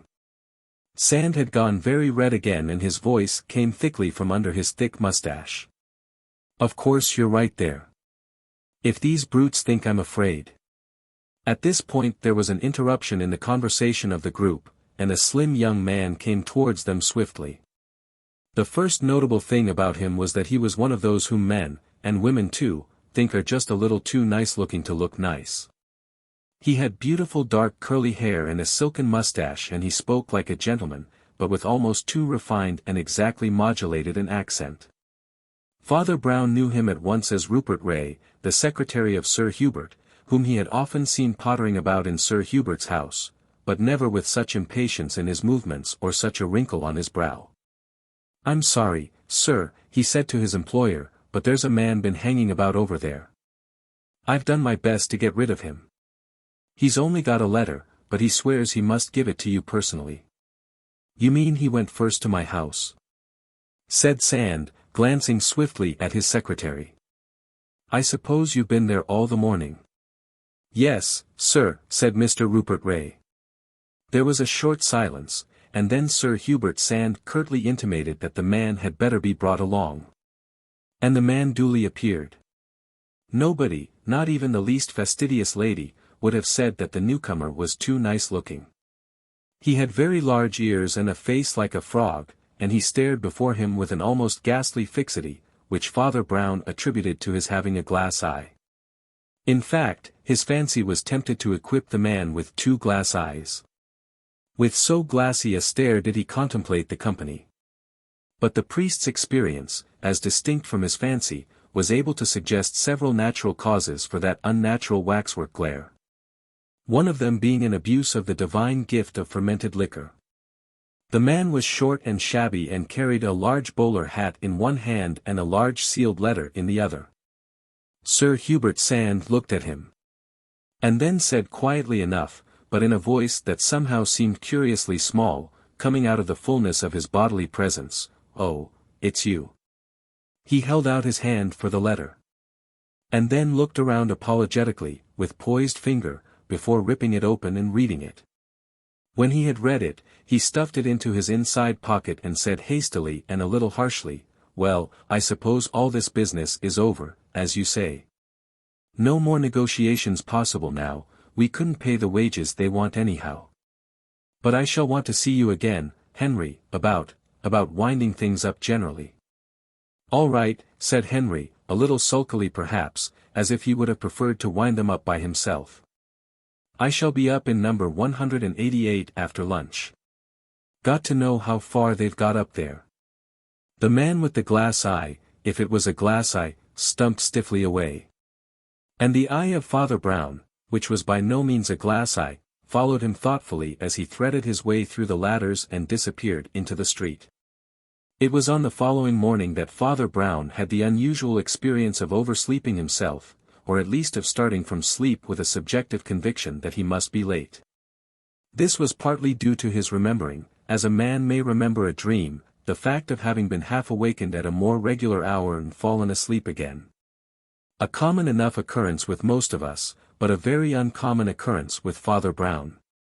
And he was afterwards oddly convinced, with that mystic side of him which was normally turned away from the world, that in that detached dark islet of dreamland, between the 2 wakings, there lay like buried treasure the truth of this tale. As it was, he jumped up with great promptitude, plunged into his clothes, seized his big knobby umbrella and bustled out into the street, where the bleak white morning was breaking like splintered ice about the huge black building facing him. He was surprised to find that the streets shone almost empty in the cold crystalline light. The very look of it told him it could hardly be so late as he had feared. Then suddenly the stillness was cloven by the arrow-like swiftness of a long grey car which halted before the big deserted flats. Lord Staines unfolded himself from within and approached the door, carrying, rather languidly, 2 large suitcases. At the same moment the door opened, and somebody seemed to step back instead of stepping out into the street. Staines called twice to the man within, before that person seemed to complete his original gesture by coming out onto the doorstep.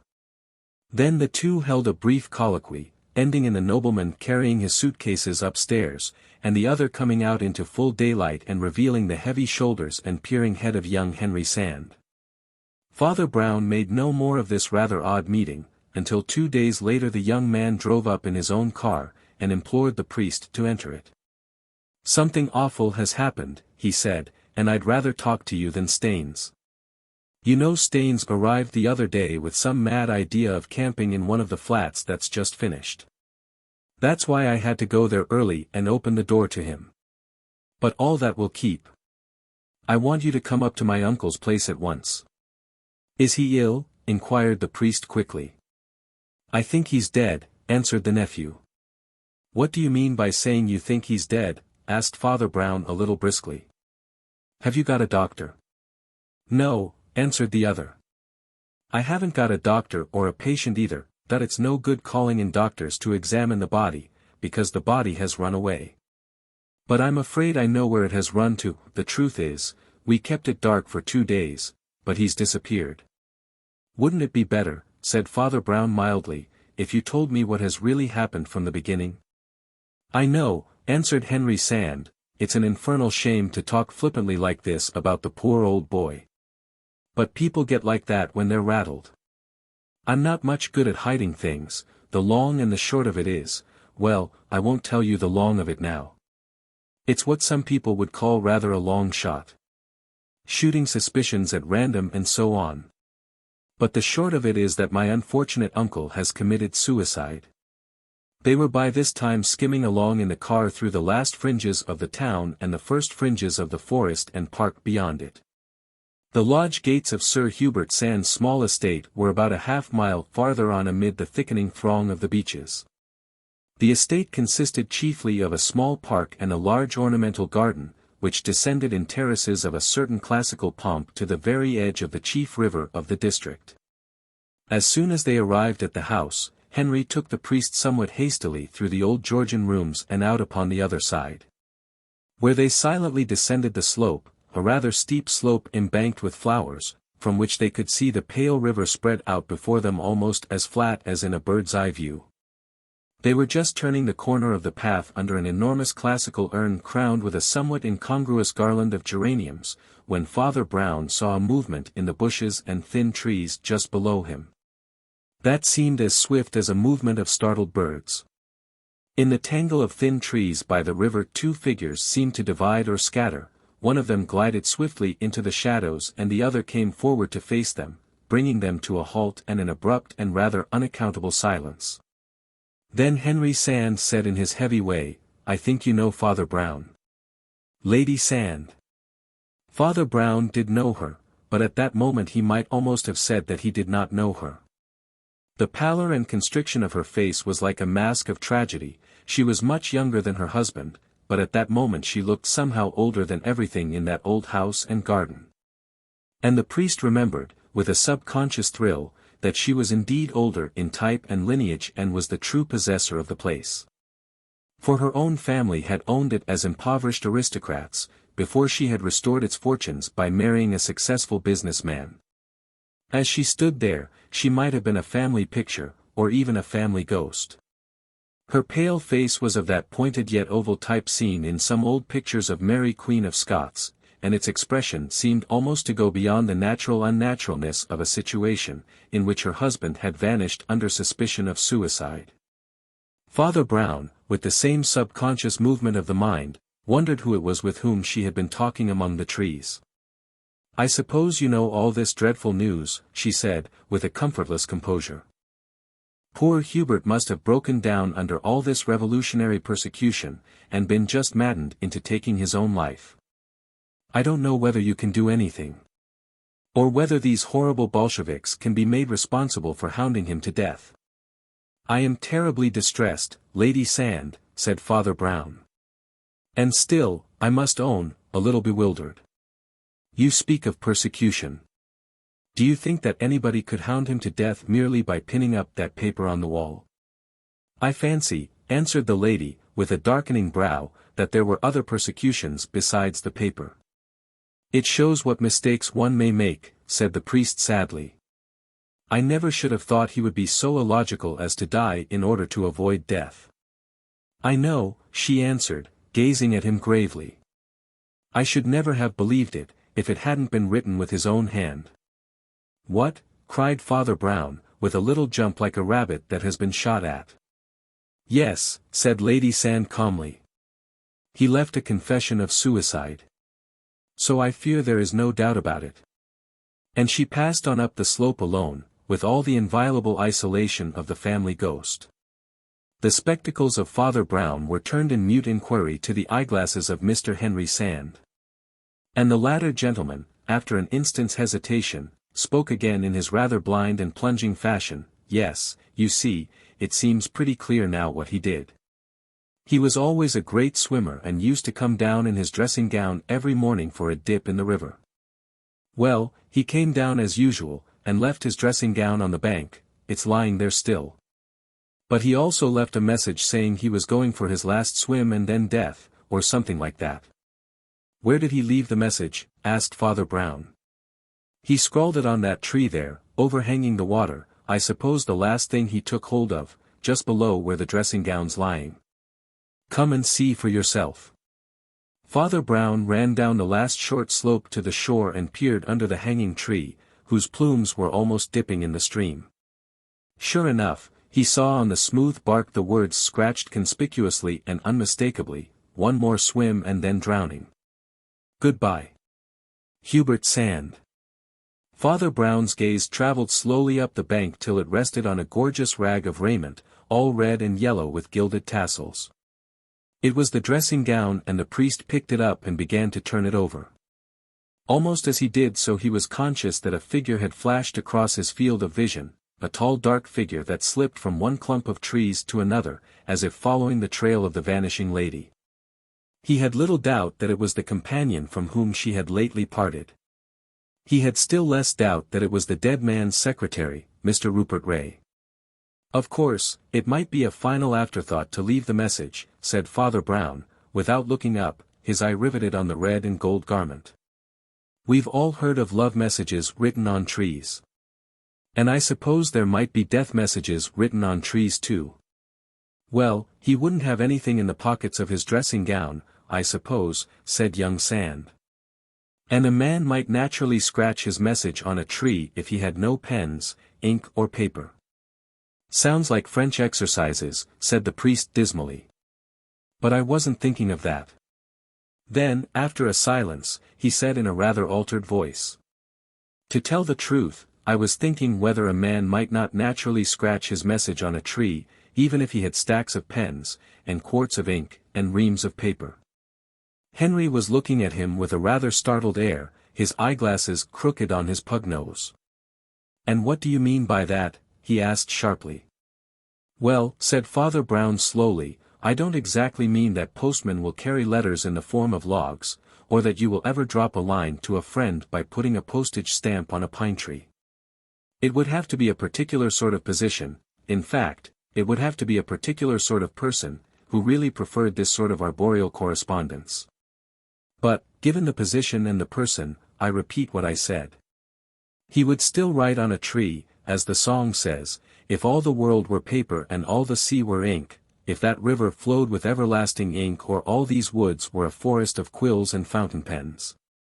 It was evident that Sand felt something creepy about the priest's fanciful imagery, whether because he found it incomprehensible or because he was beginning to comprehend. You see, said Father Brown, turning the dressing gown over slowly as he spoke, a man isn't expected to write his very best handwriting when he chips it on a tree.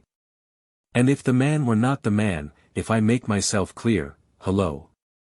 He was looking down at the red dressing gown, and it seemed for the moment as if some of the red had come off on his finger, but both the faces turned towards it were already a shade paler. Blood, said Father Brown. And for the instant there was a deadly stillness save for the melodious noises of the river. Henry Sand cleared his throat and nose with noises that were by no means melodious. Then he said rather hoarsely, whose blood? Oh, mine, said Father Brown, but he did not smile. A moment after he said, there was a pin in this thing and I pricked myself. But I don't think you quite appreciate the point of the pin. I do. And he sucked his finger like a child. You see, he said after another silence, the gown was folded up and pinned together, nobody could have unfolded it, at least without scratching himself. In plain words, Hubert Sand never wore this dressing gown. Any more than Hubert Sand ever rode on that tree. Or drowned himself in that river. The pince-nez tilted on Henry's inquiring nose fell off with a click. But he was otherwise motionless, as if rigid with surprise. Which brings us back, went on Father Brown cheerfully, to somebody's taste for writing his private correspondence on trees, like Hiawatha and his picture writing. Sand had all the time there was, before drowning himself. Why didn't he leave a note for his wife like a sane man? Or, shall we say, why didn't the other man leave a note for the wife like a sane man? Because he would have had to forge the husband's handwriting, always a tricky thing now that experts are so nosy about it. But nobody can be expected to imitate even his own handwriting, let alone somebody else's when he carves capital letters in the bark of a tree. This is not a suicide, Mr. Sand. If it's anything at all, it's a murder. The bracken and bushes of the undergrowth snapped and crackled as the big young man rose out of them like a leviathan, and stood lowering, with his thick neck thrust forward. I'm no good at hiding things, he said, and I half suspected something like this, expected it, you might say, for a long time. To tell the truth, I could hardly be civil to the fellow, to either of them, for that matter. "What exactly do you mean?" asked the priest, looking him gravely full in the face. "I mean," said Henry Sand, "that you have shown me the murder and I think I could show you the murderers." Father Brown was silent and the other went on rather jerkily. "You said people sometimes wrote love messages on trees. Well, as a fact, there are some of them on that tree. There are two sort of monograms twisted together up there under the leaves. I suppose you know that Lady Sand was the heiress of this place long before she married, and she knew that damned dandy of a secretary even in those days. I guess they used to meet here and write their vows upon the trysting tree. They seem to have used the trysting tree for another purpose later on. Sentiment, no doubt, or economy.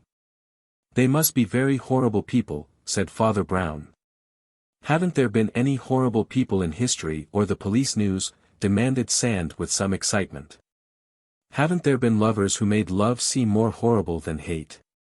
Don't you know about Bothwell and all the bloody legends of such lovers?"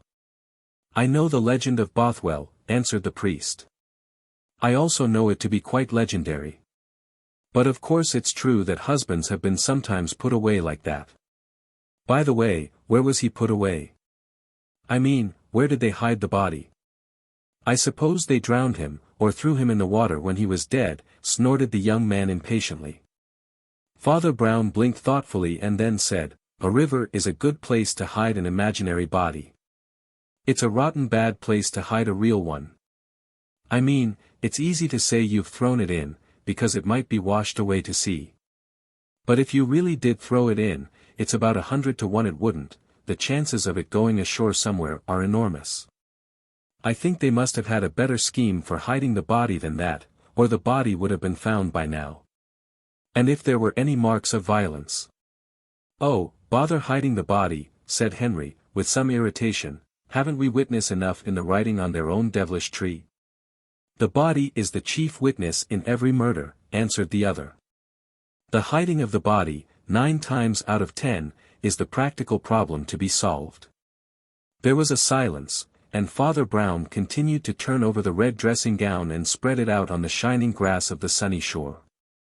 He did not look up. But, for some time past he had been conscious that the whole landscape had been changed for him by the presence of a third party, standing as still as a statue in the garden. "By the way," he said, lowering his voice, "how do you explain that little guy with the glass eye, who brought your poor uncle a letter yesterday? It seemed to me he was entirely altered by reading it. That's why I wasn't surprised at the suicide, when I thought it was a suicide. That chap was a rather low-down private detective, or I'm much mistaken." "Why," said Henry in a hesitating manner, "why, he might have been. Husbands do sometimes put on detectives in domestic tragedies like this, don't they? I suppose he got the proofs of their intrigue. And so they—" "I shouldn't talk too loud," said Father Brown, "because your detective is detecting us at this moment, from about a yard beyond those bushes." They looked up, and sure enough the goblin with the glass eye was fixing them with that disagreeable optic, looking all the more grotesque for standing among the white and waxen blooms of the classical garden. Henry Sand scrambled to his feet again with a rapidity that seemed breathless for one of his bulk, and asked the man very angrily and abruptly what he was doing, at the same time telling him to clear out at once. "Lord Staines," said the goblin of the garden, "would be much obliged if Father Brown would come up to the house and speak to him." Henry Sand turned away furiously. But the priest put down his fury to the dislike that was known to exist between him and the nobleman in question. As they mounted the slope, Father Brown paused a moment as if tracing patterns on the smooth tree trunk, glanced upwards once at the darker and more hidden hieroglyph said to be a record of romance. And then stared at the wider and more sprawling letters of the confession, or supposed confession of suicide. "Do those letters remind you of anything?" he asked. And when his sulky companion shook his head, he added, "They remind me of the writing on that placard that threatened him with the vengeance of the strikers." "This is the hardest riddle and the queerest tale I have ever tackled," said Father Brown, a month later, as he sat opposite Lord Staines in the recently furnished apartment of No. 188, The end flat, which was the last to be finished before the interregnum of the industrial dispute and the transfer of work from the trade union. It was comfortably furnished. And Lord Staines was presiding over grog and cigars, when the priest made his confession with a grimace. Lord Staines had become rather surprisingly friendly, in a cool and casual way. "I know that is saying a good deal, with your record," said Staines, "but certainly the detectives, including our seductive friend with the glass eye, don't seem at all able to see the solution." Father Brown laid down his cigar and said carefully, "It isn't that they can't see the solution. It is that they can't see the problem." "Indeed," said the other, "perhaps I can't see the problem either." "The problem is unlike all other problems, for this reason," said Father Brown. "It seems as if the criminal deliberately did two different things, either of which might have been successful, but which, when done together, could only defeat each other. I am assuming, what I firmly believe, that the same murderer pinned up the proclamation threatening a sort of Bolshevik murder, and also wrote on the tree confessing to an ordinary suicide. Now you may say it is after all possible that the proclamation was a proletarian proclamation, that some extremist workmen wanted to kill their employer, and killed him. Even if that were true, it would still stick at the mystery of why they left, or why anybody left, a contrary trail of private self-destruction. But it certainly isn't true. None of these workmen, however bitter, would have done a thing like that. I know them pretty well, I know their leaders quite well. To suppose that people like Tom Bruce or Hogan would assassinate somebody they could go for in the newspapers, and damage in all sorts of different ways, is the sort of psychology that sensible people call lunacy. No. There was somebody, who was not an indignant workman, who first played the part of an indignant workman, and then played the part of a suicidal employer. But, in the name of wonder, why? If he thought he could pass it off smoothly as a suicide, why did he first spoil it all by publishing a threat of murder? You might say it was an afterthought to fix up the suicide story, as less provocative than the murder story. But it wasn't less provocative after the murder story. He must have known he had already turned our thoughts towards murder, when it should have been his whole object to keep our thoughts away from it. If it was an afterthought, it was the afterthought of a very thoughtless person. And I have a notion that this assassin is a very thoughtful person. Can you make anything of it? No. But I see what you mean, said Staines, by saying that I didn't even see the problem. It isn't merely who killed Sand, it's why anybody should accuse somebody else of killing Sand and then accuse Sand of killing himself. Father Brown's face was knotted and the cigar was clenched in his teeth, the end of it ploughed and darkened rhythmically like the signal of some burning pulse of the brain. Then he spoke as if to himself. We've got to follow very closely and very clearly. It's like separating threads of thought from each other, something like this. Because the murder charge really rather spoilt the suicide charge, he wouldn't normally have made the murder charge. But he did make it, so he had some other reason for making it. It was so strong a reason that perhaps it reconciled him even to weakening his other line of defense, that it was a suicide. In other words, the murder charge wasn't really a murder charge.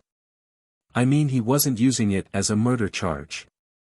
He wasn't doing it so as to shift to somebody else the guilt of murder, he was doing it for some other extraordinary reason of his own. His plan had to contain a proclamation that Sand would be murdered. Whether it threw suspicion on other people or not. Somehow or other the mere proclamation itself was necessary. But why? He smoked and smoldered away with the same volcanic concentration for 5 minutes before he spoke again. What could a murderous proclamation do, besides suggesting that the strikers were the murderers? What did it do? One thing is obvious, it inevitably did the opposite of what it said. It told Sand not to lock out his men. And it was perhaps the only thing in the world that would really have made him do it. You've got to think of the sort of man and the sort of reputation. When a man has been called a strong man in our silly sensational newspapers, when he is fondly regarded as a sportsman by all the most distinguished asses in England, he simply can't back down because he is threatened with a pistol. It would be like walking about at Ascot with a white feather stuck in his absurd white hat. It would break that inner idol or ideal of oneself, which every man not a downright dastard does really prefer to life. And Sand wasn't a dastard. He was courageous, he was also impulsive. It acted instantly like a charm. His nephew, who had been more or less mixed up with the workmen, cried out instantly that the threat must be absolutely and instantly defied. "Yes," said Lord Staines, "I noticed that." They looked at each other for an instant, and then Staines added carelessly, "So you think the thing the criminal wanted was the lockout?" cried the priest energetically. "The strike or whatever you call it, the cessation of work, anyhow. He wanted the work to stop at once, perhaps the blacklegs to come in at once, certainly the trade unionists to go out at once. That is what he really wanted, God knows why. And he brought that off, I think, really without bothering much about its other implication of the existence of Bolshevist assassins. But then I think something went wrong. I'm only guessing and groping very slowly here. But the only explanation I can think of is that something began to draw attention to the real seat of the trouble, to the reason, whatever it was, of his wanting to bring the building to a halt. And then belatedly, desperately, and rather inconsistently, he tried to lay the other trail that led to the river, simply and solely because it led away from the flats. He looked up through his moon-like spectacles, absorbing all the quality of the background and furniture, the restrained luxury of a quiet man of the world, and contrasting it with the 2 suitcases with which its occupant had arrived so recently in a newly finished and unfurnished flat. Then he said rather abruptly, "In short, the murderer was frightened of something or somebody in the flats. By the way, why did you come to live in the flats? Also by the way, young Henry told me you made an early appointment with him when you moved in. Is that true?" "Not in the least," said Staines. "I got the key from his uncle the night before. I've no notion why Henry came here that morning." "Ah," said Father Brown, "then I think I have some notion of why he came. I thought you startled him by coming in just when he was coming out." "And yet," said Staines, looking across with a glitter in his grey-green eyes, "you do rather think that I also am a mystery." "I think you are 2 mysteries," said Father Brown. "The first is why you originally retired from Sand's business. The second is why you have since come back to live in Sand's buildings." Staines smoked reflectively, knocked out his ash, and rang a bell on the table before him. "If you'll excuse me," he said, "I will summon 2 more to the council. Jackson, the little detective you know of, will answer the bell, and I've asked Henry Sand to come in a little later." Father Brown rose from his seat, walked across the room and looked down frowning into the fireplace. "Meanwhile," continued Staines, "I don't mind answering both your questions. I left the Sand business because I was sure there was some hanky-panky in it and somebody was pinching all the money. I came back to it and took this flat, because I wanted to watch for the real truth about old Sand's death, on the spot." Father Brown faced round as the detective entered the room. He stood staring at the hearthrug and repeated, "On the spot." "Mr. Jackson will tell you," said Staines, "that Sir Hubert commissioned him to find out who was the thief robbing the firm, and he brought a note of his discoveries the day before old Hubert disappeared." "Yes," said Father Brown, "and I know now where he disappeared to. I know where the body is." "Do you mean?" began his host hastily. "It is here," said Father Brown, and stamped on the hearthrug. "Here, under the elegant Persian rug in this cozy and comfortable room. Where in the world did you find that?" "I've just remembered," said Father Brown, "that I found it in my sleep." He closed his eyes as if trying to picture a dream, and went on dreamily. "This is a murder story turning on the problem of how to hide the body, and I found it in my sleep. I was always woken up every morning by hammering from this building. On that morning I half woke up, went to sleep again and woke once more, expecting to find it late, but it wasn't. Why? Because there had been hammering that morning, though all the usual work had stopped. Short, hurried hammering in the small hours before dawn. Automatically a man sleeping stirs at such a familiar sound. But he goes to sleep again, because the usual sound is not at the usual hour. Now why did a certain secret criminal want all the work to cease suddenly, and only new workers come in? Because, if the old workers had come in next day, they would have found a new piece of work done in the night. The old workers would have known where they left off, and they would have found the whole flooring of this room already nailed down. Nailed down by a man who knew how to do it, having mixed a good deal with the workmen and learned their ways.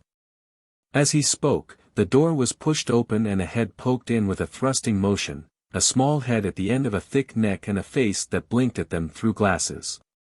Henry Sand said, observed Father Brown, staring at the ceiling, that he was no good at hiding things. But I think he did himself an injustice. Henry Sand turned and moved swiftly away down the corridor. He not only hid his thefts from the firm quite successfully for years, went on the priest with an air of abstraction, but when his uncle discovered them, he hid his uncle's corpse in an entirely new and original manner. At the same instant Staines again rang a bell, with a long strident steady ringing. And the little man with the glass eye was propelled or shot along the corridor after the fugitive, with something of the rotatory motion of a mechanical figure in a zoetrope. At the same moment, Father Brown looked out of the window, leaning over a small balcony, and saw 5 or 6 men start from behind bushes and railings in the street below and spread out equally mechanically like a fan or net, opening out after the fugitive who had shot like a bullet out of the front door. Father Brown saw only the pattern of the story, which had never strayed from that room. Where Henry had strangled Hubert and hid his body under impenetrable flooring, stopping the whole work on the building to do it. A pinprick had started his own suspicions, but only to tell him he had been led down the long loop of a lie. The point of the pin was that it was pointless. He fancied he understood Staines at last, and he liked to collect queer people who were difficult to understand. He realized that this tired gentleman, whom he had once accused of having green blood, had indeed a sort of cold green flame of conscientiousness or conventional honor, that had made him first shift out of a shady business, and then feel ashamed of having shifted it on to others, and come back as a bored laborious detective, pitching his camp on the very spot where the corpse had been buried. So that the murderer, finding him sniffing so near the corpse, had wildly staged the alternative drama of the dressing gown and the drowned man. All that was plain enough, but, before he withdrew his head from the night air and the stars, Father Brown threw one glance upwards at the vast black bulk of the Cyclopean building heaved far up into the night, and remembered Egypt and Babylon, and all that is at once eternal and ephemeral in the work of man. I was right in what I said first of all, he said. It reminds one of Cappi's poem about the Pharaoh and the pyramid. This house is supposed to be 100 houses, and yet the whole mountain of building is only one man's tomb. The insoluble problem. This queer incident, in some ways perhaps the queerest of the many that came his way, happened to Father Brown at the time when his French friend Flambeau had retired from the profession of crime and had entered with great energy and success on the profession of crime investigator. It happened that both as a thief and a thief-taker, Flambeau had rather specialized in the matter of jewel thefts, on which he was admitted to be an expert, both in the matter of identifying jewels and the equally practical matter of identifying jewel thieves. And it was in connection with his special knowledge of this subject, and a special commission which it had won for him, that he rang up his friend the priest on the particular morning on which this story begins. Father Brown was delighted to hear the voice of his old friend, even on the telephone, but in a general way, and especially at that particular moment, Father Brown was not very fond of the telephone. He was one who preferred to watch people's faces and feel social atmospheres, and he knew well that without these things, verbal messages are apt to be very misleading, especially from total strangers. And it seemed as if, on that particular morning, a swarm of total strangers had been buzzing in his ear with more or less unenlightening verbal messages. The telephone seemed to be possessed of a demon of triviality. Perhaps the most distinctive voice was one which asked him whether he did not issue regular permits for murder and theft upon the payment of a regular tariff hung up in his church. And as the stranger, on being informed that this was not the case, concluded the colloquy with a hollow laugh, it may be presumed that he remained unconvinced. Then an agitated, rather inconsequent female voice rang up requesting him to come round at once to a certain hotel he had heard of some 45 miles on the road to a neighboring cathedral town. The request being immediately followed by a contradiction in the same voice, more agitated and yet more inconsequent, telling him that it did not matter and that he was not wanted after all. Then came an interlude of a press agency asking him if he had anything to say on what a film actress had said about mustaches for men. And finally yet a third return of the agitated and inconsequent lady at the hotel, saying that he was wanted, after all. He vaguely supposed that this marked some of the hesitations and panics not unknown among those who are vaguely veering in the direction of instruction. But he confessed to a considerable relief when the voice of Flambeau wound up the series with a hearty threat of immediately turning up for breakfast. Father Brown very much preferred to talk to a friend sitting comfortably over a pipe, but it soon appeared that his visitor was on the warpath and full of energy. Having every intention of carrying off the little priest captive on some important expedition of his own. It was true that there was a special circumstance involved which might be supposed to claim the priest's attention. Flambeau had figured several times of late as successfully thwarting a theft of famous precious stones. He had torn the tiara of the Duchess of Dulwich out of the very hand of the bandit as he bolted through the garden.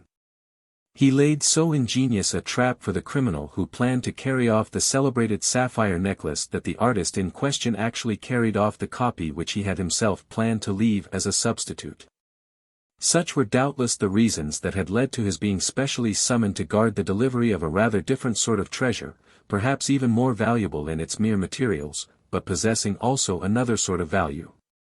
A world-famous reliquary, supposed to contain a relic of Saint Dorothy the Martyr, was to be delivered at the Catholic monastery in a cathedral town, and one of the most famous of international jewel thieves was supposed to have an eye on it. Or rather presumably on the gold and rubies of its setting, rather than its purely hagiological importance. Perhaps there was something in this association of ideas which made Flambeau feel that the priest would be a particularly appropriate companion in his adventure. But anyhow, he descended on him, breathing fire and ambition and very voluble about his plans for preventing the theft. Flambeau indeed bestrode the priest's hearth gigantically and in the old swaggering musketeer attitude, twirling his great mustaches. "You can't," he cried, referring to the 60-mile road to Casterbury. "You can't allow a profane robbery like that to happen under your very nose." The relic was not to reach the monastery till the evening, and there was no need for its defenders to arrive earlier. For indeed a motor journey would take them the greater part of the day. Moreover, Father Brown casually remarked that there was an inn on the road, at which he would prefer to lunch, as he had been already asked to look in there as soon as was convenient. As they drove along through a densely wooded but sparsely inhabited landscape, in which inns and all other buildings seemed to grow rarer and rarer, the daylight began to take on the character of a stormy twilight even in the heat of noon. And dark purple clouds gathered over dark grey forests. As is common under the lurid quietude of that kind of light, what color there was in the landscape gained a sort of secretive glow which is not found in objects under the full sunlight. And ragged red leaves or golden or orange fungi seemed to burn with a dark fire of their own. Under such a half-light they came to a break in the woods like a great rent in a grey wall, and saw beyond, standing above the gap, the tall and rather outlandish-looking inn that bore the name of the Green Dragon. The two old companions had often arrived together at inns and other human habitations, and found a somewhat singular state of things there, but the signs of singularity had seldom manifested themselves so early.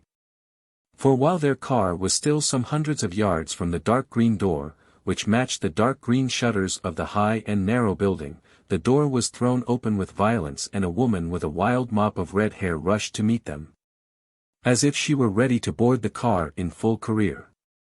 Flambeau brought the car to a standstill, but almost before he had done so, she thrust her white and tragic face into the window, crying, "Are you Father Brown?" and then almost in the same breath, "Who is this man?"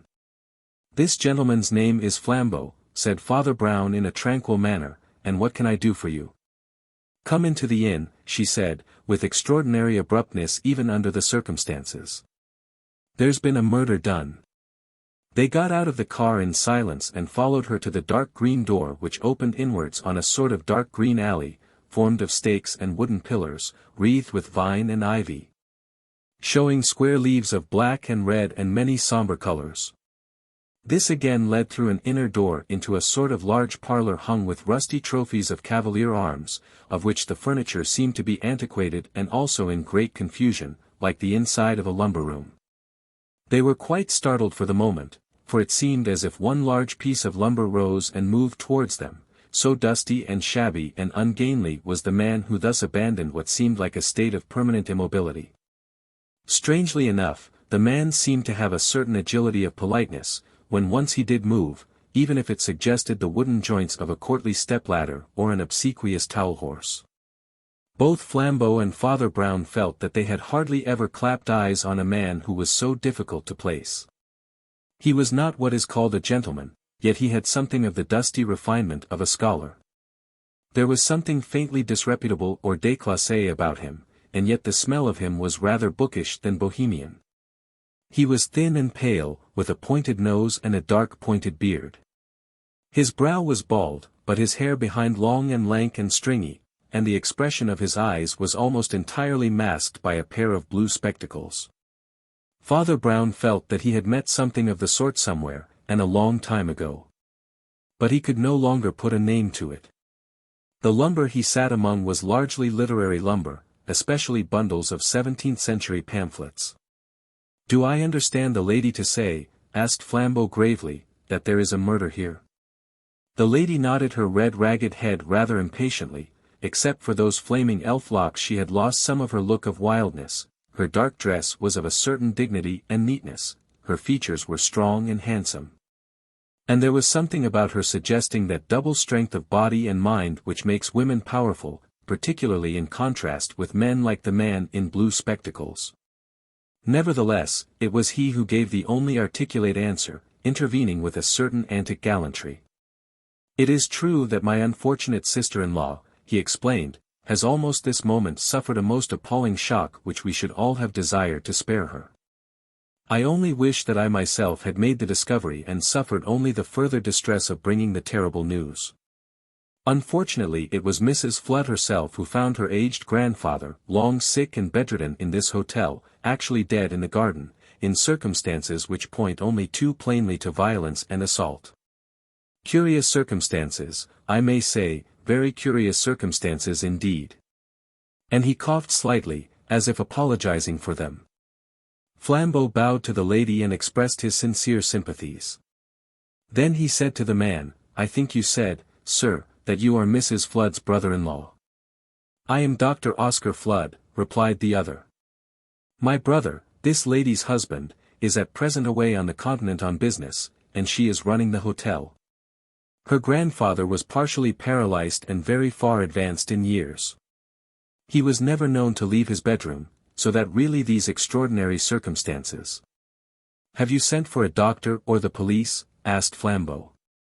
"Yes," replied Dr. Flood, "we rang up after making the dreadful discovery, but they can hardly be here for some hours. This roadhouse stands so very remote. It is only used by people going to Casterbury or even beyond. So we thought we might ask for your valuable assistance until—" "If we are to be of any assistance," said Father Brown, interrupting in too abstracted a manner to seem uncivil, "I should say we had better go and look at the circumstances at once." He stepped almost mechanically towards the door, and almost ran into a man who was shouldering his way in. A big, heavy young man with dark hair unbrushed and untidy, who would nevertheless have been rather handsome save for a slight disfigurement of one eye, which gave him rather a sinister appearance. "What the devil are you doing?" he blurted out, telling every Tom, Dick and Harry, "At least you ought to wait for the police." "I will be answerable to the police," said Flambeau with a certain magnificence, and a sudden air of having taken command of everything. He advanced to the doorway, and as he was much bigger than the big young man, and his mustaches were as formidable as the horns of a Spanish bull, the big young man backed before him and had an inconsequent air of being thrown out and left behind. As the group swept out into the garden and up the flagged path towards the mulberry plantation, only Flambeau heard the little priest say to the doctor, "He doesn't seem to love us really, does he? By the way, Who is he? His name is Dunn, said the doctor, with a certain restraint of manner. My sister-in-law gave him the job of managing the garden, because he lost an eye in the war. As they went through the mulberry bushes, the landscape of the garden presented that rich yet ominous effect which is found when the land is actually brighter than the sky. In the broken sunlight from behind, the treetops in front of them stood up like pale green flames against a sky steadily blackening with storm, through every shade of purple and violet. The same light struck strips of the lawn and garden beds. And whatever it illuminated seemed more mysteriously somber and secret for the light. The garden bed was dotted with tulips that looked like drops of dark blood, and some of which one might have sworn were truly black. And the line ended appropriately with a tulip tree, which Father Brown was disposed, if partly by some confused memory, to identify with what is commonly called the Judas tree. What assisted the association was the fact that there was hanging from one of the branches, like a dried fruit, the dry, thin body of an old man, with a long beard that wagged grotesquely in the wind.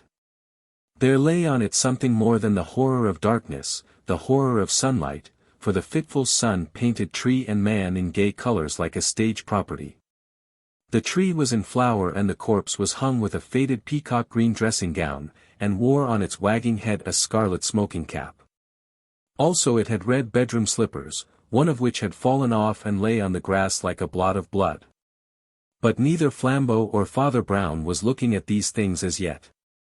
They were both staring at a strange object that seemed to stick out of the middle of the dead man's shrunken figure, and which they gradually perceived to be the black but rather rusty iron hilt of a 17th-century sword, which had completely transfixed the body. They both remained almost motionless as they gazed at it, until the restless Dr. Flood seemed to grow quite impatient with their stolidity. "What puzzles me most," he said, nervously snapping his fingers, "is the actual state of the body. And yet it has given me an idea already." Flambeau had stepped up to the tree and was studying the sword hilt through an eyeglass. But for some odd reason, it was at that very instant that the priest in sheer perversity spun round like a teetotum, turned his back on the corpse, and looked peeringly in the very opposite direction.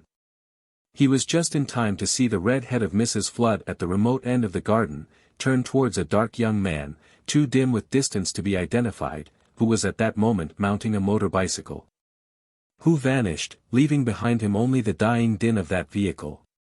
Then the woman turned and began to walk towards them across the garden, just as Father Brown turned also and began a careful inspection of the sword hilt and the hanging corpse. "I understand you only found him about half an hour ago," said Flambeau. "Was there anybody about here just before that? I mean anybody in his bedroom, or that part of the house, or this part of the garden, say for an hour beforehand?" "No," said the doctor with precision. "That is the very tragic accident. My sister-in-law was in the pantry, which is a sort of outhouse on the other side. This man Dunn was in the kitchen garden, which is also in that direction. And I myself was poking about among the books, in a room just behind the one you found me in. There are 2 female servants, but one had gone to the post and the other was in the attic." "And were any of these people," asked Flambeau, very quietly, "I say any of these people, at all on bad terms with the poor old gentleman?" "He was the object of almost universal affection," replied the doctor solemnly. "If there were any misunderstandings, they were mild and of a sort common in modern times. The old man was attached to the old religious habits, and perhaps his daughter and son-in-law had rather wider views. All that can have had nothing to do with a ghastly and fantastic assassination like this." "It depends on how wide the modern views were," said Father Brown, "or how narrow." At this moment they heard Mrs. Flood hallooing across the garden as she came, and calling her brother-in-law to her with a certain impatience.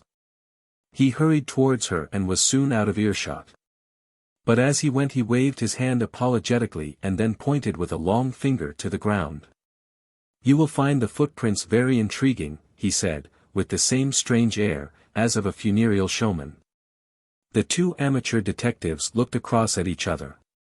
"I find several other things intriguing," said Flambeau. "Oh, yes," said the priest, staring rather foolishly at the grass. "I was wondering," said Flambeau, why they should hang a man by the neck till he was dead, and then take the trouble to stick him with a sword. And I was wondering, said Father Brown, why they should kill a man with a sword thrust through his heart, and then take the trouble to hang him by the neck. Oh, you are simply being contrary, protested his friend. I can see at a glance that they didn't stab him alive. The body would have bled more and the wound wouldn't have closed like that. And I could see at a glance, said Father Brown, peering up very awkwardly, with his short stature and short sight, that they didn't hang him alive. If you'll look at the knot in the noose, you will see it's tied so clumsily that a twist of rope holds it away from the neck, so that it couldn't throttle a man at all. He was dead before they put the rope on him. And he was dead before they put the sword in him. And how was he really killed? I think, remarked the other, that we'd better go back to the house and have a look at his bedroom, and other things. So we will, said Father Brown. But among other things perhaps we had better have a look at these footprints. Better begin at the other end, I think, by his window. Well, there are no footprints on the paved path, as there might be, but then again there mightn't be. Well, here is the lawn just under his bedroom window. And here are his footprints plain enough. He blinked ominously at the footprints. And then began carefully retracing his path towards the tree, every now and then ducking in an undignified manner to look at something on the ground. Eventually he returned to Flambeau and said in a chatty manner. Well, do you know the story that is written there very plainly?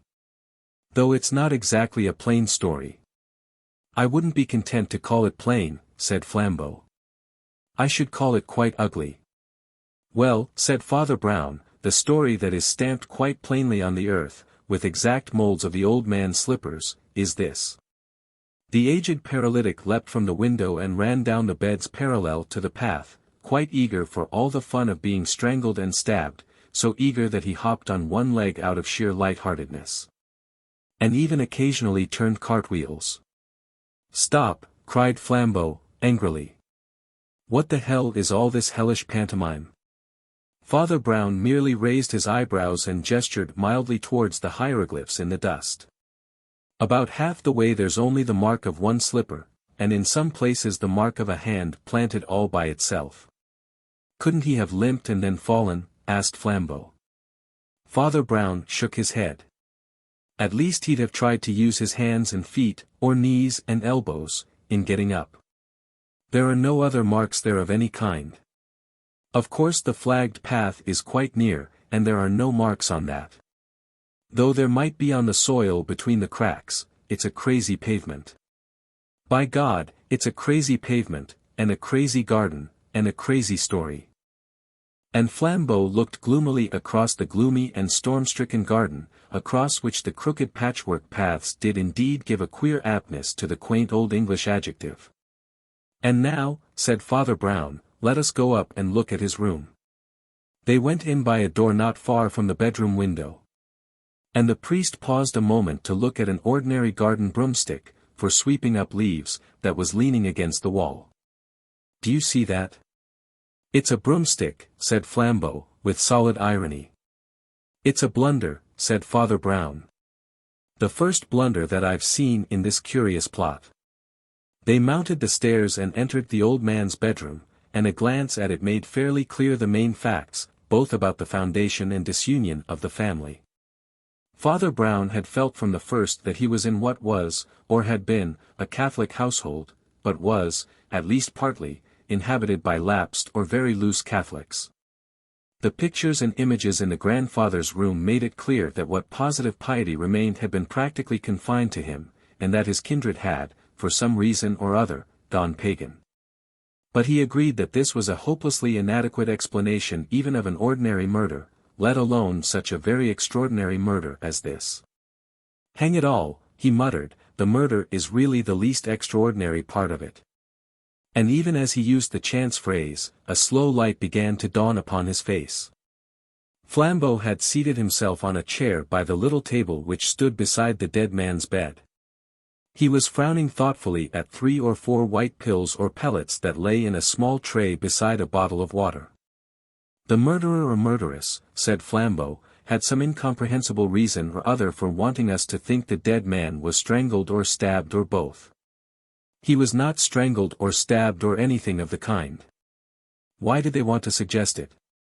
The most logical explanation is that he died in some particular way which would, in itself, suggest a connection with some particular person. Suppose, for instance, he was poisoned. And suppose somebody is involved who would naturally look more like a poisoner than anybody else. After all, said Father Brown softly, our friend in the blue spectacles is a doctor. I'm going to examine these pills pretty carefully, went on Flambeau. I don't want to lose them, though. They look as if they were soluble in water. It may take you some time to do anything scientific with them, said the priest, and the police doctor may be here before that. So I should certainly advise you not to lose them. That is, if you are going to wait for the police doctor. I am going to stay here till I have solved this problem, said Flambeau. Then you will stay here forever, said Father Brown, looking calmly out of the window. I don't think I shall stay in this room, anyhow. Do you mean that I shan't solve the problem? Asked his friend. Why shouldn't I solve the problem? Because it isn't soluble in water. No, nor in blood, said the priest, and he went down the dark stairs into the darkening garden. There he saw again what he had already seen from the window. The heat and weight and obscurity of the thunderous sky seemed to be pressing yet more closely on the landscape. The clouds had conquered the sun which, above, in a narrowing clearance, stood up paler than the moon. There was a thrill of thunder in the air, but now no more stirring of wind or breeze. And even the colors of the garden seemed only like richer shades of darkness.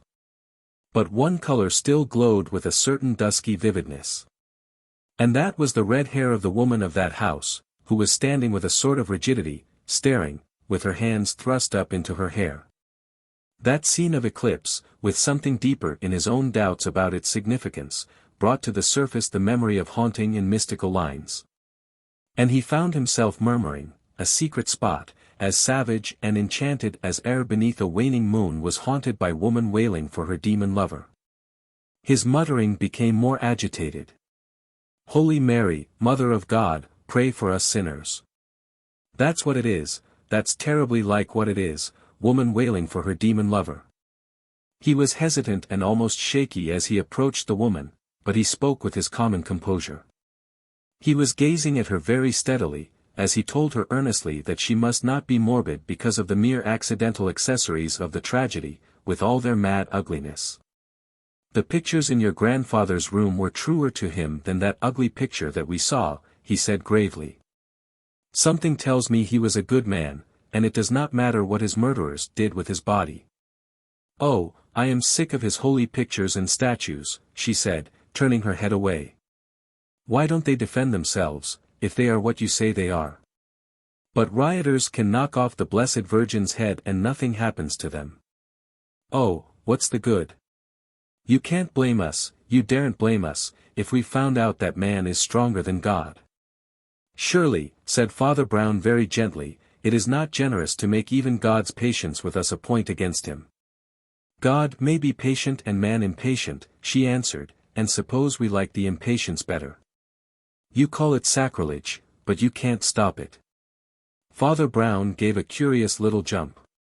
Sacrilege, he said. And suddenly turned back to the doorway with a new brisk air of decision.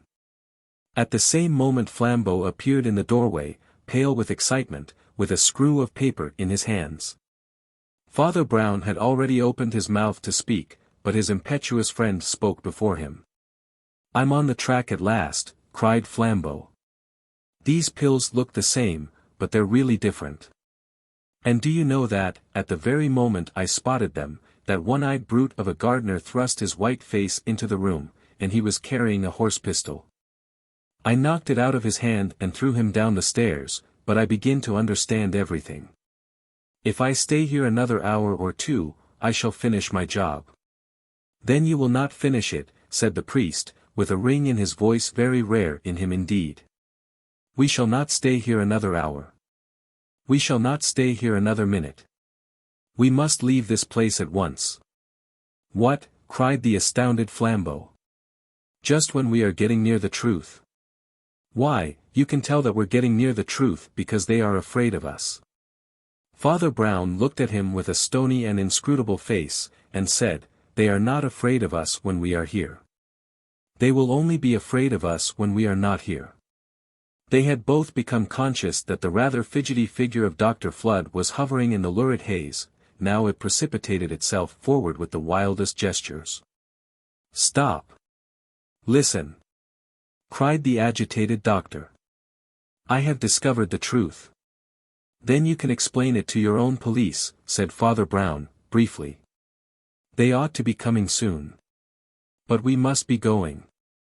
The doctor seemed thrown into a whirlpool of emotions, eventually rising to the surface again with a despairing cry. He spread out his arms like a cross, barring their way. Be it so, he cried. I will not deceive you now, by saying I have discovered the truth. I will only confess the truth. Then you can confess it to your own priest, said Father Brown, and strode towards the garden gate, followed by his staring friend. Before he reached the gate, another figure had rushed athwart him like the wind, and Dunn the gardener was shouting at him some unintelligible derision at detectives who were running away from their job. Then the priest ducked just in time to dodge a blow from the horse pistol, wielded like a club. But Dunn was just not in time to dodge a blow from the fist of Flambeau, which was like the club of Hercules. The two left Mr. Dunn spread flat behind them on the path, and, passing out of the gate, went out and got into their car in silence. Flambeau only asked one brief question and Father Brown only answered, Casterbury. At last, after a long silence, the priest observed, I could almost believe the storm belonged only to that garden, and came out of a storm in the soul. My friend, said Flambeau. I have known you a long time, and when you show certain signs of certainty, I follow your lead. But I hope you are not going to tell me that you took me away from that fascinating job, because you did not like the atmosphere. Well, it was certainly a terrible atmosphere, replied Father Brown, calmly. Dreadful and passionate and oppressive. And the most dreadful thing about it was this, that there was no hate in it at all. Somebody, suggested Flambeau, seems to have had a slight dislike of Grandpapa. Nobody had any dislike of anybody, said Father Brown with a groan. That was the dreadful thing in that darkness. It was love. Curious way of expressing love, to strangle somebody and stick him with a sword, observed the other. It was love, repeated the priest, and it filled the house with terror. Don't tell me, protested Flambeau, that beautiful woman is in love with that spider in spectacles. No, said Father Brown and groaned again. She is in love with her husband. It is ghastly. It is a state of things that I have often heard you recommend, replied Flambeau. You cannot call that lawless love. Not lawless in that sense, answered Father Brown. Then he turned sharply on his elbow and spoke with a new warmth. Do you think I don't know that the love of a man and a woman was the first command of God and is glorious forever? Are you one of those idiots who think we don't admire love and marriage?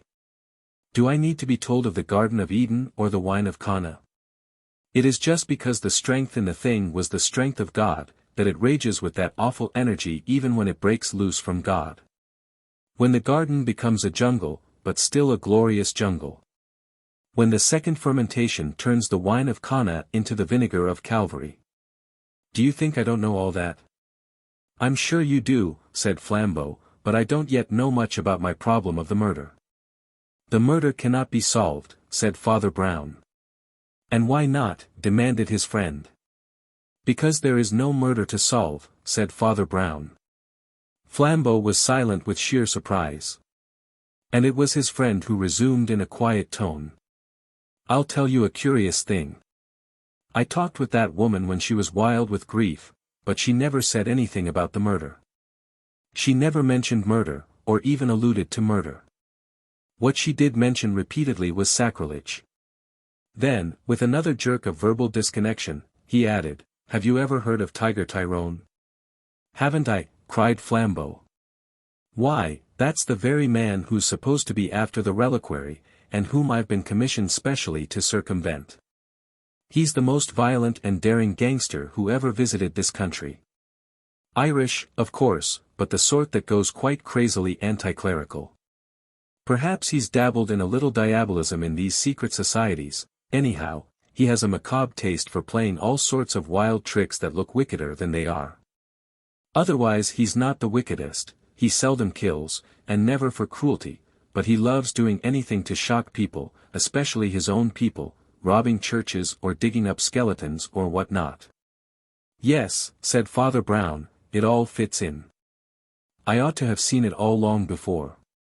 I don't see how we could have seen anything, after only an hour's investigation, said the detective defensively. I ought to have seen it before there was anything to investigate, said the priest. I ought to have known it before you arrived this morning. What on earth do you mean? It only shows how wrong voices sound on the telephone, said Father Brown reflectively. I heard all 3 stages of the thing this morning. And I thought they were trifles. First, a woman rang me up and asked me to go to that inn as soon as possible. What did that mean? Of course it meant that the old grandfather was dying. Then she rang up to say that I needn't go, after all.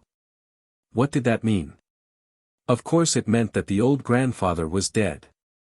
He had died quite peaceably in his bed, probably heart failure from sheer old age. And then she rang up a 3rd time and said I was to go, after all.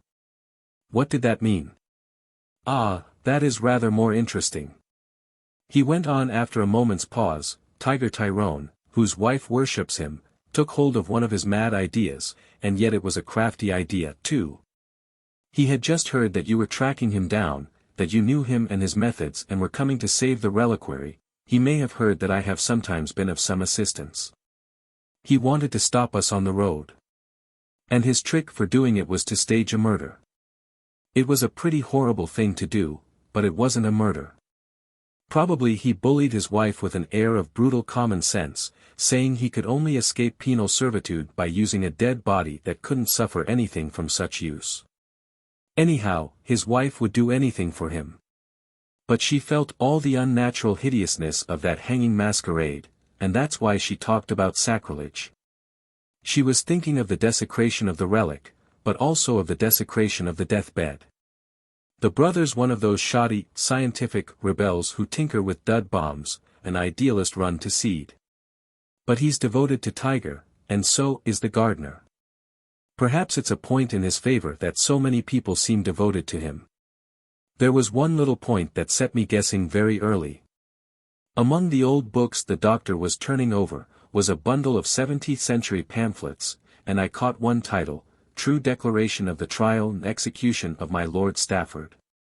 Now Stafford was executed in the Popish plot business, which began with one of history's detective stories, the death of Sir Edmund Barry Godfrey. Godfrey was found dead in a ditch, and part of the mystery was that he had marks of strangulation, but was also transfixed with his own sword. I thought at once that somebody in the house might have got the idea from here. But he couldn't have wanted it as a way of committing a murder. He can only have wanted it as a way of creating a mystery. Then I saw that this applied to all the other outrageous details. They were devilish enough, but it wasn't mere devilry. There was a rag of excuse, because they had to make the mystery as contradictory and complicated as possible, to make sure that we should be a long time solving it, or rather seeing through it. So they dragged the poor old man off his deathbed and made the corpse hop and turn cartwheels and do everything that it couldn't have done. They had to give us an insoluble problem. They swept their own tracks off the path, leaving the broom. Fortunately we did see through it in time. You saw through it in time, said Flambeau. I might have lingered a little longer over the second trail they left, sprinkled with assorted pills. Well, anyhow, we got away, said Father Brown, comfortably. And that, I presume, said Flambeau, is the reason I am driving at this rate along the road to Casterbury. That night in the monastery and church at Casterbury there were events calculated to stagger monastic seclusion. The reliquary of St. Dorothy, in a casket gorgeous with gold and rubies, was temporarily placed in a side room near the chapel of the monastery, to be brought in with a procession for a special service at the end of benediction. It was guarded for the moment by one monk, who watched it in a tense and vigilant manner, for he and his brethren knew all about the shadow of peril from the prowling of Tiger Tyrone. Thus it was that the monk was on his feet in a flash, when he saw one of the low-latticed windows beginning to open and a dark object crawling like a black serpent through the crack. Rushing across, he gripped it and found it was the arm and sleeve of a man, terminating with a handsome cuff and a smart dark grey glove. Laying hold of it, he shouted for help, and even as he did so, a man darted into the room through the door behind his back and snatched the casket he had left behind him on the table. Almost at the same instant, the arm wedged in the window came away in his hand, and he stood holding the stuffed limb of a dummy.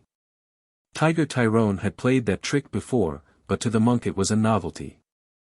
Fortunately, there was at least one person to whom the tiger's tricks were not a novelty, and that person appeared with militant mustaches, gigantically framed in the doorway, at the very moment when the tiger turned to escape by it. Flambeau and Tiger Tyrone looked at each other with steady eyes and exchanged something that was almost like a military salute. Meanwhile Father Brown had slipped into the chapel, to say a prayer for several persons involved in these unseemly events. But he was rather smiling than otherwise, and, to tell the truth, he was not by any means hopeless about Mr. Tyrone and his deplorable family, but rather more hopeful than he was for many more respectable people. Then his thoughts widened with the grander perspectives of the place and the occasion.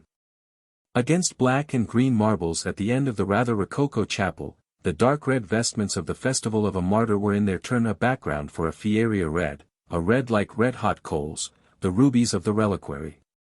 The roses of St. Dorothy. And he had again a thought to throw back to the strange events of that day, and the woman who had shuddered at the sacrilege she had helped.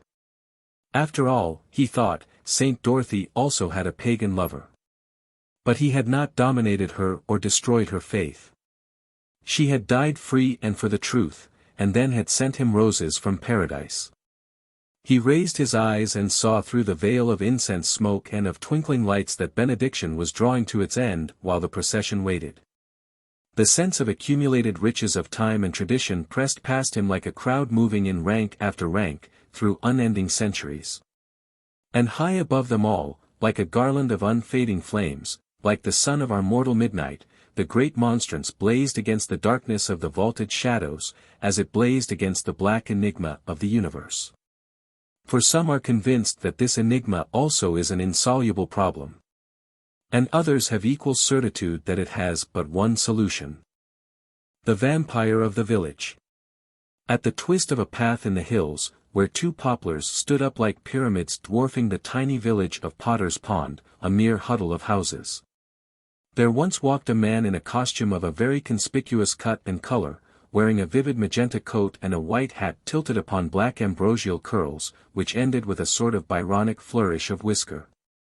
The riddle of why he was wearing clothes of such fantastic antiquity, yet wearing them with an air of fashion and even swagger, was but one of the many riddles that were eventually solved in solving the mystery of his fate. The point here is that when he had passed the poplars he seemed to have vanished, as if he had faded into the wan and widening dawn or been blown away upon the wind of morning. It was only about a week afterwards that his body was found a quarter of a mile away, broken upon the steep rockeries of a terraced garden leading up to a gaunt and shuttered house called the Grange. Just before he had vanished, he had been accidentally overheard apparently quarreling with some bystanders, and especially abusing their village as a wretched little hamlet.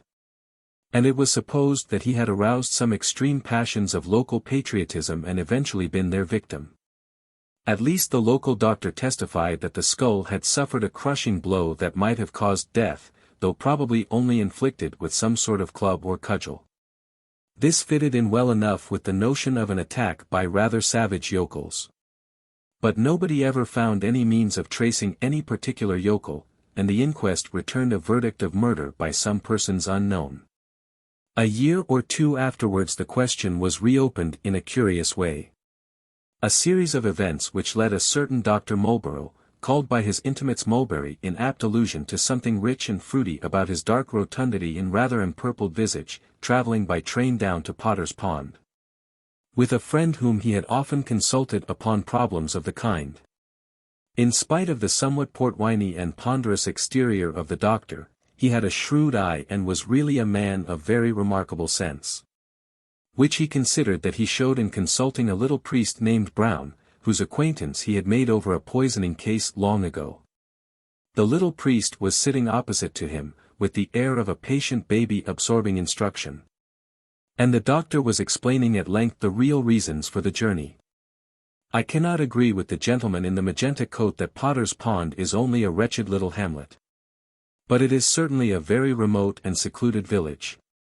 So that it seems quite outlandish, like a village of 100 years ago. The spinsters are really spinsters, damn it, you could almost imagine you saw them spin. The ladies are not just ladies. They are gentlewomen. And their chemist is not a chemist, but an apothecary, pronounced potcary.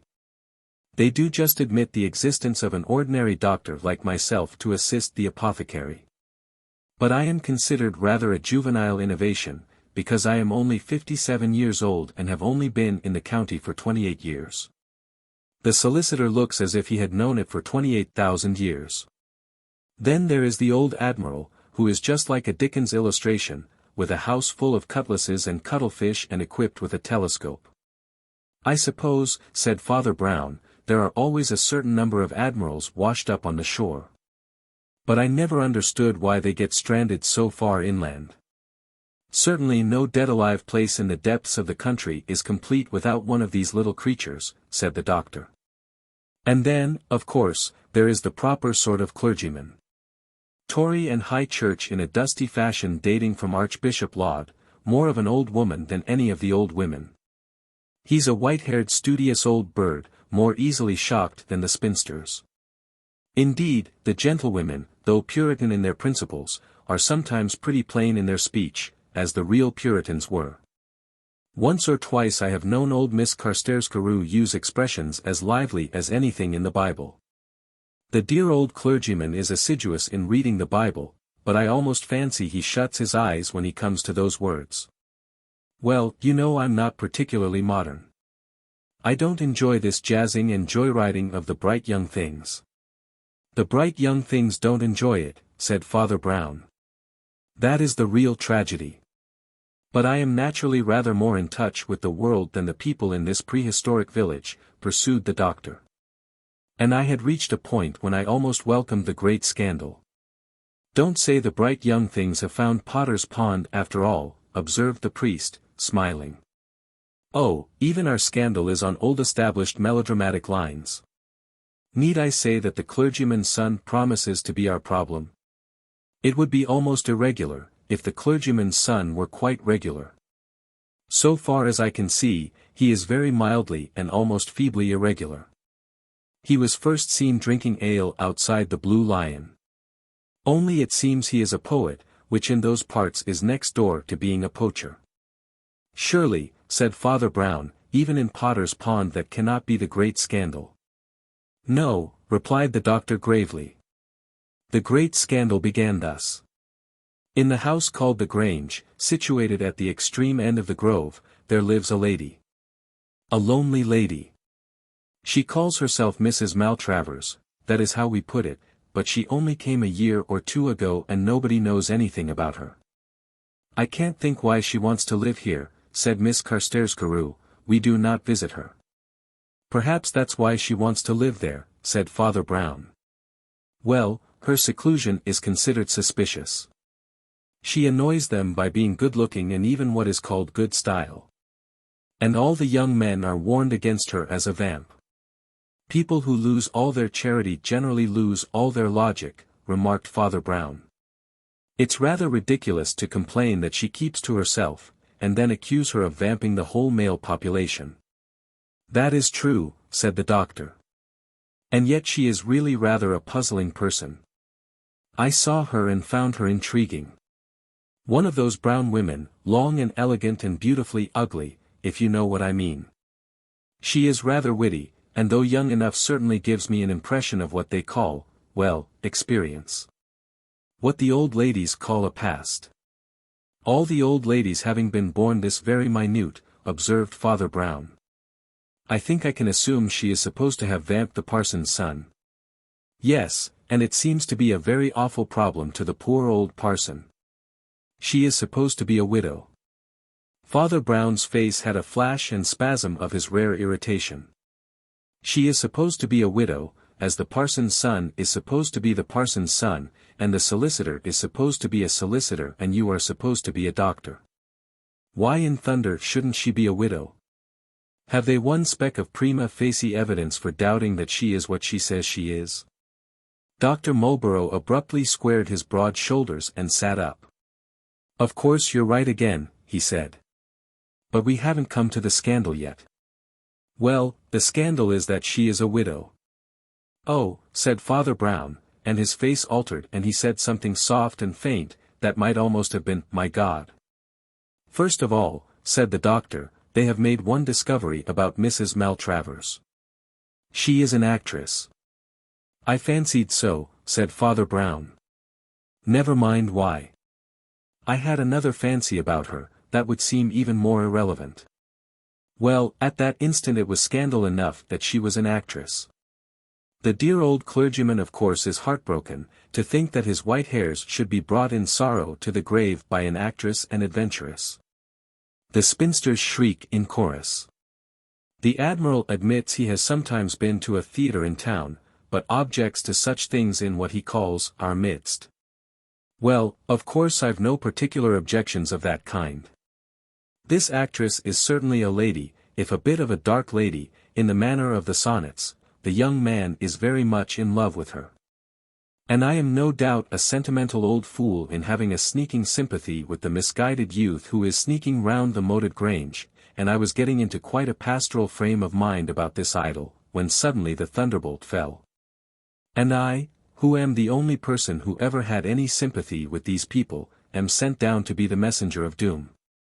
Yes, said Father Brown, and why were you sent down? The doctor answered with a sort of groan.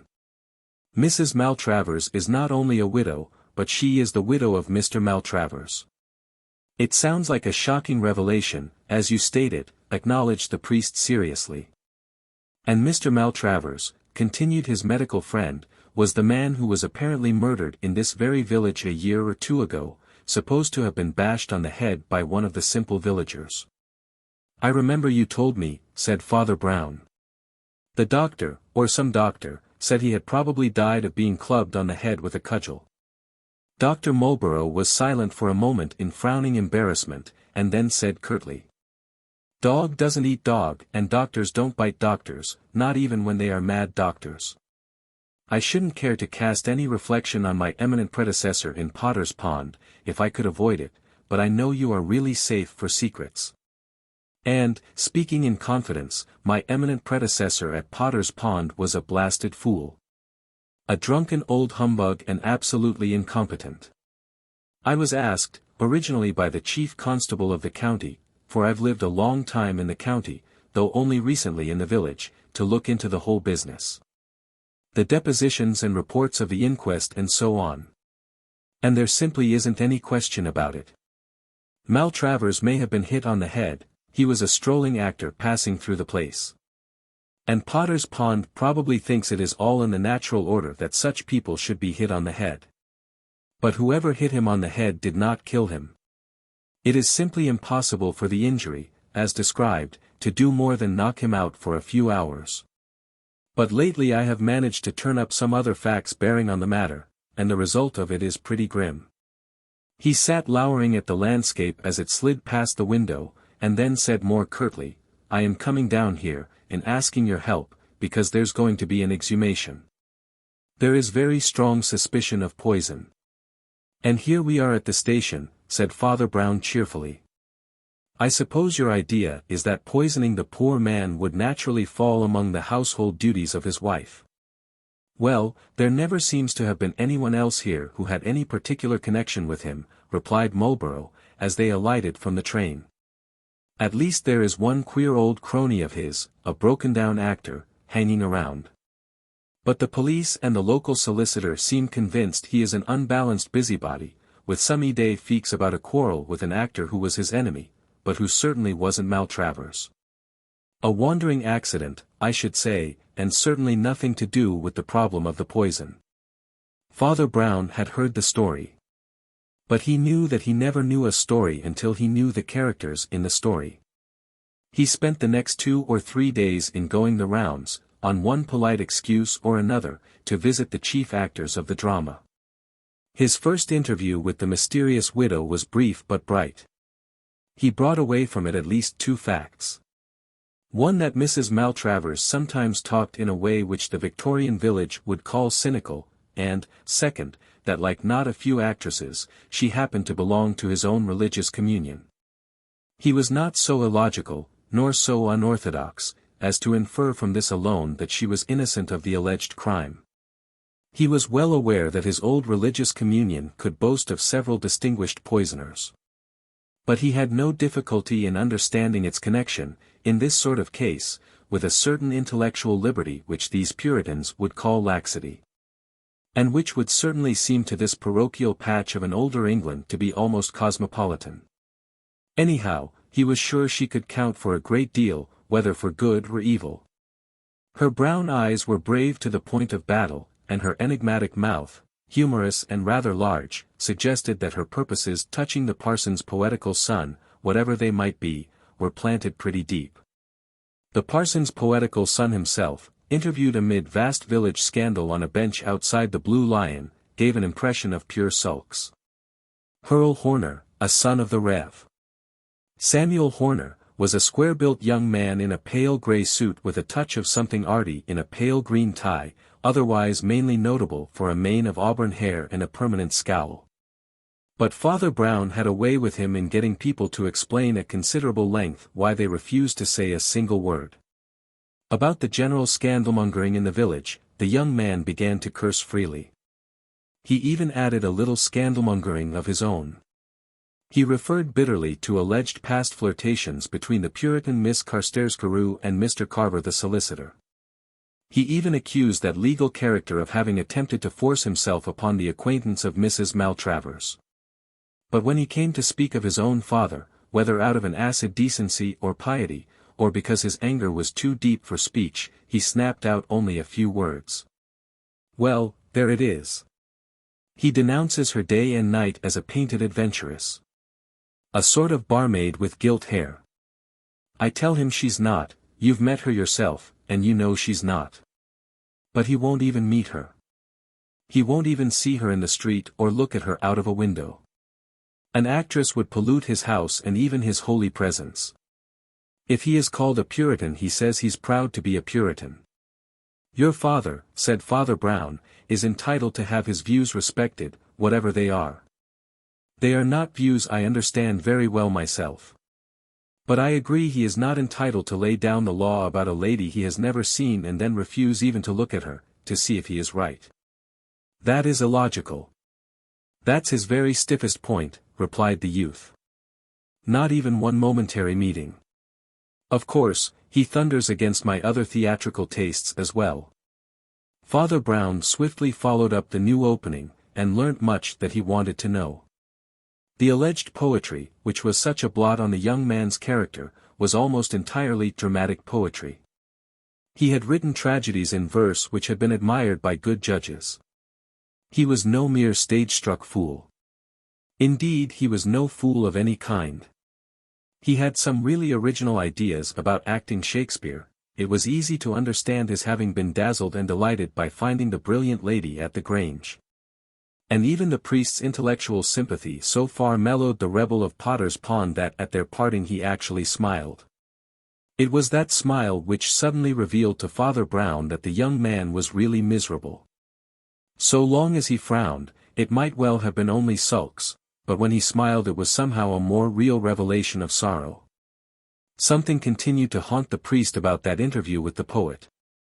An inner instinct certified that the sturdy young man was eaten from within, by some grief greater even than the conventional story of conventional parents being obstacles to the course of true love.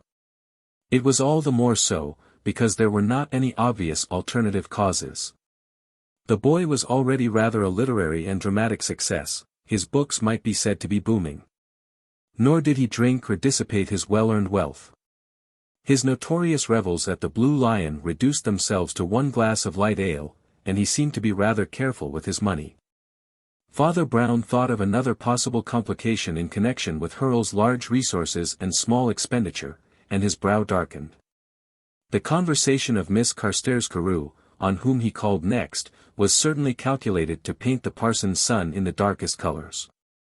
But as it was devoted to blasting him with all the special vices which Father Brown was quite certain the young man did not exhibit, he put it down to a common combination of puritanism and gossip. The lady, though lofty, was quite gracious, however, and offered the visitor a small glass of port wine and a slice of seed cake, in the manner of everybody's most ancient great-aunts. Before he managed to escape from a sermon on the general decay of morals and manners. His next port of call was very much of a contrast, for he disappeared down a dark and dirty alley, where Miss Carstairs Carew would have refused to follow him even in thought. And then into a narrow tenement made noisier by a high and declamatory voice in an attic. From this he re-emerged, with a rather dazed expression, pursued on to the pavement by a very excited man with a blue chin and a black frock coat faded to bottle green, who was shouting argumentatively, "He did not disappear. Maltravers never disappeared. He appeared dead and I've appeared alive. But where's all the rest of the company? Where's that man, that monster, who deliberately stole my lines, crabbed my best scenes and ruined my career? I was the finest Jubal that ever trod the boards. He acted Shylock, he didn't need to act much for that. And so with the greatest opportunity of my whole career. I could show you press cuttings on my renderings of Fortinbras. I'm quite sure they were splendid and very well deserved," gasped the little priest. "I understood the company had left the village before Maltravers died. But it's all right. It's quite all right." And he began to hurry down the street again. He was to act Polonius, continued the unquenchable orator behind him. Father Brown suddenly stopped dead. "Oh," he said very slowly, "he was to act Polonius." "That villain Henkin," shrieked the actor. "Follow his trail. Follow him to the ends of the earth. Of course he'd left the village, trust him for that. Follow him, find him. And may the curses," but the priest was again hurrying away down the street. Two much more prosaic and perhaps more practical interviews followed this melodramatic scene. First the priest went into the bank, where he was closeted for 10 minutes with the manager, and then paid a very proper call on the aged and amiable clergyman. Here again all seemed very much as described, unaltered and seemingly unalterable. A touch or two of devotion from more austere traditions, in the narrow crucifix on the wall, the big Bible on the bookstand and the old gentleman's opening lament over the increasing disregard of Sunday. But all with a flavor of gentility that was not without its little refinements and faded luxuries. The clergyman also gave his guest a glass of port, but accompanied by an ancient British biscuit instead of seed cake. The priest had again the weird feeling that everything was almost too perfect, and that he was living a century before his time. Only on one point the amiable old parson refused to melt into any further amiability. He meekly but firmly maintained that his conscience would not allow him to meet a stage player. However, Father Brown put down his glass of port with expressions of appreciation and thanks. And went off to meet his friend the doctor by appointment at the corner of the street. Whence they were to go together to the offices of Mr. Carver, the solicitor. "I suppose you've gone the dreary round," began the doctor, "and found it a very dull village." Father Brown's reply was sharp and almost shrill. "Don't call your village dull. I assure you it's a very extraordinary village indeed. I've been dealing with the only extraordinary thing that ever happened here, I should think," observed Dr. Mulborough. "And even that happened to somebody from outside. I may tell you they managed the exhumation quietly last night. And I did the autopsy this morning. In plain words, we've been digging up a corpse that's simply stuffed with poison." "A corpse stuffed with poison," repeated Father Brown rather absently. "Believe me, your village contains something much more extraordinary than that." There was abrupt silence, followed by the equally abrupt pulling of the antiquated bell-pull in the porch of the solicitor's house.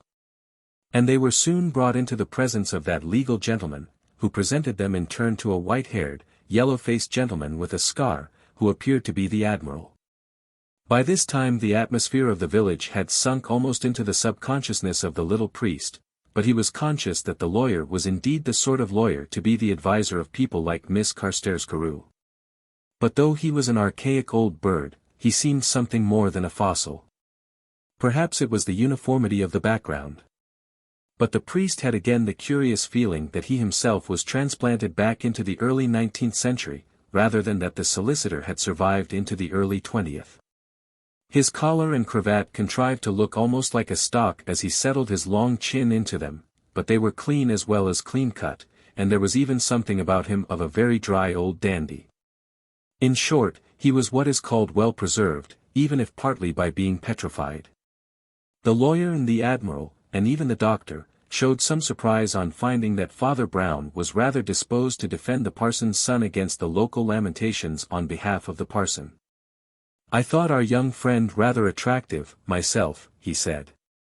"He's a good talker and I should guess a good poet, and Mrs. Maltravers, who is serious about that at least, says he's quite a good actor." "Indeed," said the lawyer. "Potter's Pond, outside Mrs. Maltravers, is rather more inclined to ask if he is a good son." "He is a good son," said Father Brown. "That's the extraordinary thing." "Damn it all," said the admiral. "Do you mean he's really fond of his father?" The priest hesitated. Then he said, "I'm not quite so sure about that." "That's the other extraordinary thing." "What the devil do you mean?" demanded the sailor with nautical profanity. "I mean," said Father Brown, "that the son still speaks of his father in a hard unforgiving way, but he seems after all to have done more than his duty by him. I had a talk with the bank manager, and as we were inquiring in confidence into a serious crime, under authority from the police, he told me the facts. The old clergyman has retired from parish work, indeed, this was never actually his parish. Such of the populace, which is pretty pagan, as goes to church at all, goes to Dutton Abbot, not a mile away. The old man has no private means, but his son is earning good money, and the old man is well looked after. He gave me some port of absolutely first-class vintage, I saw rows of dusty old bottles of it, and I left him sitting down to a little lunch quite recherché in an old-fashioned style. It must be done on the young man's money." "Quite a model son," said Carver with a slight sneer. Father Brown nodded, frowning, as if revolving a riddle of his own, and then said, "A model son. But rather a mechanical model." At this moment a clerk brought in an unstamped letter for the lawyer, a letter which the lawyer tore impatiently across after a single glance. As it fell apart, the priest saw a spidery, crazy crowded sort of handwriting in the signature of Phoenix Fitzgerald, and made a guess which the other curtly confirmed. "It's that melodramatic actor that's always pestering us," he said. "He's got some fixed feud with some dead and gone fellow mummer of his, which can't have anything to do with the case. We all refuse to see him, except the doctor, who did see him, and the doctor says he's mad." "Yes," said Father Brown, pursing his lips thoughtfully. "I should say he's mad. But of course there can't be any doubt that he's right." "Right?" cried Carver sharply. "Right about what?" "About this being connected with the old theatrical company," said Father Brown. "Do you know the first thing that stumped me about this story? It was that notion that Maltravers was killed by villagers because he insulted their village.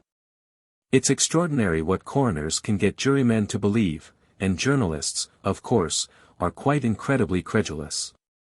They can't know much about English rustics. I'm an English rustic myself, at least I was grown, with other turnips, in Essex. Can you imagine an English agricultural laborer idealizing and personifying his village, like the citizen of an old Greek city-state, drawing the sword for its sacred banner, like a man in the tiny medieval republic of an Italian town? Can you hear a jolly old gaffer saying, 'Blood alone can wipe out one spot on the escutcheon of Potter's Pond'? By St. George and the Dragon, I only wish they would.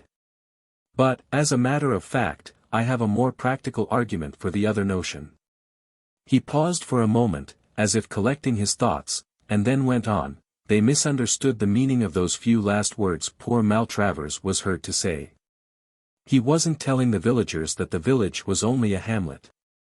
He was talking to an actor. They were going to put on a performance in which Fitzgerald was to be Fortinbras, the unknown Henkin to be Polonius, and Maltravers, no doubt, the Prince of Denmark.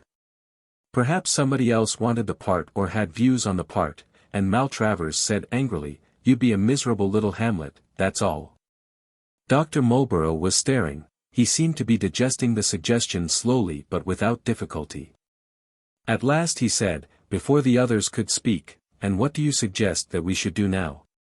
Father Brown arose rather abruptly, but he spoke civilly enough. "If these gentlemen will excuse us for a moment, I propose that you and I, Doctor, should go round at once to the Horners. I know the parson and his son will both be there just now. And what I want to do, Doctor, is this. Nobody in the village knows yet, I think, about your autopsy and its result. I want you simply to tell both the clergyman and his son, while they are there together, the exact fact of the case, that Maltravers died by poison and not by a blow." Dr. Marlborough had reason to reconsider his incredulity when told that it was an extraordinary village.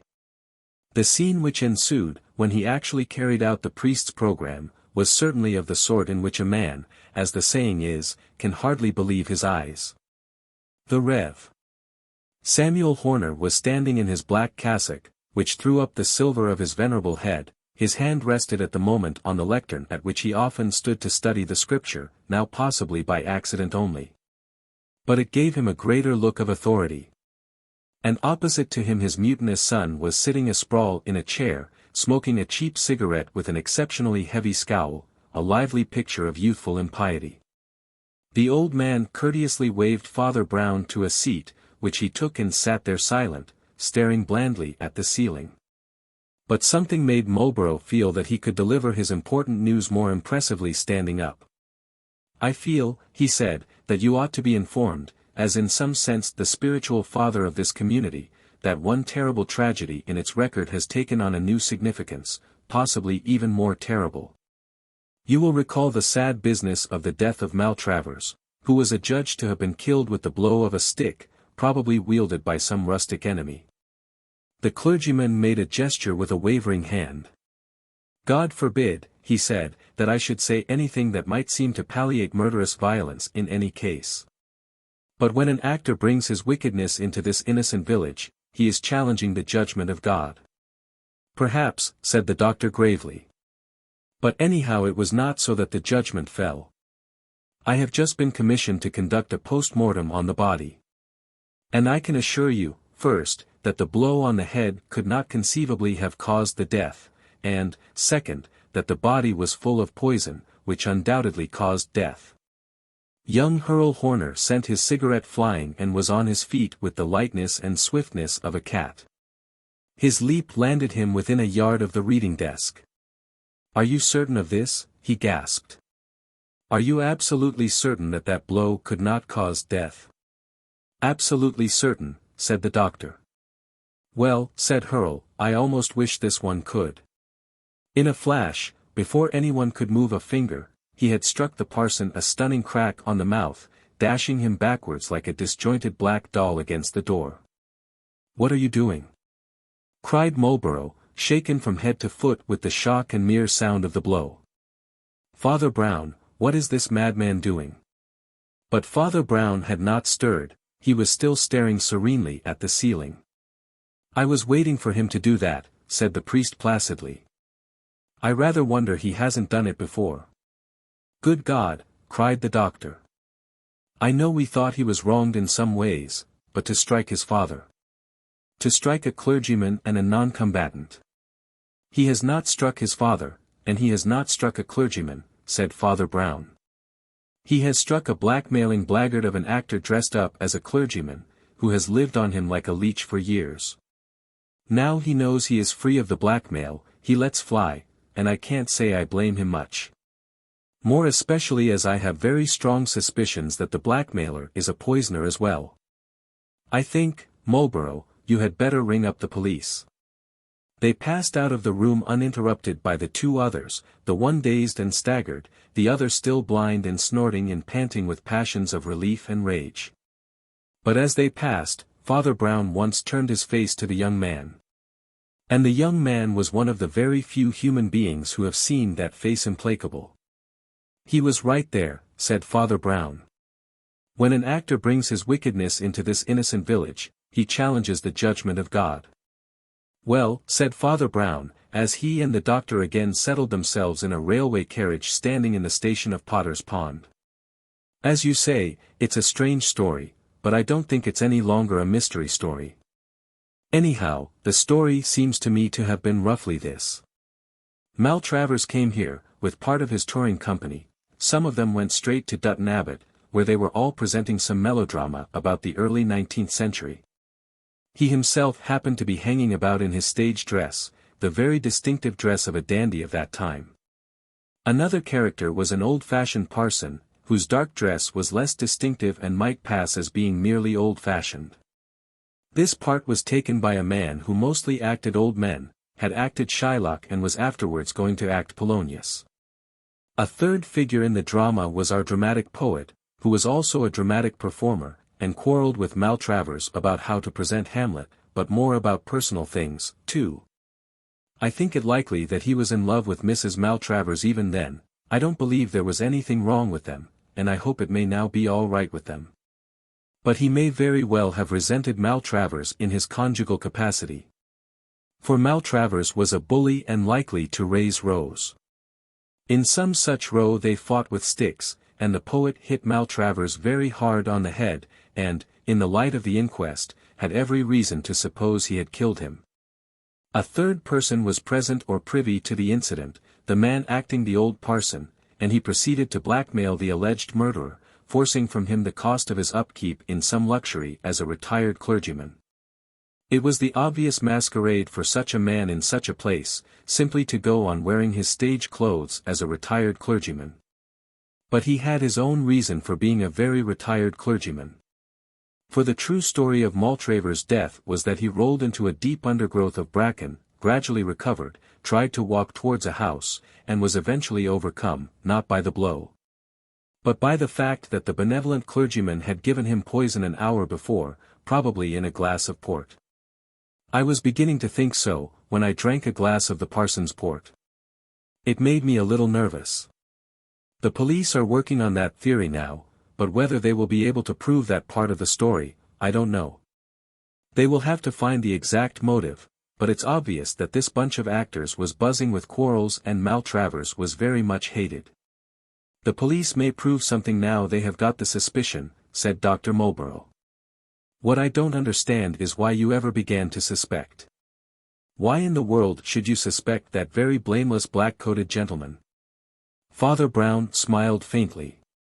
I suppose in one sense, he said, it was a matter of special knowledge. Almost a professional matter, but in a peculiar sense. You know, our controversialists often complain that there is a great deal of ignorance about what our religion is really like.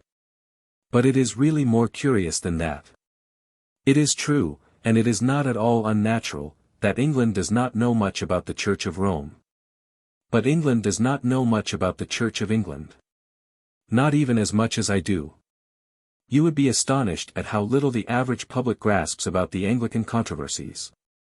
Lots of them don't really know what is meant by a high churchman or a low churchman, even on the particular points of practice, let alone the two theories of history and philosophy behind them. You can see this ignorance in any newspaper. In any merely popular novel or play. Now the first thing that struck me was that this venerable cleric had got the whole thing incredibly mixed up. No Anglican parson could be so wrong about every Anglican problem. He was supposed to be an old Tory high churchman, and then he boasted of being a Puritan. A man like that might personally be rather puritanical, but he would never call it being a Puritan. He professed a horror of the stage. He didn't know that high churchmen generally don't have that special horror, though low churchmen do. He talked like a Puritan about the Sabbath, and then he had a crucifix in his room. He evidently had no notion of what a very pious parson ought to be, except that he ought to be very solemn and venerable and frown upon the pleasures of the world. All this time there was a subconscious notion running in my head. Something I couldn't fix in my memory, and then it came to me suddenly. This is a stage parson. That is exactly the vague venerable old fool who would be the nearest notion a popular playwright or play actor of the old school had of anything so odd as a religious man. To say nothing of a physician of the old school, said Marlborough good-humoredly, who does not set up to know much about being a religious man. As a matter of fact, went on Father Brown, there was a plainer and more glaring cause for suspicion. It concerned the dark lady of the Grange, who was supposed to be the vampire of the village. I very early formed the impression that this black blot was rather the bright spot of the village. She was treated as a mystery, but there was really nothing mysterious about her. She had come down here quite recently, quite openly, under her own name, to help the new inquiries to be made about her own husband. He hadn't treated her too well. But she had principles, suggesting that something was due to her married name and to common justice.